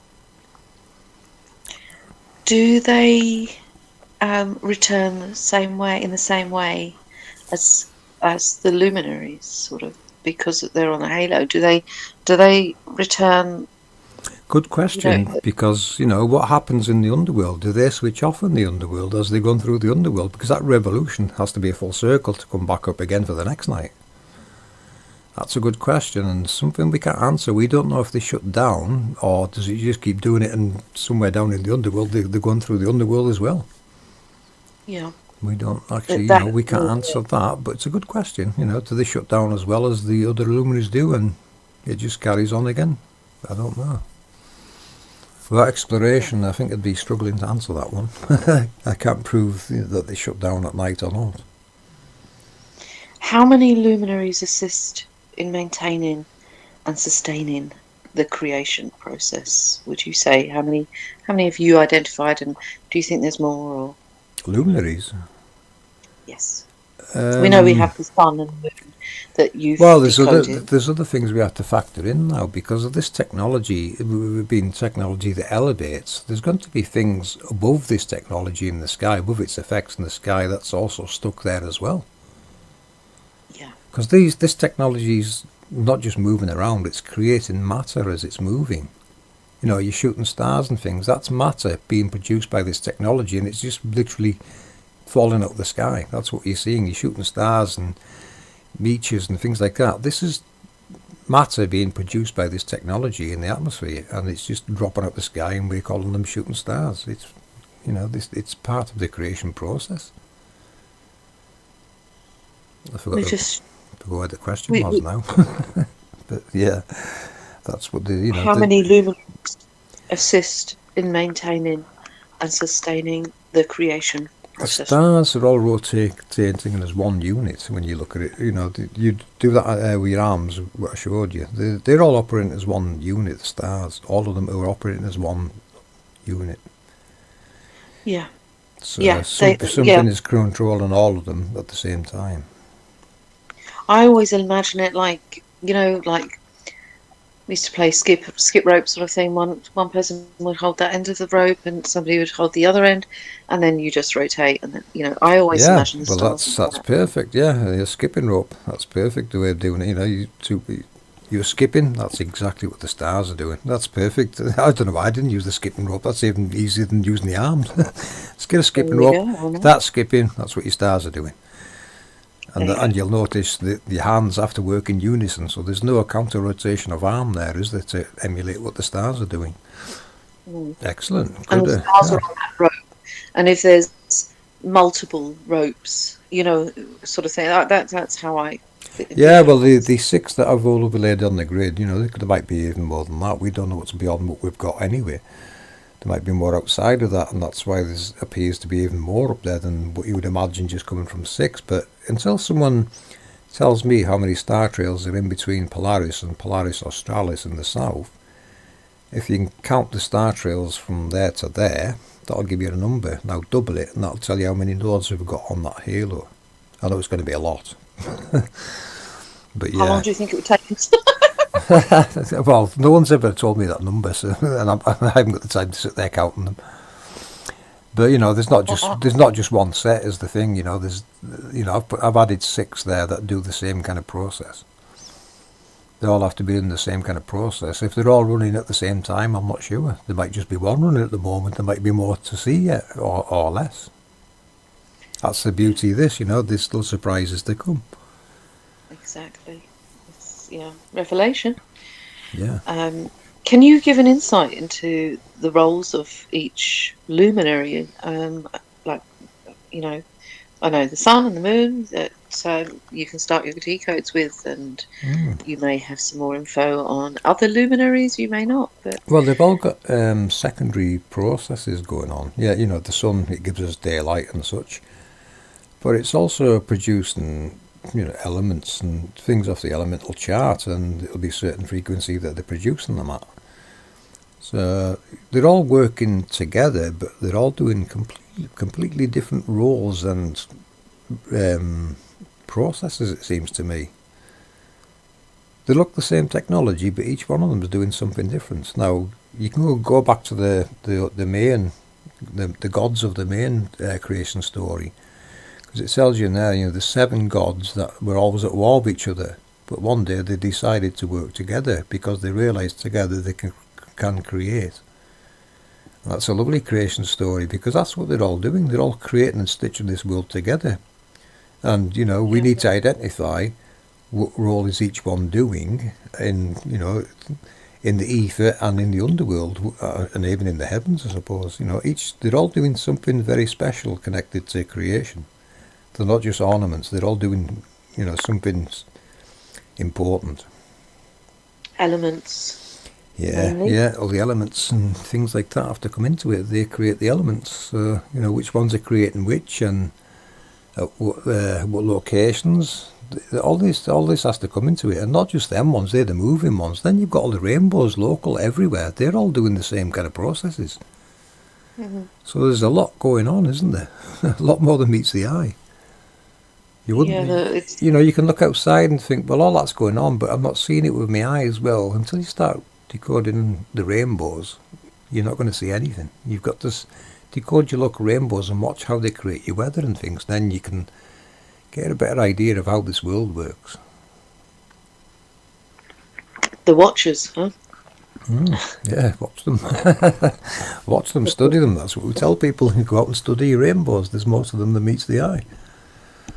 We might find even more information using the Rainbow Warrior program, because people are coming to it with new ideas and new avenues of exploration might just start appearing, and even better, we go further.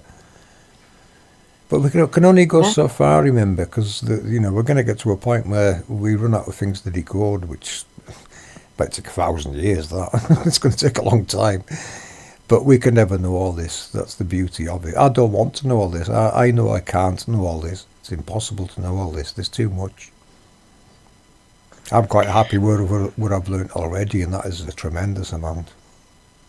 Mm-hmm. And would you say that our brains can hold all that info? Yeah, Or is it a hot? Easy. Very easy. It surprises me how much can be stored in the human mind.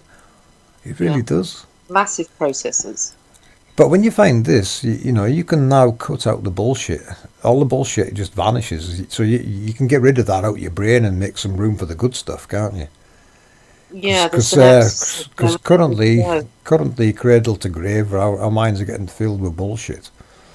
So time to shovel that out and get the good stuff in, isn't it? Absolutely. We need to, you know, reabsorb what our ancestors knew, find out what they teach. Everything like that has to come back, because that was when everything was sacred and pure. Connections, finding those connections again, yeah. Yeah. And we've got to unite to do it, people. Put your differences aside and come and work with us. Absolutely. Yeah. We'll guide you to, you know, what we'll do is like we do with anyone that joins us, we'll guide them to where they can start doing this themselves, and they can teach their friends, and the whole world will know about it in quick time. It's standing in your own power, learning, you know, the fact that, or relearning the fact that you're your own powerhouse, and that, you know, you shouldn't be looking elsewhere to find the knowledge of this earth. You know, I don't mean with APM, I mean, you know, looking at sycophantic worship, even to government or whatever. But yeah, everybody needs to stand on their own 2 feet and own this, don't they? Yes, they need to start owning it. They need to take ownership of this. It's your birthright, people. Yeah. We're fighting for you and the Creator. That's what we're doing. This is what we're about. This, for us, this is decoding this, live research, decoding investigation into how this world works and who created it. That's the most important thing to know and look into, in my opinion. Not Tartari and things like this. No, this is the most important thing. Who created this and how it works, and why has it been hidden from us? Not just hidden, why has it been stolen from us? This is our birthright. Yeah. People want free energy. We've already got it. Just stop paying your bills. Because this electric is free. It's already here. Mm-hmm. And man doesn't own it. Who dares take ownership of this? Mm-hmm. That's where you've got them. You cannot take ownership of this. Water in the air now. Yeah. You can't reverse engineer this and just take ownership of it. Sorry, this is not yours. This is the Creator's, and that's something very precious and sacred to everyone, isn't it? Yes, it is. Wanted to know how the sun produces heat, and does it permeate from below in a rising fashion? But I know you were saying about the heat. Yeah, they emit cold and heat. Plus, you know, it's induction and conduction. You've got induction taking place and conduction. It's the induction that creates the heat, just like your induction stove on a cooker. Okay, That's so you tell me. Eve is the inductor and Adam's the conductor. Okay. So between them, they do that magical mix of electromagnetism. That's where the heat comes from. Like I said earlier, you know, Adam creates the heat. The electric is what's creating the heat. And what do they do when they're together? Probably create lightning. They create lightning. Yeah, you know, well, they create the sun, actually. You know, if you want to see how bright a spark they can create, just look at the sun, because that is produced from the fusion reaction of Adam and Eve's positive and negative electric. That is electricity arcing out onto a steel ball down below. That's, well, some type of metal ball, I'm assuming steel. But whatever it is, it's going to be glowing white hot, and its spirit has been elevated into the sky. So there is heat above and below. Okay. Because Eve below, you know, that's conduction.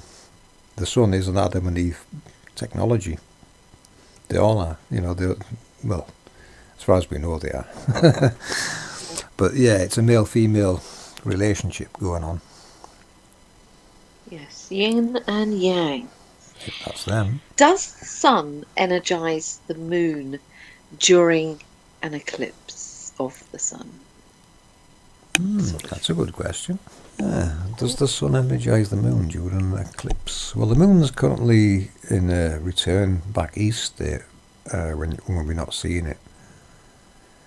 Saying that it can go west as well as east, depending on its cycle, of course. But does it energize it?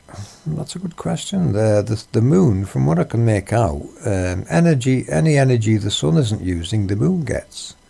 Because like at night time, I think it was mentioned it in the book of Enoch, the sun gives part of its light to the moon. So that's telling me the moon gets some energy for when the sun's not using it.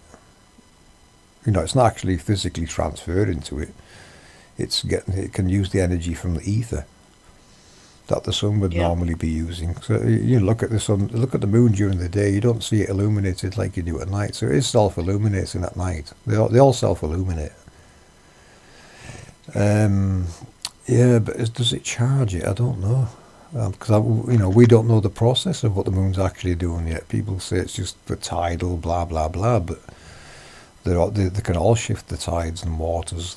Plus the halos that are stationary are doing that. Yeah, good question, and not something I can answer immediately. But from Walter Russell's work, the sun is a generator, and the rest of them are regenerators, like backing the sun up.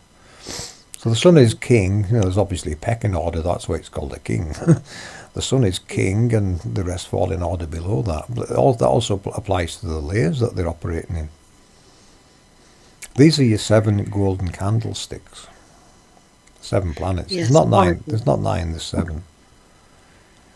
And the Antikythera mechanism, you'll see all 7 on there. So our ancestors had this well worked out thousands of years ago.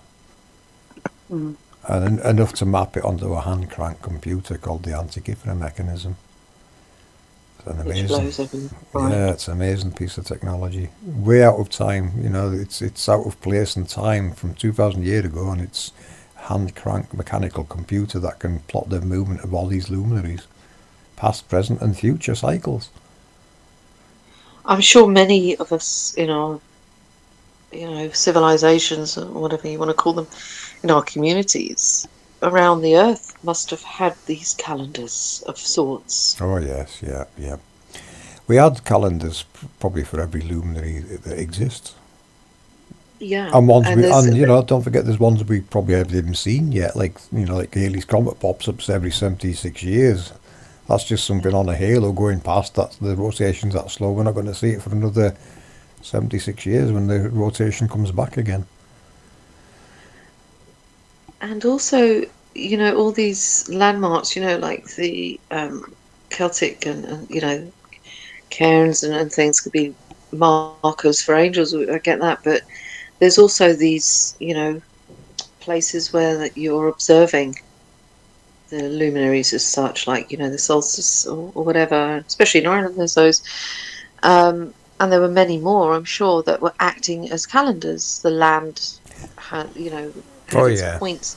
Yeah, not just calendars, because that's where they'll be teaching you as well. All the younger generations have to learn all this. They'll be taking them to these places at certain times of year to teach them and show them. Yes. So they were schooling, they were being schooled on this to a really good standard as well, by the look of it. Oh, highly intelligent. Capable. Oh yeah. We can only at the moment we can only dream on what they knew 2,000 years ago. Yeah, unfortunately, we've had generational poisoning, and not just, of what's being told to us, but our bodies and spirits are being poisoned daily. So, yeah, we're certainly not working how we should do. And our ancestors were, is my take on it. Yeah. The different way of living in those days to what we've got now. What we've got now is an entity trying to suppress us and put its boot on our necks and keep us down and dumb, and they just want rid of us, to be honest. That's what they like. That's what we're at today. These people just want rid of us now.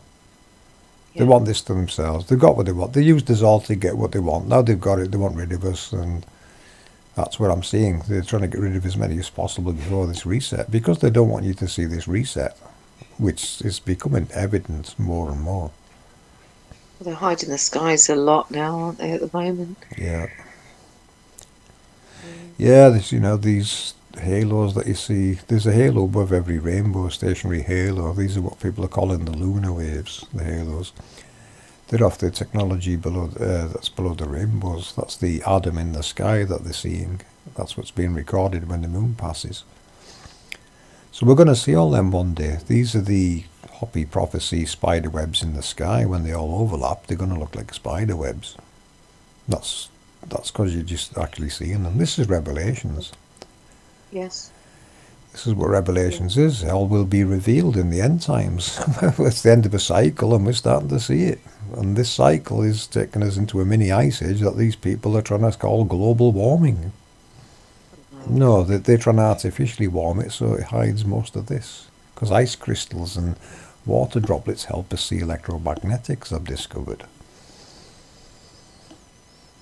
And that's where all these halo pictures were so successful over the last few years. I've yet to see one, but many have. They're on the videos. Yeah, you'll see one. They just peekaboo you and then you won't see them for a while. I know the moon halo. I've seen the moon halo. I know where I can capture that, but the sun yet to reveal itself. Well, it took me a while to. It did take me a while to get the moon halo on, and it's a very big halo. Very, very big, but only because it's in a, it's operating in a layer lower than the sun, so it is closer to us than the sun. In the layers that it's operating in. We had that discussion before. I'll just touch on that while we're talking about it. But the layers above, and the sun at the top layer, and then the moon, the nearest, to the Earth layer. And would that then reflect in the underworld? So would there, the sun be the bottom layer, and the moon nearer the Earth, Again, like the mirror.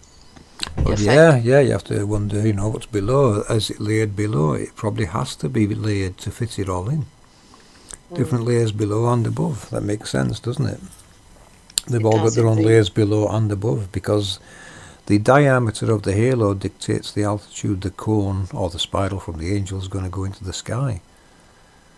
So if you want it high up, it's going to have to be a very wide diameter halo. They're the really big ones. They're the big rainbows that we come across. They're being elevated way high into the sky.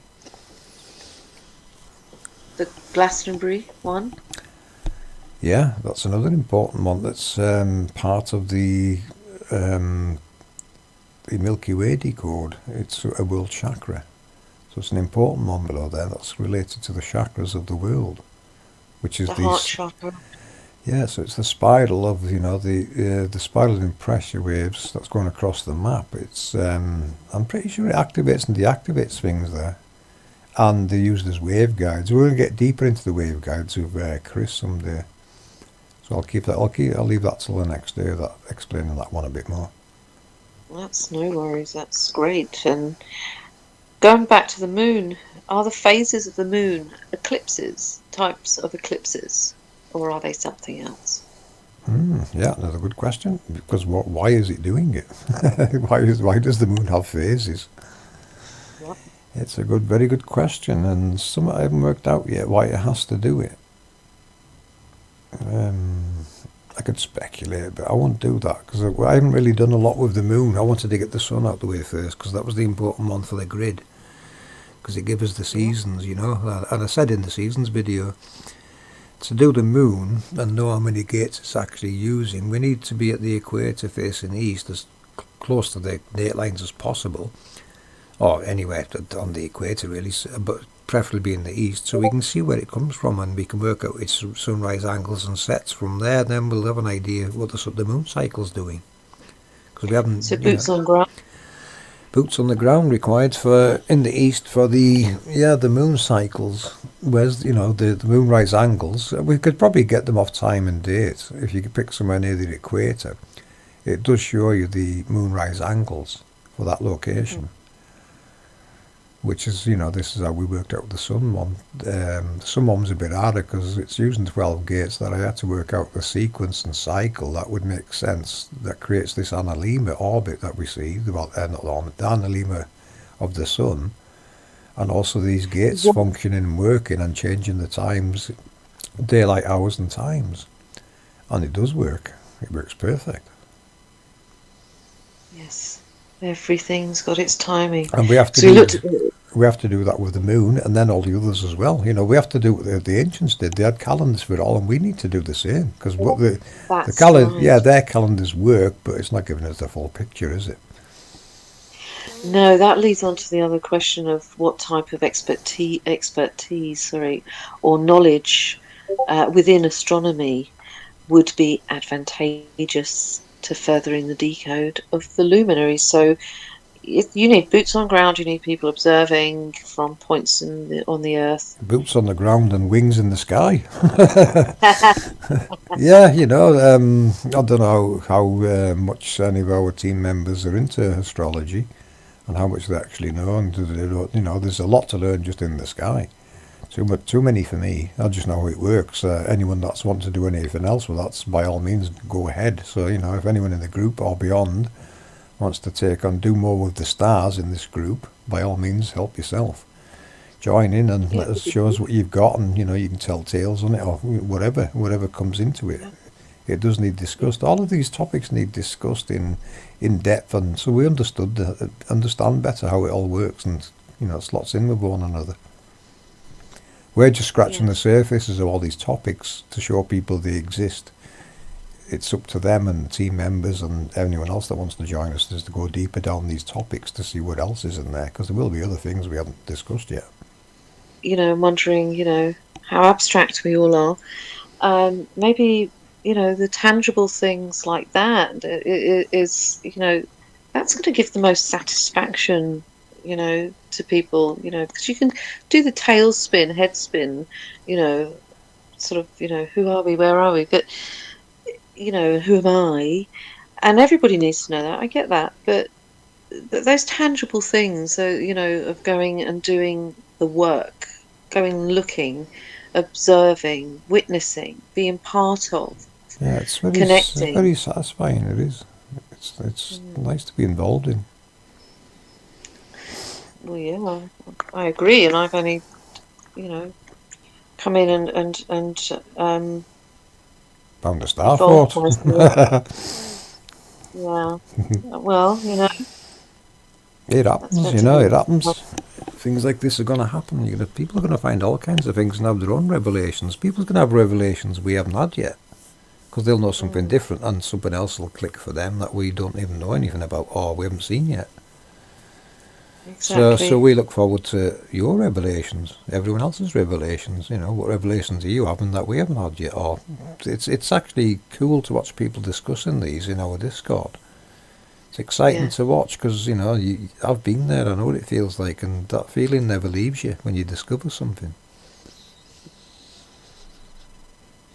And people's going to discover a lot more than we have. We're just scratching surfaces and showing you, hey, look down here, there's a rabbit hole here, someone get in there quick. But only to a certain point, you know, we've got to respect this. It's all fun and games and stuff and learning and that, but how far do we go is the question. How far should we go is the question, isn't it? And these people have overstepped the mark already. Yeah, because creation has been turned to destruction, and you know, it's just perverse scenarios of creation, and we have to say no more. Yeah, enough's enough. Yeah. Isn't it? It is. Now, going on to the angel technology, how do you see the religious texts describe angels in, you know, in any context? I know you were talking about the translator and everything, but how does the Bible, for instance, how does it describe angels to the masses? What are they? Yeah, you know, when you look at the descriptions of like Noah, you know, described as having eyes that light up and things that, you know, straight away you think, well, that's not a person, is it? You know, anyone that reads the Bible, I've noticed, they know there's stuff there, but they can never figure out what the hell it's talking about. You get lost in it. I've seen people do it online. They're reading things and say, well, that doesn't make any sense to me. Others will pretend it does, and that's up to them. But you have to decode it and make sense of it. And the only way you're going to make sense of the holy books is realise this is technology he's trying to describe. And they probably didn't have the right words for it, what we've got access to today. Because they didn't exist in those days, perhaps the words they describe what they were looking at.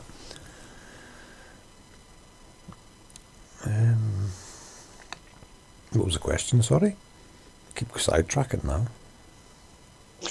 That's fine. That's normally me that does that. How do the religious texts describe angels? So, where does this winged thing come from? Everyone, this winged man or woman.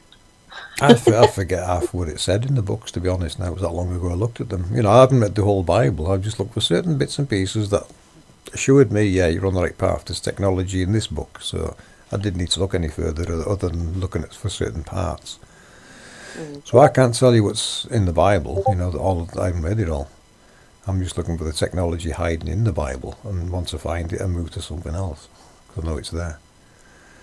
And knowing with APM eyes, they're creator gods as such, creators. Yeah, you can compare them to what your ancestors would tell you about the gods of the underworld, because it's the same gods they're talking about. Violent, recyclable, always fighting.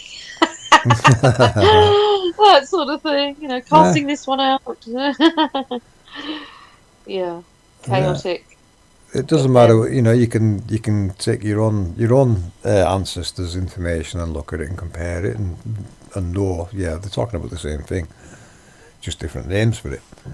And then you can look at someone else's and realise, well, theirs is the same, but it's just different names and different locations. So that angel's unique to that location. So you're going to get local angel myths and legends. And then you're going to get the national or international myths and legend ones, which are like the sun and moon travelling by. You've got to find the technology that's hiding in the texts. Not just the text, the glyphs, myths, legends, everywhere. There's technology hiding there. Yeah. So it's not it's not unique to just holy books. It's literally everywhere. It's on coinage, you name it. It's jewellery, coinage, all kinds of things cover it. It is indeed. How do you imagine that the angels came into existence? They had to be created by hand, which tells you this in your Bible. This world was built by hand. Well, come on, people, think about it. How would you build this world by hand? What is it actually constructing to create this world? What creates this world is the question. The angels do. So what are the angels? They're the technology that creates what we're calling nature. And how did they come into existence? They had to be built by hand. And where did those materials come from? Yeah.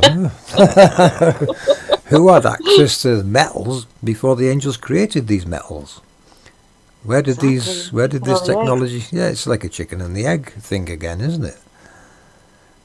Yeah. But, I've thought of that before. Yeah, what? Well, yeah, it's built by hand. So, but where did you get the technology to build it by hand? But don't forget, it might be a lot more simple than people realise the first mechanisms of this. Because if you look at the pyramid, you won't see much metalwork in the pyramid, but that is conductive. Yes. There's conductive stone. Yes. Isn't there? But where did that come from? Was it conductive before the angels were built or after the angels were built? Mm-hmm. What was what are the angels resting on? Because everything above them's been created over the top of them since them days. That's why they became sealed, the seal of the 144,000 in the now underworld. It probably wasn't the underworld at some point in time. It's became the underworld, over time, because it's producing matter that's creating land mass and everything else. Yes. Yes. What is the foundation? I mean, the mind boggles. Yeah. How deep does it go? Don't know. I don't think anyone can answer that. The mainstream will tell you 8 miles, but no, that's the depth they wanted to get to. They stopped there because that's roughly where some of the quakes are coming from, which is this technology switching on. So at the Cola borehole, they drilled down to an angel room, pretty much. And they told the world that's as far as you can go, and no one's looking at it anymore. Well, I bet they are. I bet they're probing into that room now and seeing what's in there and reverse engineering it, painting it into their badge work and saying, we built this, look. Yeah. So easy to do, isn't it? Yes, it is. Yes, it is.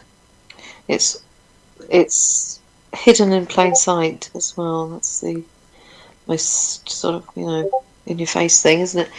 When you realise. But is all life made by the angel technology? All organic life? Yes. Yes, it has to be. Okay. Do you want me to go deeper on that? You go deeper if you need to. There. This is going to be a shocker for people, especially people of religious beliefs. Now, in your holy book, it tells you, "Our Father who art in heaven." Now, remember, Mother Earth is Eve. So, who's father? Skies. Adam. Yep. Father Skies. So the Adams, and Adam had to exist that created us. We are creations of this technology, programmed by the Creator to create what we are calling ourselves as human beings. We are a product of this technology, literally a product of it. Again, go back to Mauro Biglino's interview with Sarah Westall, and in the second part of that interview, you can find it, you will find there's lots of experimentation and things being mentioned in holy books that the Vatican are not putting in holy books, but that Mauro Bellino translated. And it's telling him there was genetic modifications, all kinds going on.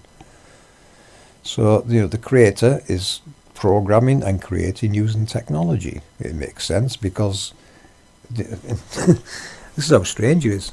Everything in this world is being produced by technology, and now we're here producing technology. So it creates man. Technology creates man. Man creates technology. we go hand in hand, don't we? We are processors and creators. Yeah, we're co-creators. But going back to that important thing I said, Our Father who art in heaven, hallowed be thy name. Well, look at that word, hallowed. Has it been extended a bit? Was it halo-wed be thy name? Because they locked in halo wedding. It's the wedding of these two halos, your Adam and Eve. It's back to that creation world again, isn't it? The creation process, Adam and Eve. Yeah. Your two halos, two counter-rotating flows, creating electromagnetism. This even goes down into your marriage vows, your two wedding rings on your fingers. That represents these two halos. The halos, yeah. That's how special your wedding vows are. They represent Adam and Eve's halos. This technology's creation, these halos, is what rings represent. So that's what I meant when it's saving in jewellery. So that decodes now your wedding bands. That's the coming together of an Adam and Eve, isn't it? Your wedding. They're now wedlock, and now they're going to go and co-create by having children. They are indeed. So, it's like poetry in motion, isn't it? Isn't it? I just sit here smiling when I listen to you. So, yeah, you can just go on and on forever. So the Creator has used technology to help create us people. If you're not understanding this, this is how we've come into creation. By using technology and other methods unknown to us, but known to the Creator. All these life forms in this world have been brought into this world using technology and the mastermind programming of the Creator. And we're no exception. Oh, no, we're no exception. Everything's come into this world by that kind of design, and it's hard to give it a right word, because you can literally appear into existence from nowhere. Manifest. And not only that, when you appear, or when I covered this in an old video where they were experimenting and they were getting insects to appear. It's no different to that. It's an extension of that. It's an extension of that process. And when they appear, they're not just just this thing that lives. They actually got instinct. They know what to do. So they never existed. All of a sudden, they exist and they know what to do. And there's this survival blueprint already intelligible within that manifestation. Now, if you look at Walter Russell's chart for the elements, the elemental chart, now we need a chart for every species, similar to Walter Russell's, to show you how it came into existence, don't we? Yes. Should we have such a thing? Should we even discuss such a thing? Should I have told the world such a thing? I don't know. That's up to you, because you're editing this how you see fit. Yes. But, that needs to go out there as well. It's going to piss a lot of people off, but I can edit that bit out. But, I think I'll leave that in, because it's going to come to that question at some point in time. How were we created? Yeah, I mean, some people are going to say, oh, but, haven't we just been placed here? And I from where? get that. And where did we come? You've got there to you go. Who handpicked us and put us? Yeah. You've got to go back right to, well, how did we come into existence, haven't you? You've got to go back to that question now. When did we come into existence, and how did we come into existence? Yes. By whose hand? Yes, so we've answered that now, haven't we? This answers that question. Question people hasn't even thought of before, I would imagine. I've never thought about it before. Wow. How did we come into being? Well, I think there's plenty of evidence for that now, isn't there? Are all the angels programmed to work as one mechanism? No, they do different roles. You'll notice that with your local angels. You'll notice your local angel, it just churns along doing what it does every week, and all of a sudden it'll do something crazy with the weather. And it's normally because there's something passing, like the moon or something, something passing nearby, and it's now got involved in supporting role of that luminary, and it'll change what it's doing. It's got a little bit more servitude to it has to work a bit harder, perhaps, to get the energies up for the technology to use. Because remember, they're sending the positive negatives up and down into the ether, churning the ether up into alternating current, and this technology utilises it. Yeah, I have. My local angel here. I'm sitting right on top of this smaller angel, I think, but on the heavily sprayed days, for instance, which we've spoken about, I am convinced that I see harder work going on, with the winds, etc. Almost like it's trying to clear the chems, but it's just the chems are just in the way, and it'll blast them out of the way while it's doing its process. It's got its programming to do. So it is an automated system. We've had that question before. Is the people or life forms down below like running it? Well, no, because that when you bring a life form into it, that's got a lifespan. So you'd have to rule that out. Yes, so something organic like that. It has to be an automated process that's all connected together, and it's got such programming. It's probably mind-boggling to look at. But that's what they're all doing. There's lots of questions. People are fascinated with angels, so that's where you've got quite a few of your questions. That's why we call it the angelic particle matrix. It's a matrix of them. Some are working independently, and some work. Some of the times they can all work together. And are they all stationary? No, you've got your moving ones down below and above. You look at a tornado. Yes. That actually moves across the map. Now, is the halo below that moving across the map, or is the tornado just following the halo along to the next node, or the next node, and then double back on itself as it goes round the halo? We need to study, their motion on the ground a bit more to answer that question, and that's not something I've done yet. So there's a job for someone if they want, track these tornado paths, and if you see any doubling back or making curves like round the bend of a halo, then we know what it's doing, don't we? If not, then it's probably the whole unit moving below. So that would answer that question, I think. Yes, it did. Now, do angels have a consciousness or an ability to make decisions? Good question. I wouldn't be able to answer that without exploring down below and looking at the programming. I'm going to ask this question now then. It was an end question, but I'm going to ask it now. Do you think you'll ever see an angel I hope below? so. I hope so. It should be part of it should be part of a school trip. For sure. When you're at school, you should be shown one of these. Yeah. It's part of a school trip. And then you can chuck all those religious nonsense subjects out and say, right, today's angel tour. Which one should we go and see today? That's my kind of school. They'd be queuing to get in that school, wouldn't they? They wouldn't be late. They'd be doing all the homework. Everybody would be fascinated with the wonder of the world. Now, many people, if the angels have good or bad intent, that's been asked in the question. My beliefs are this another personification being applied again. However, the question would be, can they be manipulated or affected? Example, CERN. I'm going to say this. So, over to you. That's 2 questions, yeah? Or did you answer the second one? No, can they be manipulated or affected? Yes, they can. Yeah, you could reprogram these to do literally anything you want. And they are being, like the sun, you could reprogram the sun to go where you want it to go. Yeah. So yes, there could be, if you know what you're doing with this technology and it's coding, then yes, you could change the code easily to make them do other things that they weren't designed to do, or,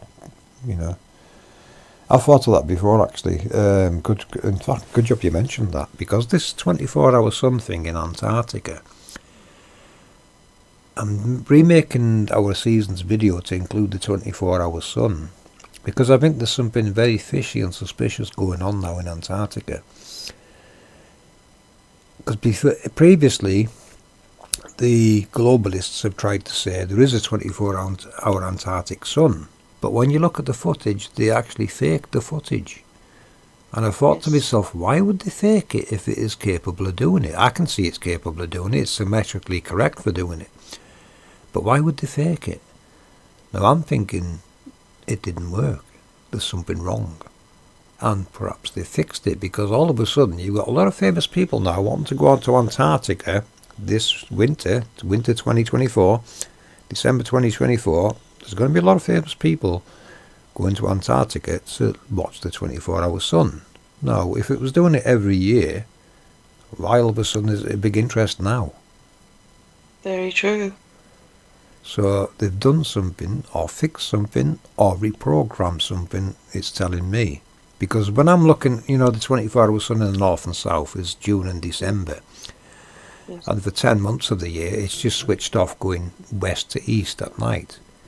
Returning, yeah. Yeah, so why don't you reroute it to give the north and south a few more months of sun a year? That could be done. Rather than have it switched off, if there's no reason for it to be switched off other than just across to get east to west, then why not just send it north or south to give more daylight in those areas? That could be done. Should it be done is the question. That is a question. Because I think this is what they're doing. I think they're starting to reroute the sun, because now they're talking about knocking the ISS out of orbit in 2030.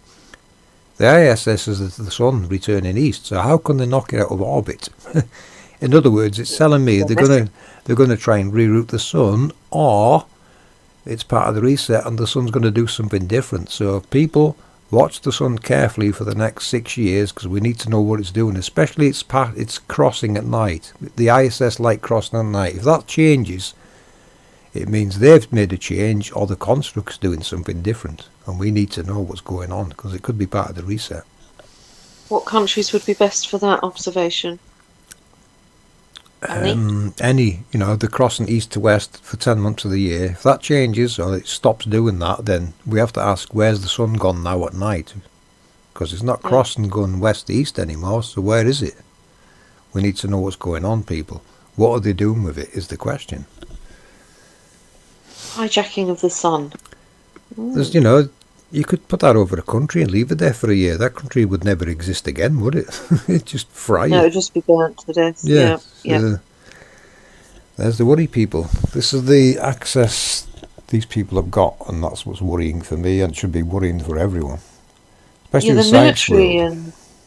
And all their security and their generational minions. How can they how can they be part of that? That's that was another question sort of thing at the end I was going to ask you. How could they be involved in such a thing against the creator? I would say most of the time compartmentalization doesn't let them see that picture. They're not seeing the big picture like most people aren't. They're not comprehending. And well, unless you realise, hey, wait a minute, this creates the sun, then you know what you're working on, don't you? But if they're only seeing bits and pieces and not much else, then they're probably clueless on what they're working on. What would you say to them? What would you say to those minions, etc., and military people and whatnot? So, if they do question anything? I would say you better take a look at our work and realise what can be done with this technology and what they should not be doing with it, because it can be reprogrammed, and you're playing with the Creator's glory. If you've got kids, you should be worried, because this is their future. Yes.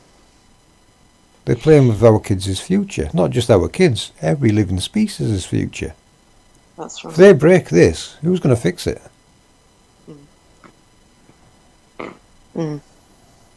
Stop being so helpless, people. Yeah. Got to take ownership of it. It belongs to us all, and we need to protect it from people like this.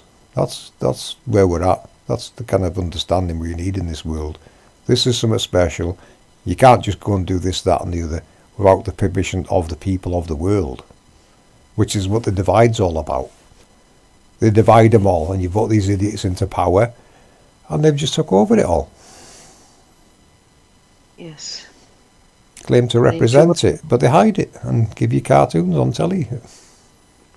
They're despicable. I mean, it's the most evil thing I've ever came across. Despicable.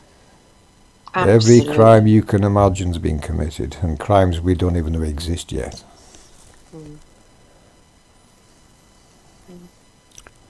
So that's the bad side of it, people. It's in the hands of the lunatics.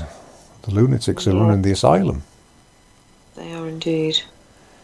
So I would say to them, people out there, come and listen, watch our research, come and learn from us. You learn more about this world quicker than you will joining any Freemason secret society, because they're compartmentalised the same as everyone else. You're never going to get the full picture. This is too important. This is too important. You can't just hand wave this away. You can't just say, oh no, this is not going to happen on my watch. No way. No. Nope. And I'll put out as much as needed until the science world sits up and takes notice. Because I've got to show them this. They'll understand it quicker than most people. So I've got to show them what all this is relating to. So I've got to show the science world this and get them to understand it a bit, and then they'll realise how much danger we're in. Yeah, that tipping point again. Yeah. Yeah, it's the right place to go. Yeah, I mean, it's going to go that way anyway. The way all these other agendas they've got, regardless of this and flat Earth, and all these other agendas are going to push to a tipping point. But it's a tipping point that they want, whereas they don't want this. We need this. We need this out in the open for the world to learn and understand. You don't live on a spinning ball. You live on something of infinite scale. And we haven't even begun exploring it yet, have we? We're not allowed, no. Nope, we're kept in. We're kept in. Yeah. That's why all these terrible agendas and systems exist, to hide this and make sure you don't find anything out about it. Yeah, we're too busy. But it all leads to this. It all leads down to this. Our beautiful angels and just been ignored. Do you think they have the ability to communicate? Yes. You asked that question. I just remembered. Yeah. Did they? What was the question you asked? Do angels have the ability to communicate to humans or animal life? I mean, I imagine we see the communication daily in things like local weather, but I think the question was sort of beyond that, if you know what I mean. Like, almost like a angelic biblical thing. Like Well, I yeah. speak The to the interaction between them and us takes place in our blood and our DNA. mm, So yeah, the biology will show you the interactions. So yes, they do. They do interact that way, as in developing growth and things like that. hmm Is there other interactions? I don't know. It's a good question because they're avenues that scientists need to go down and learn. They still haven't figured out the human body yet. They've been lied to about the body. Your heart's literally a halo, a particle accelerator with a reverse flow. It's an Adam and Eve in one. Your heart, and that's what's spiraling your blood around your veins. Our blood is something very special. It's got very special properties. yes, there is a secret in the blood. I'm convinced that Well, it's we have no clue what about. we breathe in goes into our bloodstream as well, doesn't it? So the light entities that we're breathing in, the atoms we breathe in, it's given your body a charge into your blood. Electrical There's charge. electrical charges going on all the time. We are an electrical system, Yes, a biological electrical system. We are an angelic being of the construct, a creation of the construct and its creator. Everything is, isn't it? it is. Yeah, And yeah. it's amazing when you look at all the, there's not just life forms, there's a whole food source there for them to eat, to manage and Yeah, live. yeah. It's amazing. And people think this is random ball flying through space. Are you serious? I know it's quite an insult, isn't it, to It's a where serious, we are, it is an insult to your mm, intelligence, isn't it? The whole thing is. to the construct. It And is a and disgrace. religion is nothing but a blasphemy against the creator when you realise what they've done with it. Absolutely, absolutely. The inversions are Yes, fierce. yeah. Yeah, They know what it is. That's why they run the world and hide it from you. They know exactly what it is and how it works. They just don't yes. want you to know. Greedy, greedy people. That goes beyond greed, doesn't it? It goes way beyond Yes, it greed. does. It's evil. It's weak. It's very weak to have to It's a have very cruel thing to do to the human race and to the very, creator. It's an insult. very. It is It is. insulting. And, that's what we've got in our favour. We don't fear it. Truth doesn't fear investigation. Researchers investigate us and you'll come to the same conclusions. There's no other way around it. Truth does. You will come to the same conclusions we have for the past 8 years. This is a technological construct that's been hidden from us. Yeah. That's where we're at. And it's something far bigger and more special than we realise. And Well, what's beyond yeah. our map? What's out there? We can only guess what's going on out there, but there's more of this, guarantee it. Why wouldn't there Yeah. be? There has to be. If it's infinite, yeah. I mean, Where's the creator? We get asked that question. Why isn't the creator stopping these people? Well, they're not really here to babysit us, and people do come in good and bad flavours. Usually there's a pretty good balance of good, but lately it's gone the other way, hasn't it? So we need some good back in the world. So all you people want to be heroes, now's your chance. Be a good person. all around. Start sharing this work and show people what's going on in this world. Get us some Get involved. get us some interviews with the right people we can talk to about this. Yeah. Isn't it? We need to be talking to people at very high levels now, but people we can trust.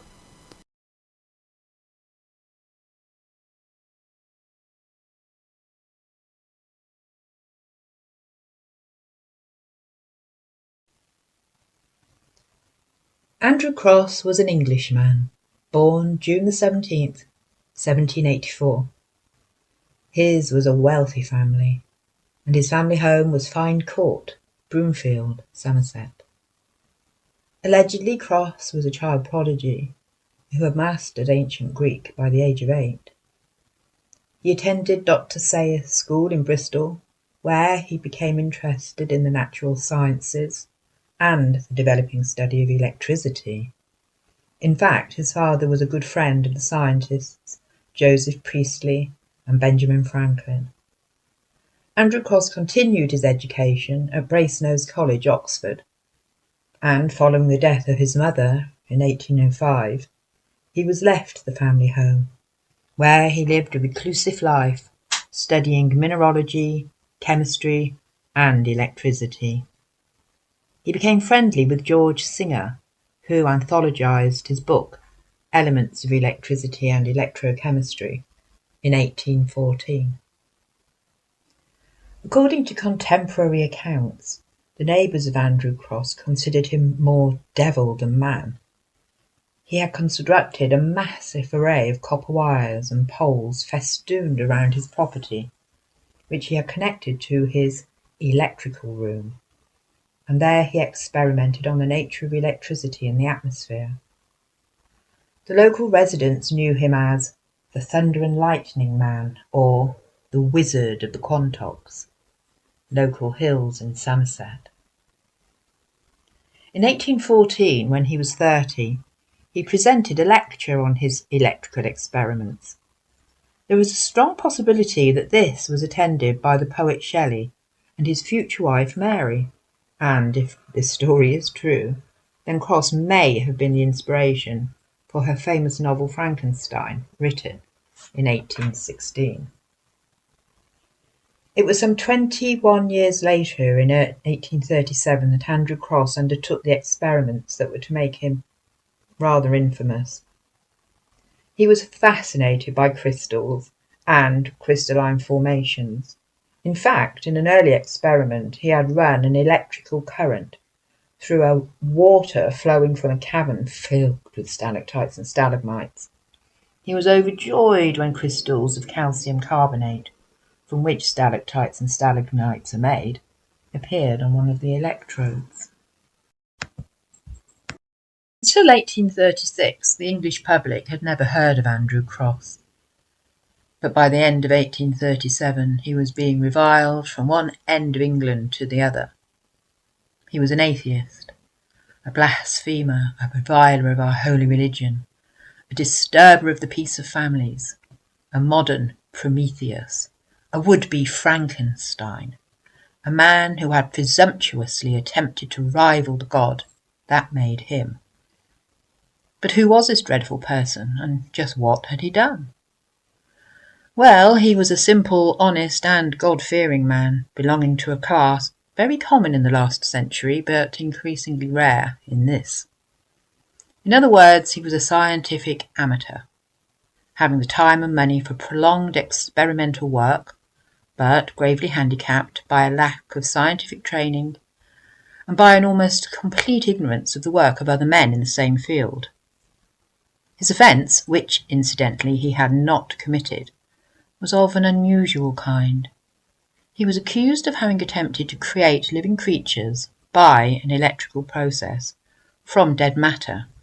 Indeed, it was further laid to his account that he had succeeded in doing so, that he had evolved in poisonous solutions fatal to all normal animal life numbers of insects of the species Acarus, mites, which insects lived, moved, and bred. Actually, he had done this, but he had not done it by design, and whether what he had done was in effect an artificial production of life remained and remains an open question, which he did not attempt to answer. Here are his own words on the subject. As to the appearance of the Acari and a long-continued electrical action, I have never, in thought, word, or deed, given anyone a right to suppose that I had considered them as a creation, or even as a formation from inorganic matter. To create is to form something out of nothing, To annihilate is to reduce that something to a nothing. Both of these, of course, can only be the attributes of the Almighty. In fact, I assure you most sacredly that I have never dreamed of any theory sufficient to account for their appearance. I confess that I was not a little surprised, and am so still, and quite as much as I was when the first Akari made their appearance. Again, I have never claimed any merit as attaching to these experiments. It was a matter of chance. I was looking for silicous formations, and Akari appeared instead. In the year 1837, Cross was making certain experiments upon the artificial formation of crystals by means of weak and long-continued electric currents. The Akari first appeared in the course of an attempt to make crystals of silica by allowing a suitable fluid medium to seep through a piece of porous stone, oxide of iron, from Vesuvius, kept electrified by means of a battery. The fluid used was a mixture of hydrochloric acid and a solution of silicate of potash. On the 14th day from the commencement of this experiment, I observed through a lens a few small whitish excrescences or nipples projecting from about the middle of the electrified stone. On the 18th day, these projections enlarged and struck out 7 or 8 filaments, each of them longer than the hemisphere on which they grew.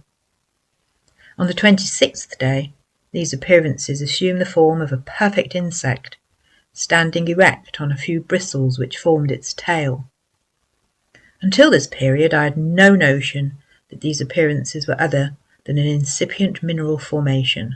On the 28th day, these little creatures moved their legs. I must now say that I was not a little astonished.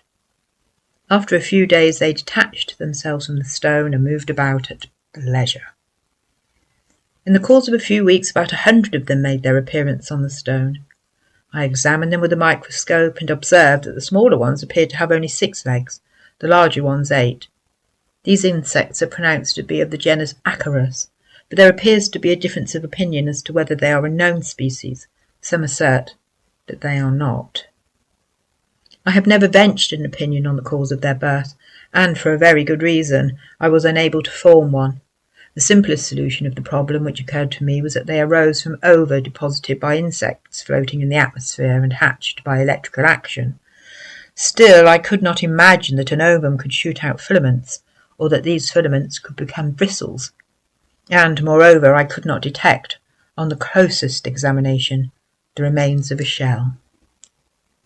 I next imagined, as others have done, that they might originate from the water, and consequently made a close examination of numbers of vessels filled with the same fluid. In none of these could I perceive a trace of an insect, nor could I see any in any other part of the room. In subsequent experiments, Cross discarded the porous electrified stone, and for the most part produced the Akari in glass cylinders filled with concentrated solutions of such substances as copper nitrate, copper sulfate, and zinc sulfate. The Akari generally made their appearance at the edge of the fluid surface, but, he remarks, in some cases these insects appear 2 inches under the electrified fluid, but after emerging from it they were destroyed as if thrown back. In one case the Akari appeared on the lower part of a small piece of quartz, immersed to the depth of 2 inches in fluoric acid holding silica in solution. A current of electricity was passed through this fluid for a 12-month or more, and at the end of some months 3 of these Akari were visible on the piece of quartz, which was kept negatively electrified. I have closely examined the progress of these insects. Their first appearance consists in a very minute whitish hemisphere, formed upon the surface of the electrified body, sometimes at the positive end, and sometimes at the negative, and occasionally between the two, or in the middle of the electrified current, and sometimes upon all. In a few days this speck enlarges and elongates vertically, and shoots out filaments of a whitish, waxy appearance, and easily seen through a lens of very low power. Then commences the first appearance of animal life. If a fine point be made to approach these filaments, they immediately shrink up and collapse like zoophytes upon moss, but expand again some time after the removal of the point. Some days afterwards these filaments become legs and bristles, and a perfect acarus is the result, which finally detaches itself from its birthplace, and, if under a fluid, climbs up the electrified wire and escapes from the vessel. If one of them afterwards thrown into the fluid in which he was produced, he is immediately drowned. I have never before heard of acari having been produced under a fluid, or of their ova throwing out filaments, nor have I ever observed any ova previous to or during electrization, except that the speck which throws out filaments be an ovum. But when a number of these insects in a perfect state congregate, ova are produced. The acari thus produced lived generally until after the first frost, which was invariably fatal to them. In a later experiment, Cross succeeded in producing an acarus in a closed and airtight glass retort filled with an electrified solution, one wire being led in through the wall of the retort and the other through a cup of mercury at its peak. The solution was a silicate one, prepared as for the first experiment, and was put in hot. On connecting up the battery, an electric action commenced. Oxygen and hydrogen gases were liberated. The volume of atmospheric air was soon expelled. Every care had been taken to avoid atmospheric contact and admittance of extraneous matter, and the retort itself had previously been washed with hot alcohol. This apparatus was placed in a dark cellar. I discovered no sign of incipient animal formation until the 140th day, when I plainly distinguished one acarus actively crawling about within the bulb of the retort.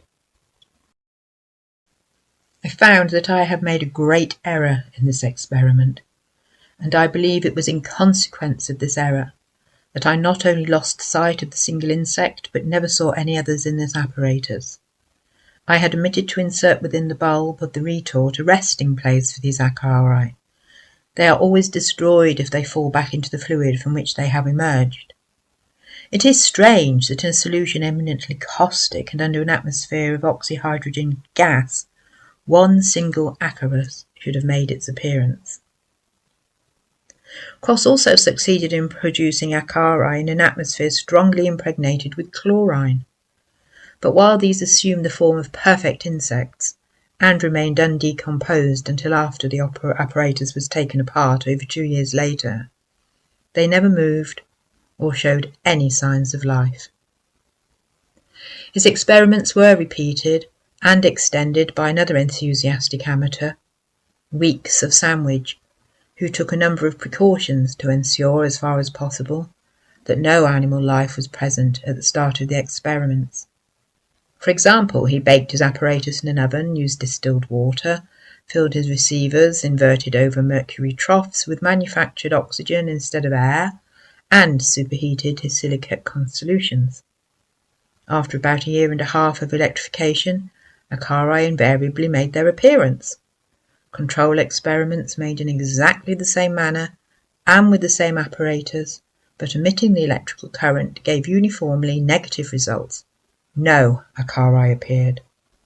He also made quantitative experiments and found that the number of acari electrically produced varied roughly with the percentage of carbon in his solutions. Weeks' experiments, although most intelligently conducted, seem to have attracted little attention. He communicated a summary of his results to the Electrical Society, but does not appear to have published a complete account of them.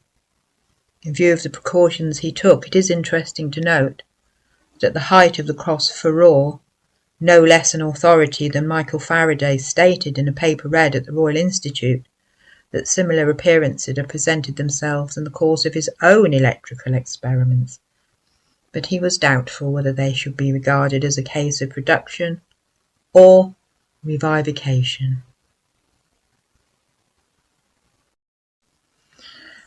Andrew Cross understood he was walking on thin ice before the most respected scientists of his day.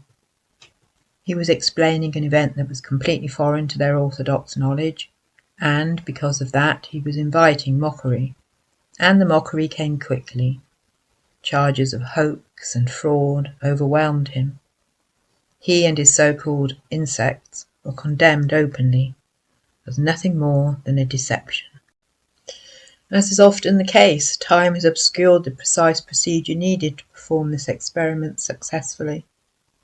Therefore, we may never know how and why these tiny creatures were created, or if they were ever created. However, could it have been conceivable that Cross, by chance, discovered the primordial soup that evolutionists theorize was needed to create the world's first life form? Or is there another explanation? Even today, scientists cannot explain away the Acari that were perhaps created by Cross. And it is interesting that no scientist is even willing to reproduce the intriguing 19th century experiment. Andrew Cross died in the room in which he was born. He was 71. For many years he lived the life of a recluse, shut off from society, shunned by his neighbours. He died as he had lived, an honest man, who would make no concession of any kind to popular clamour, but sought truth wherever he might find it. Such men are the true salt of the earth.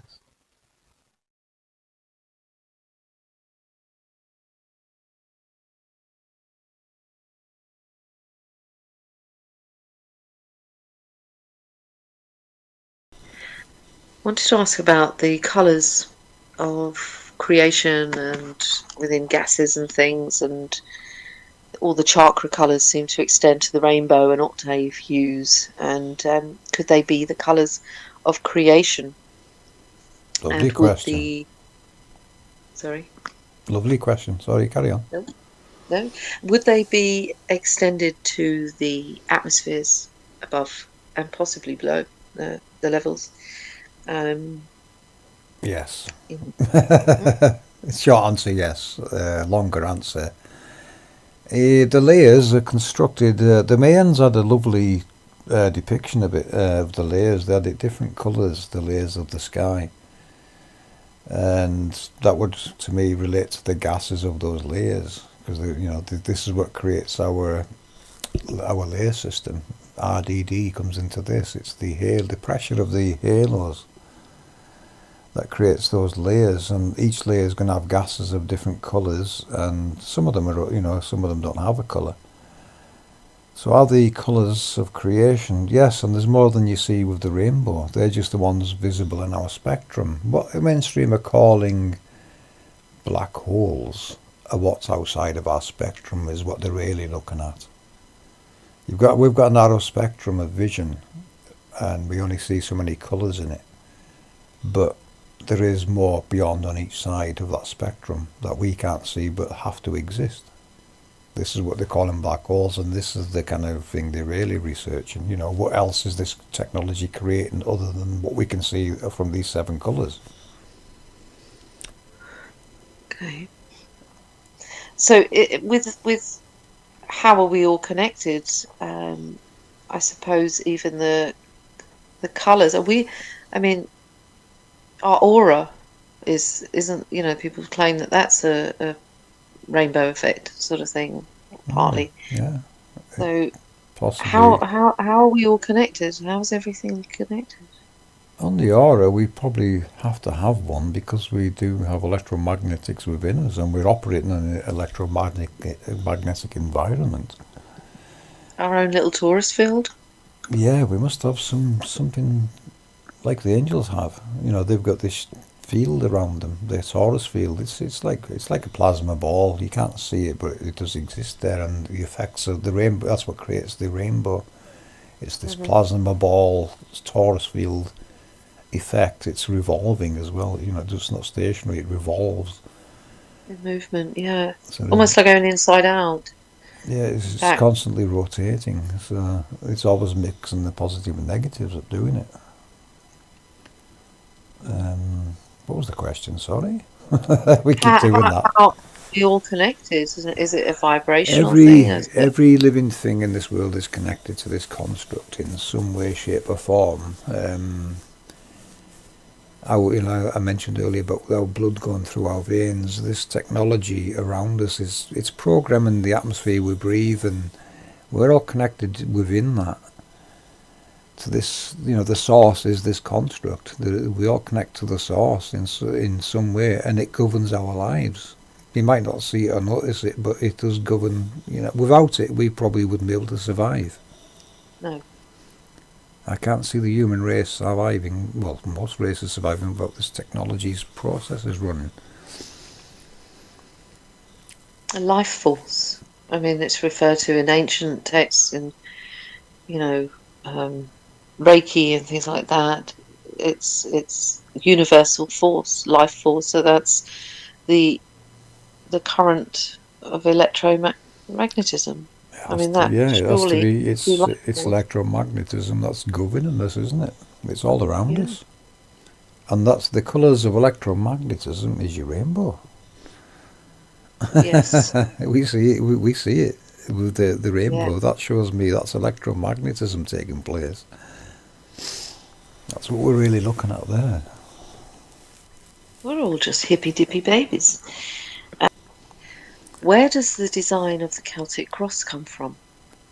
Ooh. The Celtic cross, or all crosses for that matter, represents electromagnetism. The bar across the top is Adam or electro, and the shaft going down, or the column going down, is Eve. That's magnetism. So together they create that cross, because it's electric 90 degree in opposition to magnetism. So that's where the cross actually comes from. Now the Celtic one's got another feature. It's got the halo around the cross. That's one of our halos of the angels. Yes. Which creates the electromagnetism. So that's where the Celtic... snake tail. The snake is the movement of the electric in the ether. That's how it moves in the ether. It moves like a snake. Spirals. It's spiraling it. That's how you move electric. It has to spiral. You have to spiral it. Yeah. Coiling. Yeah, motion, spiraling motion should generate electric. When you think about it. That's the angels do it that way, Adam's sending electrical pressure waves down to Eve. She's sending electrical pressure waves up to Adam, magnetic pressure waves. This is how these two work together. It's amazing. The law of attraction's right there, isn't it? It is indeed, yeah. I mean, law of attraction in what way? I mean, that question about what is love. I mean, what force is that? I mean, that in itself. But yeah, what is law of attraction? It's electromagnetism. Yeah, it's the equals and opposites seeking each other out.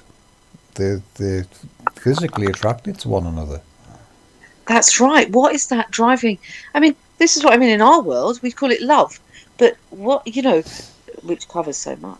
But what is driving that to find its attraction?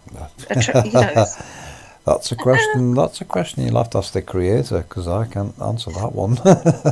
That's beyond me answering that. I have no idea how that came about, but that's what we see and know, isn't it? We see that every day. Intelligent design. It is. Yeah, and I can't answer that. There's a lot of things I can't answer with this technology, and that's one of the questions. You found another one I can't answer. Normally I'll go up my way to try and find an answer, but some of them I know I can't. Because you're honest, and we like that. Do you imagine there's a complete ancestral understanding of the realm's workings in any tribal settings today? What we've got today is fragments of all the tribes' remnants. The biggest one, I think, is the Egyptian one. They've got so much information on those walls in glyphs. But they haven't got the complete picture either. So it takes looking at those and all the others, everyone else's. A good friend of mine said that. He's a Muslim. Well, his family's Muslim. He doesn't follow it as much, but you know what I mean. his dad told him, you will not get all the answers from just the Quran. You have to look into everything. So this is a very wise man who knows what he's talking about, because he's obviously come to the same conclusions himself. We haven't got all the answers, but they've got some, they've got some, they've got some over there. And it's right. You have to look around the world. Yeah, you're going to find the same technologies being spoken about with different names, but they've got answers to things we haven't got, and we've probably got information they haven't got. This is what we're supposed to do after these resets. We're supposed to re-educate each other again. We're supposed to share this.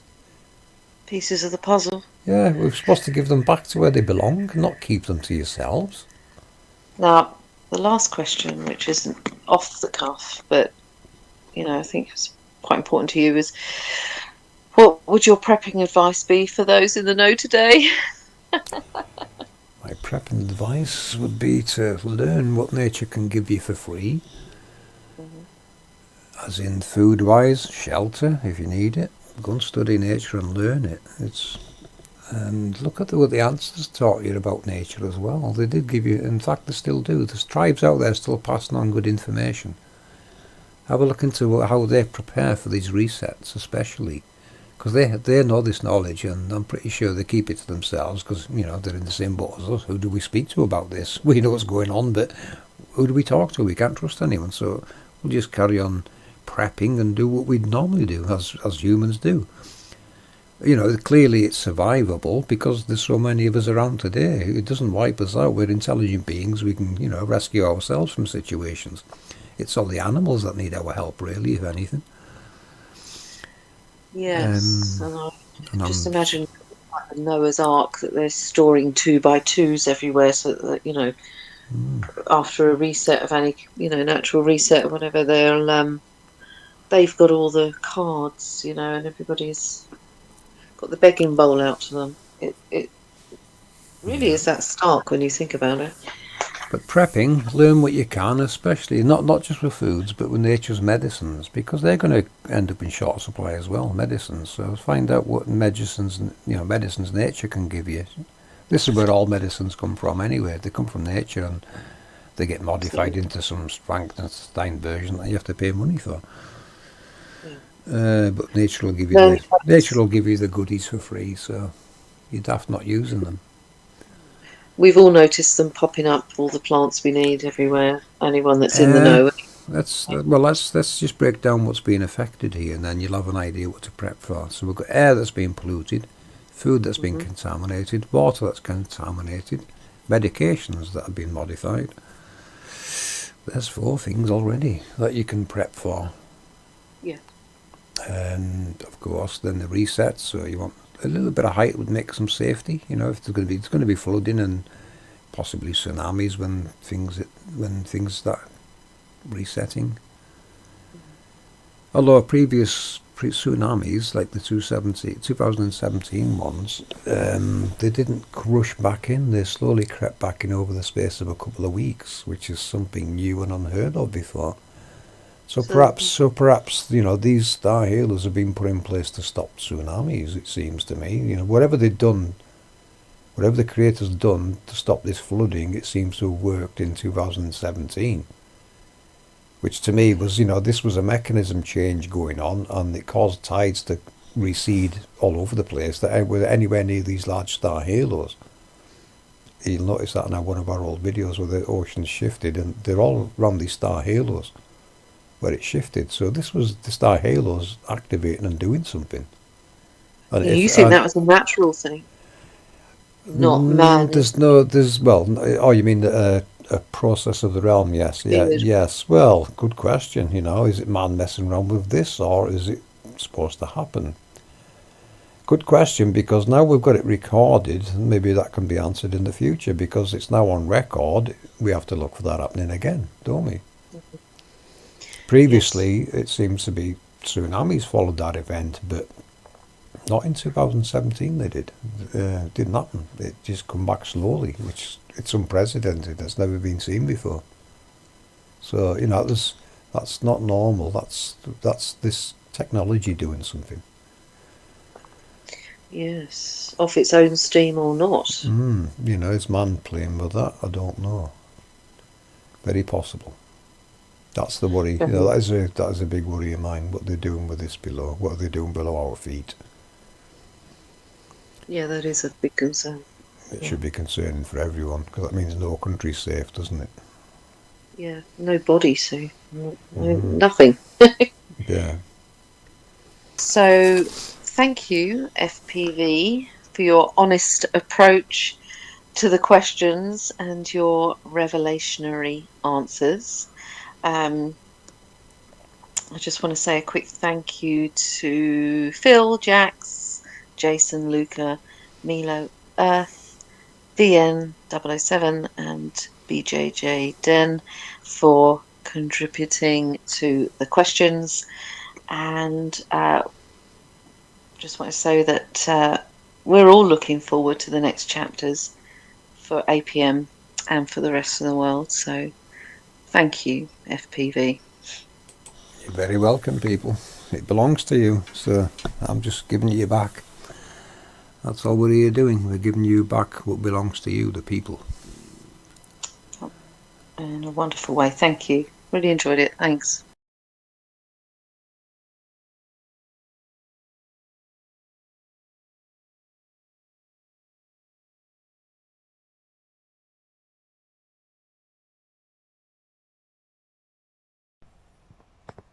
This video is for the Operation Rainbow Warrior and the APM Research Group viewers. The discovery of Basinger Star Fort in Hampshire, UK in the winter of 2023. I stumbled across APM Research earlier this year after many years of searching for something that resonated with my spiritual and nature-loving journey. Although I felt intuitively a spinning ball theory wasn't correct, I'd wager many feel the same.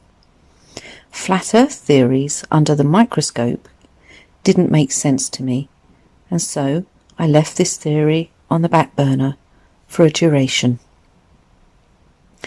Being a practitioner of ancestral veneration and having a keen interest in the luminaries, I feel finding APM research was inevitable when one carries instinct and critical thinking to life's journey in the return to lost ancestral wisdoms. What brought each of you to the unprecedented, exclusive APM research and their discoveries? There is much reflection, not only of the official narrative we're immersed in, but of ourselves after this discovery. In delving further into APM research, Operation Rainbow Warrior was presented to me. Having heard of the Hopi prophecy many years ago, I became intrigued with the meaning behind the content and quickly established that rainbows are in fact relevant to the mechanisms of nature and not, as we're led to believe, myths of no consequence. Rainbows are the glorification of angels, the Creator's design. Angels are the technology of nature. APM research has successfully decoded rainbows, halos, and angels, and what they represent. Have you been sighting the many rainbows appearing vibrantly within the realm recently? Do they appear at the same location, or at a particular time of day? The glory of creation is revealing itself for all to see. We've been taught to dismiss the codes of nature and its designs and look into a void of nothingness, space. Rainbows help us clearly see and acknowledge nature's glory. Our ancestors, throughout Earth's realm, had the knowledge and wisdoms in understanding, caretaking, and glorifying the wonders of the Creator's technology, the Star Fort being one such marker for the workings below. So, back to the local area and the discovery I made recently when documenting local rainbows.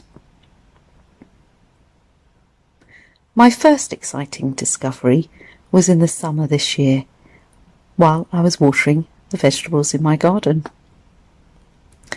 The hose revealed 2 rainbows, which I was very excited about. The child in us all returns when we spot rainbows, it seems. These water hose rainbows are revealed as a type of reflection of the authentic larger rainbows in the environment around us. Seeing these ignited a passion for discovering more. The easiest initiation to become part of Operation Rainbow Warrior, ORW for short, is to watch your local skies and visually and locationally record using map coordinates, including the approximate radius or circumference size. I did this with these 2 local rainbows that vibrantly showed themselves in the street and in a field, leading me to look around the local area for ancient hidden sites. I assumed I was looking for a sacred well. However, I discovered, with the help of FPV and the LiDAR overlay, a star fort instead. And I have found a well, a local well, maybe another video in time. What's the star fort? APM Research decodes them as ancient markers for the angel rooms below, where nature's technology resides. Much of our sacred geometry is being decoded by APM as we speak. We are all able to be part of this revelation. In ancient times, these sacred sites were glorified. Our ancestors depicted them as temples, stones, obelisks, and so on. Today, they're masked as churches, abbeys, and cathedrals, which mark certain poles or nodes which play a crucial role within each halo. What's occurring around the star fort? The distinct overlap of 2 halos or coils with opposite flows of direction, namely the Vesica Pisces, elevate and manipulate the ether upwards into the heavens and direct them back down to generate charged electrical atoms. The male and female currents coming together, Eve being the larger halo, divides matter, which then rises. Adam, the smaller halo, then manipulates that matter and returns it back to the terrain of Earth as winds. The positive and negative electrically charged particles spiral outwards and orchestrate the local weather and elements: rain, tornadoes, waterspouts, and dust devils, to name a few. The rainbows sit above the torus field until it collapses after Adam and Eve come together, revealing the spectrum of rainbow colours. The inventions of religions seem to have successfully severed us from our birthright of witnessing and understanding the earth's wonders, partly by personifying these workings in entirety, which in turn hides the Creator's glory and all wonders of nature. The local star fort is officially known as Basing House. It is described as a multi-period site comprising of 12th century circular ringwork castle with a citadel. The diameter of the ring is approximately 75 metres and sits upon a 10-metre high bank. Basinger can only be traced back to a Saxon settlement and tribe. This seems to be a popular thread in textbook history and reveals very little insight into real term or local tribe living. The Danes and Saxons battled away here. In AD 871, the Danes defeating. Basingstoke is now called Old Basing Parish Village, with Basing House as its claim to fame, along with Liz Hurley. The earlier castle was held by a number of favourable aristocratic families until it was rebuilt in Queen Elizabeth I's reign for sumptuous entertainment purposes. Basing House is renowned for being Oliver Cromwell's last stand against the Crown of England. It stood as a bastion and garrison in 3 civil wars, which suitably left the site plundered and described as ruins. It is now a registered historical site with Grade 2 listed brickworks. The protection of a historic site means no more probing. Nothing to see here. Move along. Civil War reenactments take place on the site and a cannon stands on the mound. All a show of bloodshed and division. The convenience of unrest, wars, colonisation and conflicts in aiding the disruption and pollution of ancestral knowledge is becoming too clear in this modern era. The workings of this realm enhance creation. Who is driving the forces of destruction in everything natural? There's a call to all. Operation Rainbow Warrior seeks souls to investigate local rainbows, to discover the Creator's technology below and the magic above. Thank you.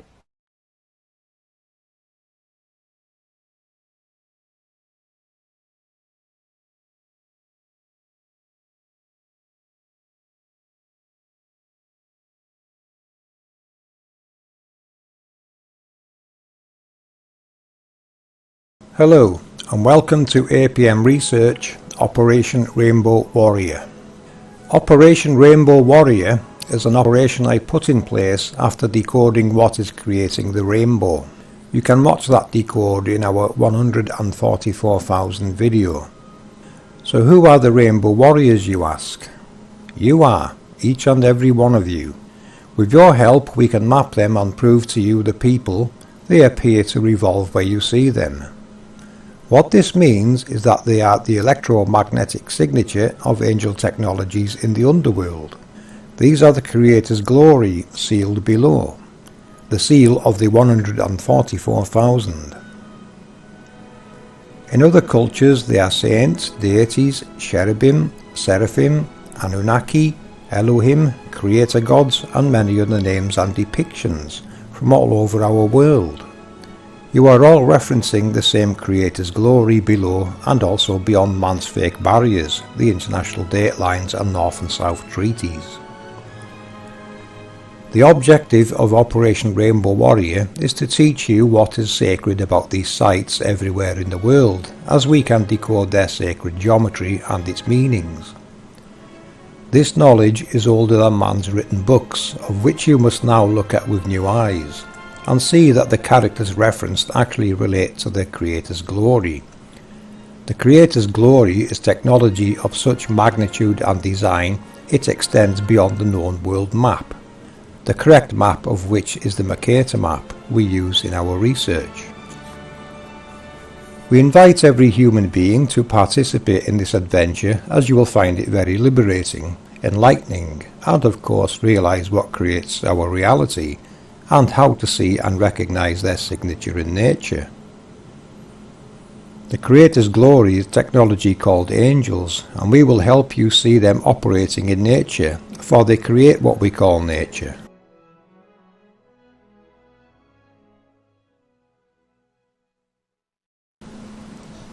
Now, as you know, APM Research are doing a series on the world chakras. Considering we use Glastonbury Tor as our Rainbow Warrior logo, I thought I would decode the Glastonbury Tor for you to see how we do this. Decoding the 4th chakra, the heart at Glastonbury. Don't forget to bring your third eye, the 6th chakra, to see it. If you remember from my Milky Way decode, we consider chakras to be playing a shepherding role and behaving like waveguides for the spiraling waveform we call our Milky Way. Similar to horizontal and vertical hold functions a cathode ray tube would use.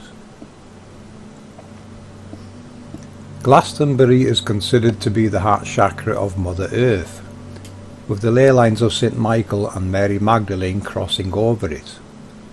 They converge at the Tor, which is located at the top of a small hill and forms part of the Avalon range. Famous for the mist of Avalon, an early morning phenomena that cloaks the town, today that mystery will be solved, and it relates to angel technology below. We are going to keep proving to you what is creating our very nature. There are many stories and legends told about Glastonbury Tor, relating to kings and other names of historic connection. These characters are personifications of the angel technologies below. The names and descriptions of them change somewhat over time, but what is below never changes. This is one of the seal of the 144,000 I decoded sarcophagi to represent, a sealed room below. Holy books tell you the underworld is the angel's prison. It is not lying. You have just forgot they were personified. This is why they are characterized with a halo above them. The spiral glyphs are the spiraling pressure waves of electromagnetism, what we now call wind. It is these halos that create an electromagnetic field and create the rainbows, winds, a projected halo, and of course weather conditions like rain and snow. They draw the sap up into the trees in the morning as the sun rises. Their electromagnetic field reverses polarity between day and night, which I detected on a solar panel. This drone flight was flown by drone pilot Drone HDTV Drone Journey, so a big thanks to you, matey. You captured something important I want to show you all. I want you to see the mist forming in the shape of a halo. It is this halo below that is responsible for the mist and fog conditions in that area. As you can see, it becomes visible during sunrise or sunset, meaning the ether is alternating current as I decoded. Also notice the mist or fog is also not ascending nor descending. It is in a neutral state awaiting programming. So we have effectively decoded the visible aspect of how to identify neutrinos, which now gives us a dawn neutral state, a daytime positive state, an evening neutral state, and a nighttime negative state. Isn't that interesting, people? Another APM first.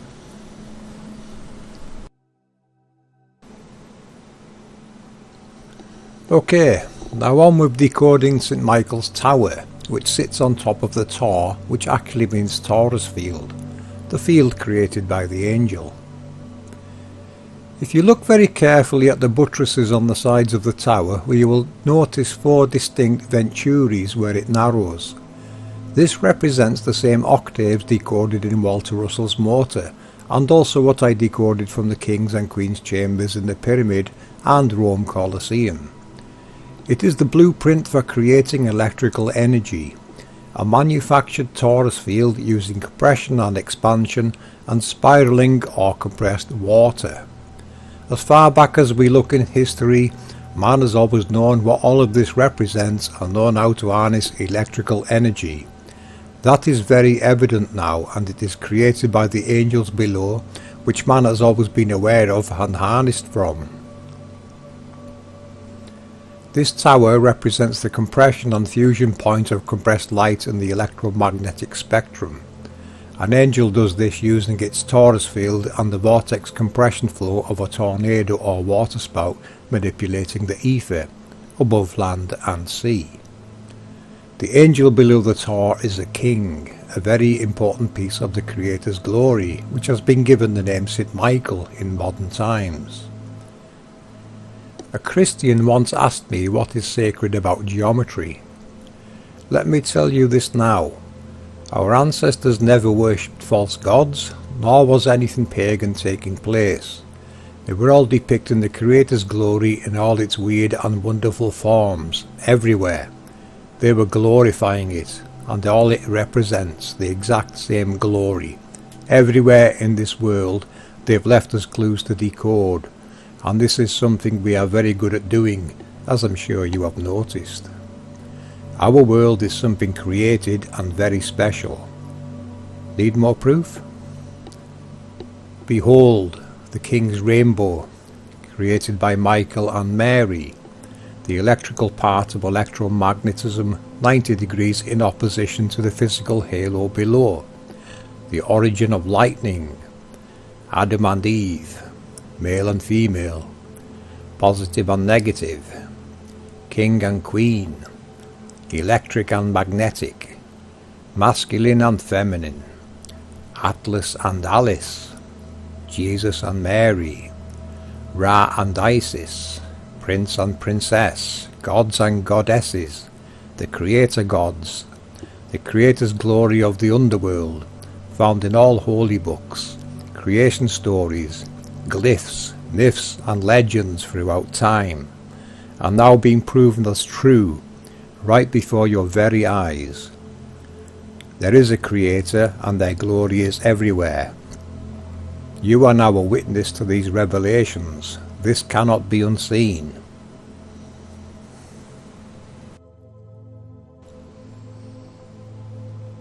It lives there, people. It always has and always will.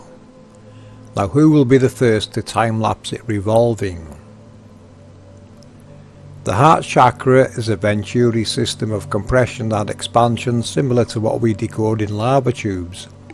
It is designed to keep the flow moving, the heart of the angel. It stands to reason our own hearts do a very similar function. We have been decoding the Creator's glory now for over 5 years.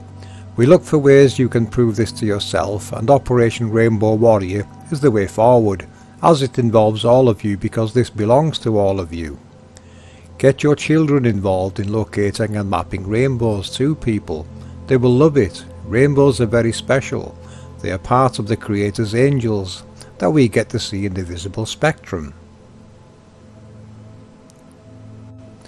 I made this clip to show you how the Sun and the angel's electromagnetic sphere interact as the Sun moves across the sky. The rainbow is either the Sun reflecting and refracting on the electromagnetic sphere, or this is what the electromagnetism looks like on a Creator-sized scale. When you spray a hose in your garden and find a rainbow, it is being focused down from behind you, meaning the full-sized rainbow is in between you and the Sun, behind you somewhere. When you record rainbows, be sure to look at the colour of its electromagnetic sphere below it, as it does change, and is possibly the reason behind the moon's colour changes we usually see as we are viewing it through this electromagnetic medium in the ether. Let me introduce you to two angels local to me. This one likes to play peekaboo in the mornings.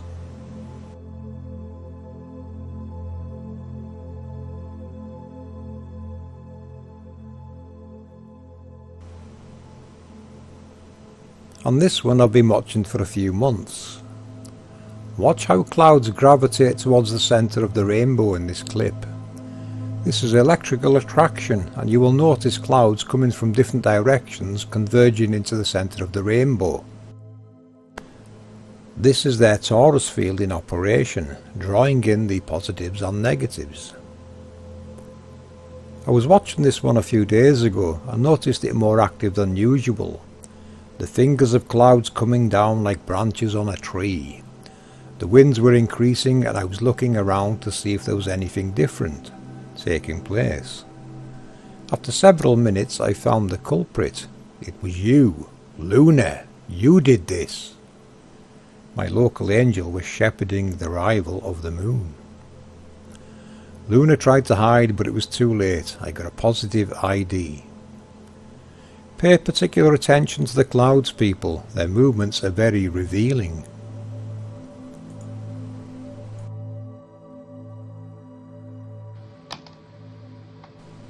We also look into other ways of detecting the angel's halo below, such as walking over sites with a device like this, which is just a piece of wire and an LED.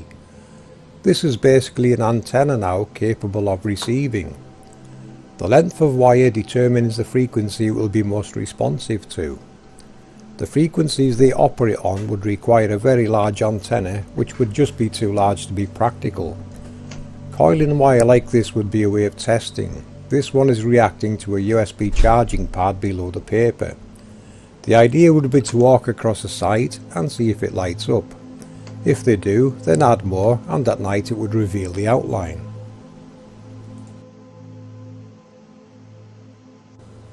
If you can think of other ideas, let us know. Emily Moyer suggested using a compass to see if it changes.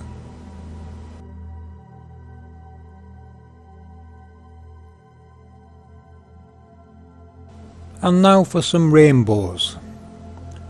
This one is from We Are Waking Up in Cork, Southern Ireland. So what I'll do here is give you some ideas how to go about recording your local angels. Try and use Google Earth to pinpoint the centre on the map. Take note of the rainbow's diameter so you can see where the edges reach. This will give us an estimate of scale.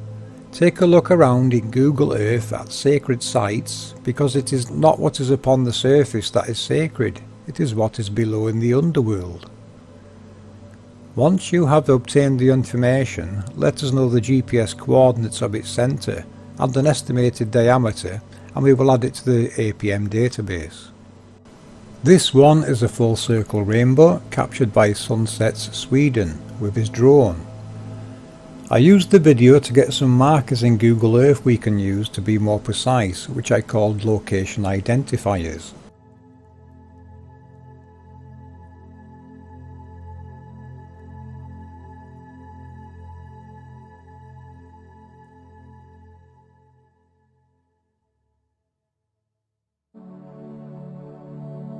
This is the smallest rainbow we have ever seen, which brings us to the classifications we will be using as the angels use a hierarchy system. This one would qualify as a cherubim, I think, one of the smaller, lesser roles, but still part of a larger process. There will be a larger one nearby that should connect to it.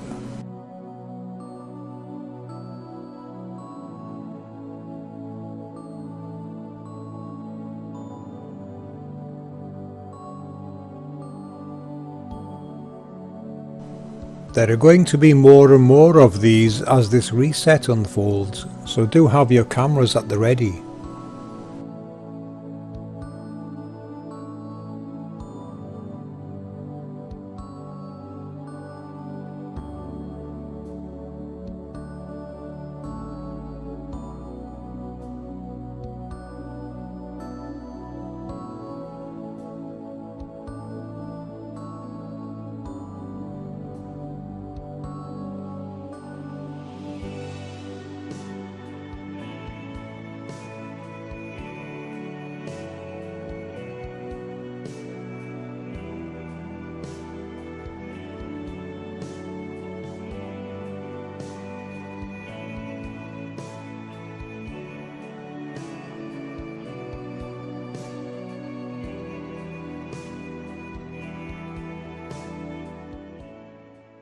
This angel is now mapped and added to the APM database. Excellent work, Rainbow Warrior.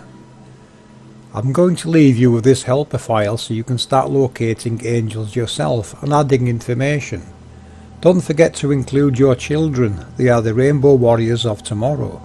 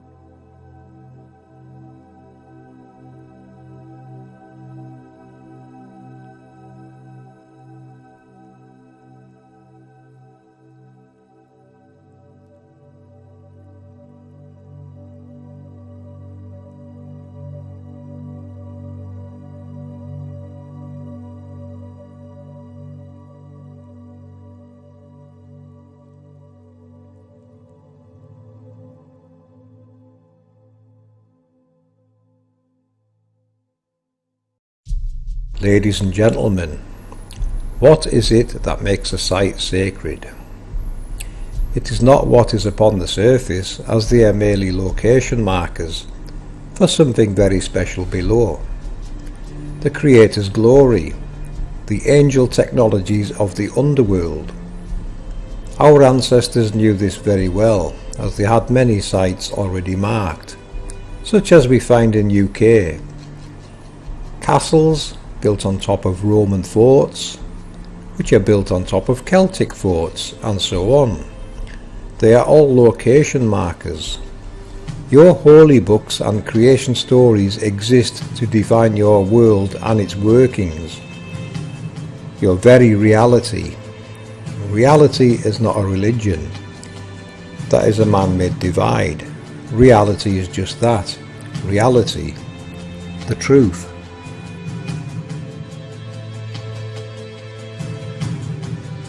Let this angel be a guiding beacon of light, so that every human being remembers the covenant handed down to them from the Creator, giving you all dominion over this realm. This knowledge belongs to you all. It is your birthright that has been stolen from you. It is time for you to awaken. The future depends on it.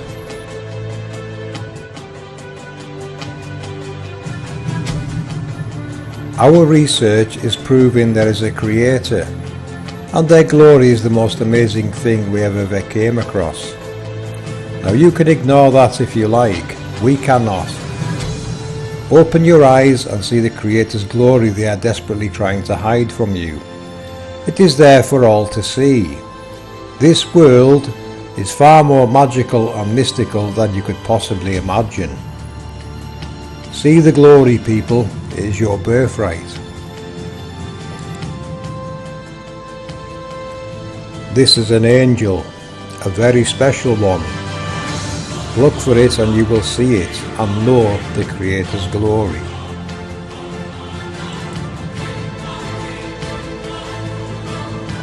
Tribes of the world, it is time to awaken.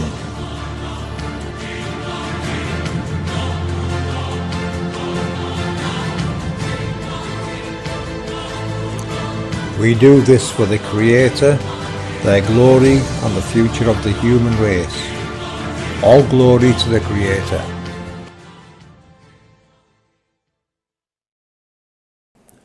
So, let's get down to decoding the Eye of Horus. We're going to use Glastonbury Tor as a good example. Seeing as we're working on there at the moment and Jax has been in the area.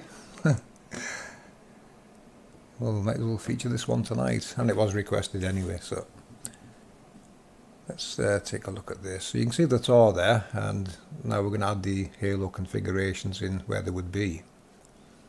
So you can see now how the eye actually gets created. It's the pressure zones between these two halos, that very special place I mentioned in the Vesica Pisces. And the trace in yellow is the eye. So it's the eye of the eye of Horus is actually the eye of the Taurus field. Now before we go further into that, I want to bring you back to Yasmin's video, because I've got something important here I want you to see. See if you can see it yourself. But don't worry, it will get highlighted.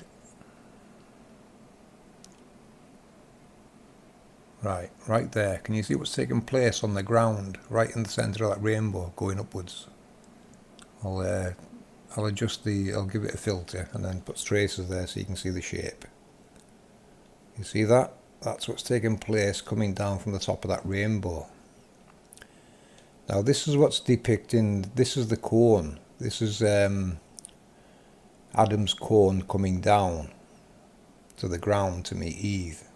That's what you're actually seeing there. So this is Adam at work, bringing these layers of cloud down to the ground, driving the positives down basically to connect with Eve and generate electricity. That's what you're looking at there, and I thought that was very important and very useful that it was here. Now we're going to get into some legends now. Excalibur. What you're looking at there, people, that shape that's coming down, that is a representation of Excalibur. And this is why you see angels depicted with swords and spears. It's the tip of the sword or the spear that represents the corn that's coming down. So, no man, woman, or living creature can ever extract Excalibur from the rock. Only the Creator's angels can do such a thing, because this is what it actually relates to, and this is where your myths and legends are coming from. King Arthur asks the Lady of the Lake for the sword Excalibur. You see, the king, or Adam, cannot have his power without Eve. Eve starts the process. Eve's the body, Adam's the head. It has to start with the body, otherwise the head doesn't work. That's why he's asking for the sword Excalibur. He's asking for permission for Eve to start up, basically, and then he can start bringing it down. And what you can also see from this, you look at human anatomy, don't they look like lungs? And your throat compressing food down, say, down to your stomach. Now, here's something else I noticed when I added the nodes. The Chalice Well is right beside node 3 on this halo. What's the chances of that, people? And it's not the only well there either. There's a well either side of that particular node. And here's the sacred geometry from this well, from two different sites. One of the sites' names is the Chalice Well, and the other one is called the White Spring, which is slightly east of the first well. So both of these wells are on opposite sides of node 3, believe it or not. And I'm pretty sure you can see from the sacred geometry depicted everywhere now what it's actually relating to. The spirals there, the Vesica Pisces. The white line coming through the centre represents the sword or the spear that the angel would use. Amazing stuff, isn't it, people? It all comes together and makes more and more sense the more you look at it. This is what this is the gardens around Avalon. People's always known this. I'm going to give this, a better wording and presentation. I didn't have time to finish it this week because I was doing the animations and things, but it was so. You could see the Eye of Horus. And like this one, look at those two stones. They're depictions of the two halos, Adam's halo and Eve's halo, right there, and the waters flowing through them. Now that's one of the wells there. That pumps up water. It's the angels that are pumping the water up. And you're getting, this is a popular site. You can go there and drink that. And look, there's the eye there in the water with the two halos, where it intersects the two halos. So it's depicted everywhere, the sacred geometry, and hopefully now you can understand what it actually relates to. It's these halos, it's the overlap of halos and the special place which is the eye. Because our sun's projection unit is actually within the eye of the sun's halo system, and that's where the sun's image is coming from. And this is the other well on the east side of node 3, the White Spring. Notice the sacred geometry, the spiral there, the DNA strand. Yeah, I don't want to interrupt, but your video is seeming very shaded. Is it? And yeah, on screen, I can see it beautifully, through our chat box here, but on YouTube, it's got this shading to it, and everybody. It was just the last two videos. It doesn't matter because, like I said, this will be done as a separate video anyway. I've got most of the words written out for it, but it's not how I want to present it. But it was just to show people what the eye actually is and how special it is, and of course more updates on what's taking place around Glastonbury Tor. And what I wanted to point out as well, these kings and queens. I'm going to do a series on the angels in history and how they've been renamed and hidden so many times in our history. Like with this one here in John Dee's time, this is some of our older work. And if you look at the wording, it's princes and kings and ensigns. This is when they started to assign military designations to this technology. So the angels throughout time have been, renamed and put into categories, militarized and depicted all kinds of ways. So I can see now what they've done and how they've done it in history, but it's quite an easy decode really. So this is what it all relates to, people. It's all back down to this again, and this is what the late Jordan Maxwell was talking about. It all relates to this. The cross. He knew it was related to the cross, And I think he would have loved our decodings if he'd have seen these. This is old work from a few years ago, and it's all related. You can see now there the cones. We now understand that they're cones. And the one with the line through the bottom of it was probably where it would depict the head being cut off, which is mean, the switching Adam off or Eve off. So that hopefully that kind of makes sense to people. It gives them a little bit more information on Glastonbury. So, and the one eye symbology is this very special place within the Vesica Pisces, and you can see why. This project still isn't finished. There's larger halos still to connect to this. That's going to take you through them built up areas. So this is just a piece of a bigger decode that you're actually seeing here. But that's the eye, people. That's a very special place in between these two overlapping halos. And on the sun projector and the moon projector, that's exactly where their projection system is contained. I say projection system, it's actually a stand with stimid of some kind of metal that can withstand heat, and it's electrical arcing that's creating that image within this altar. I'll call it an altar. That's what the ancients called it.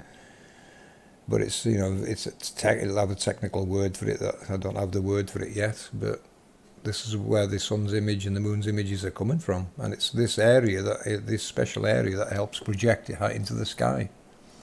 It has to be located within the eye for it to be projected. So that's where your eye of Horus actually comes from.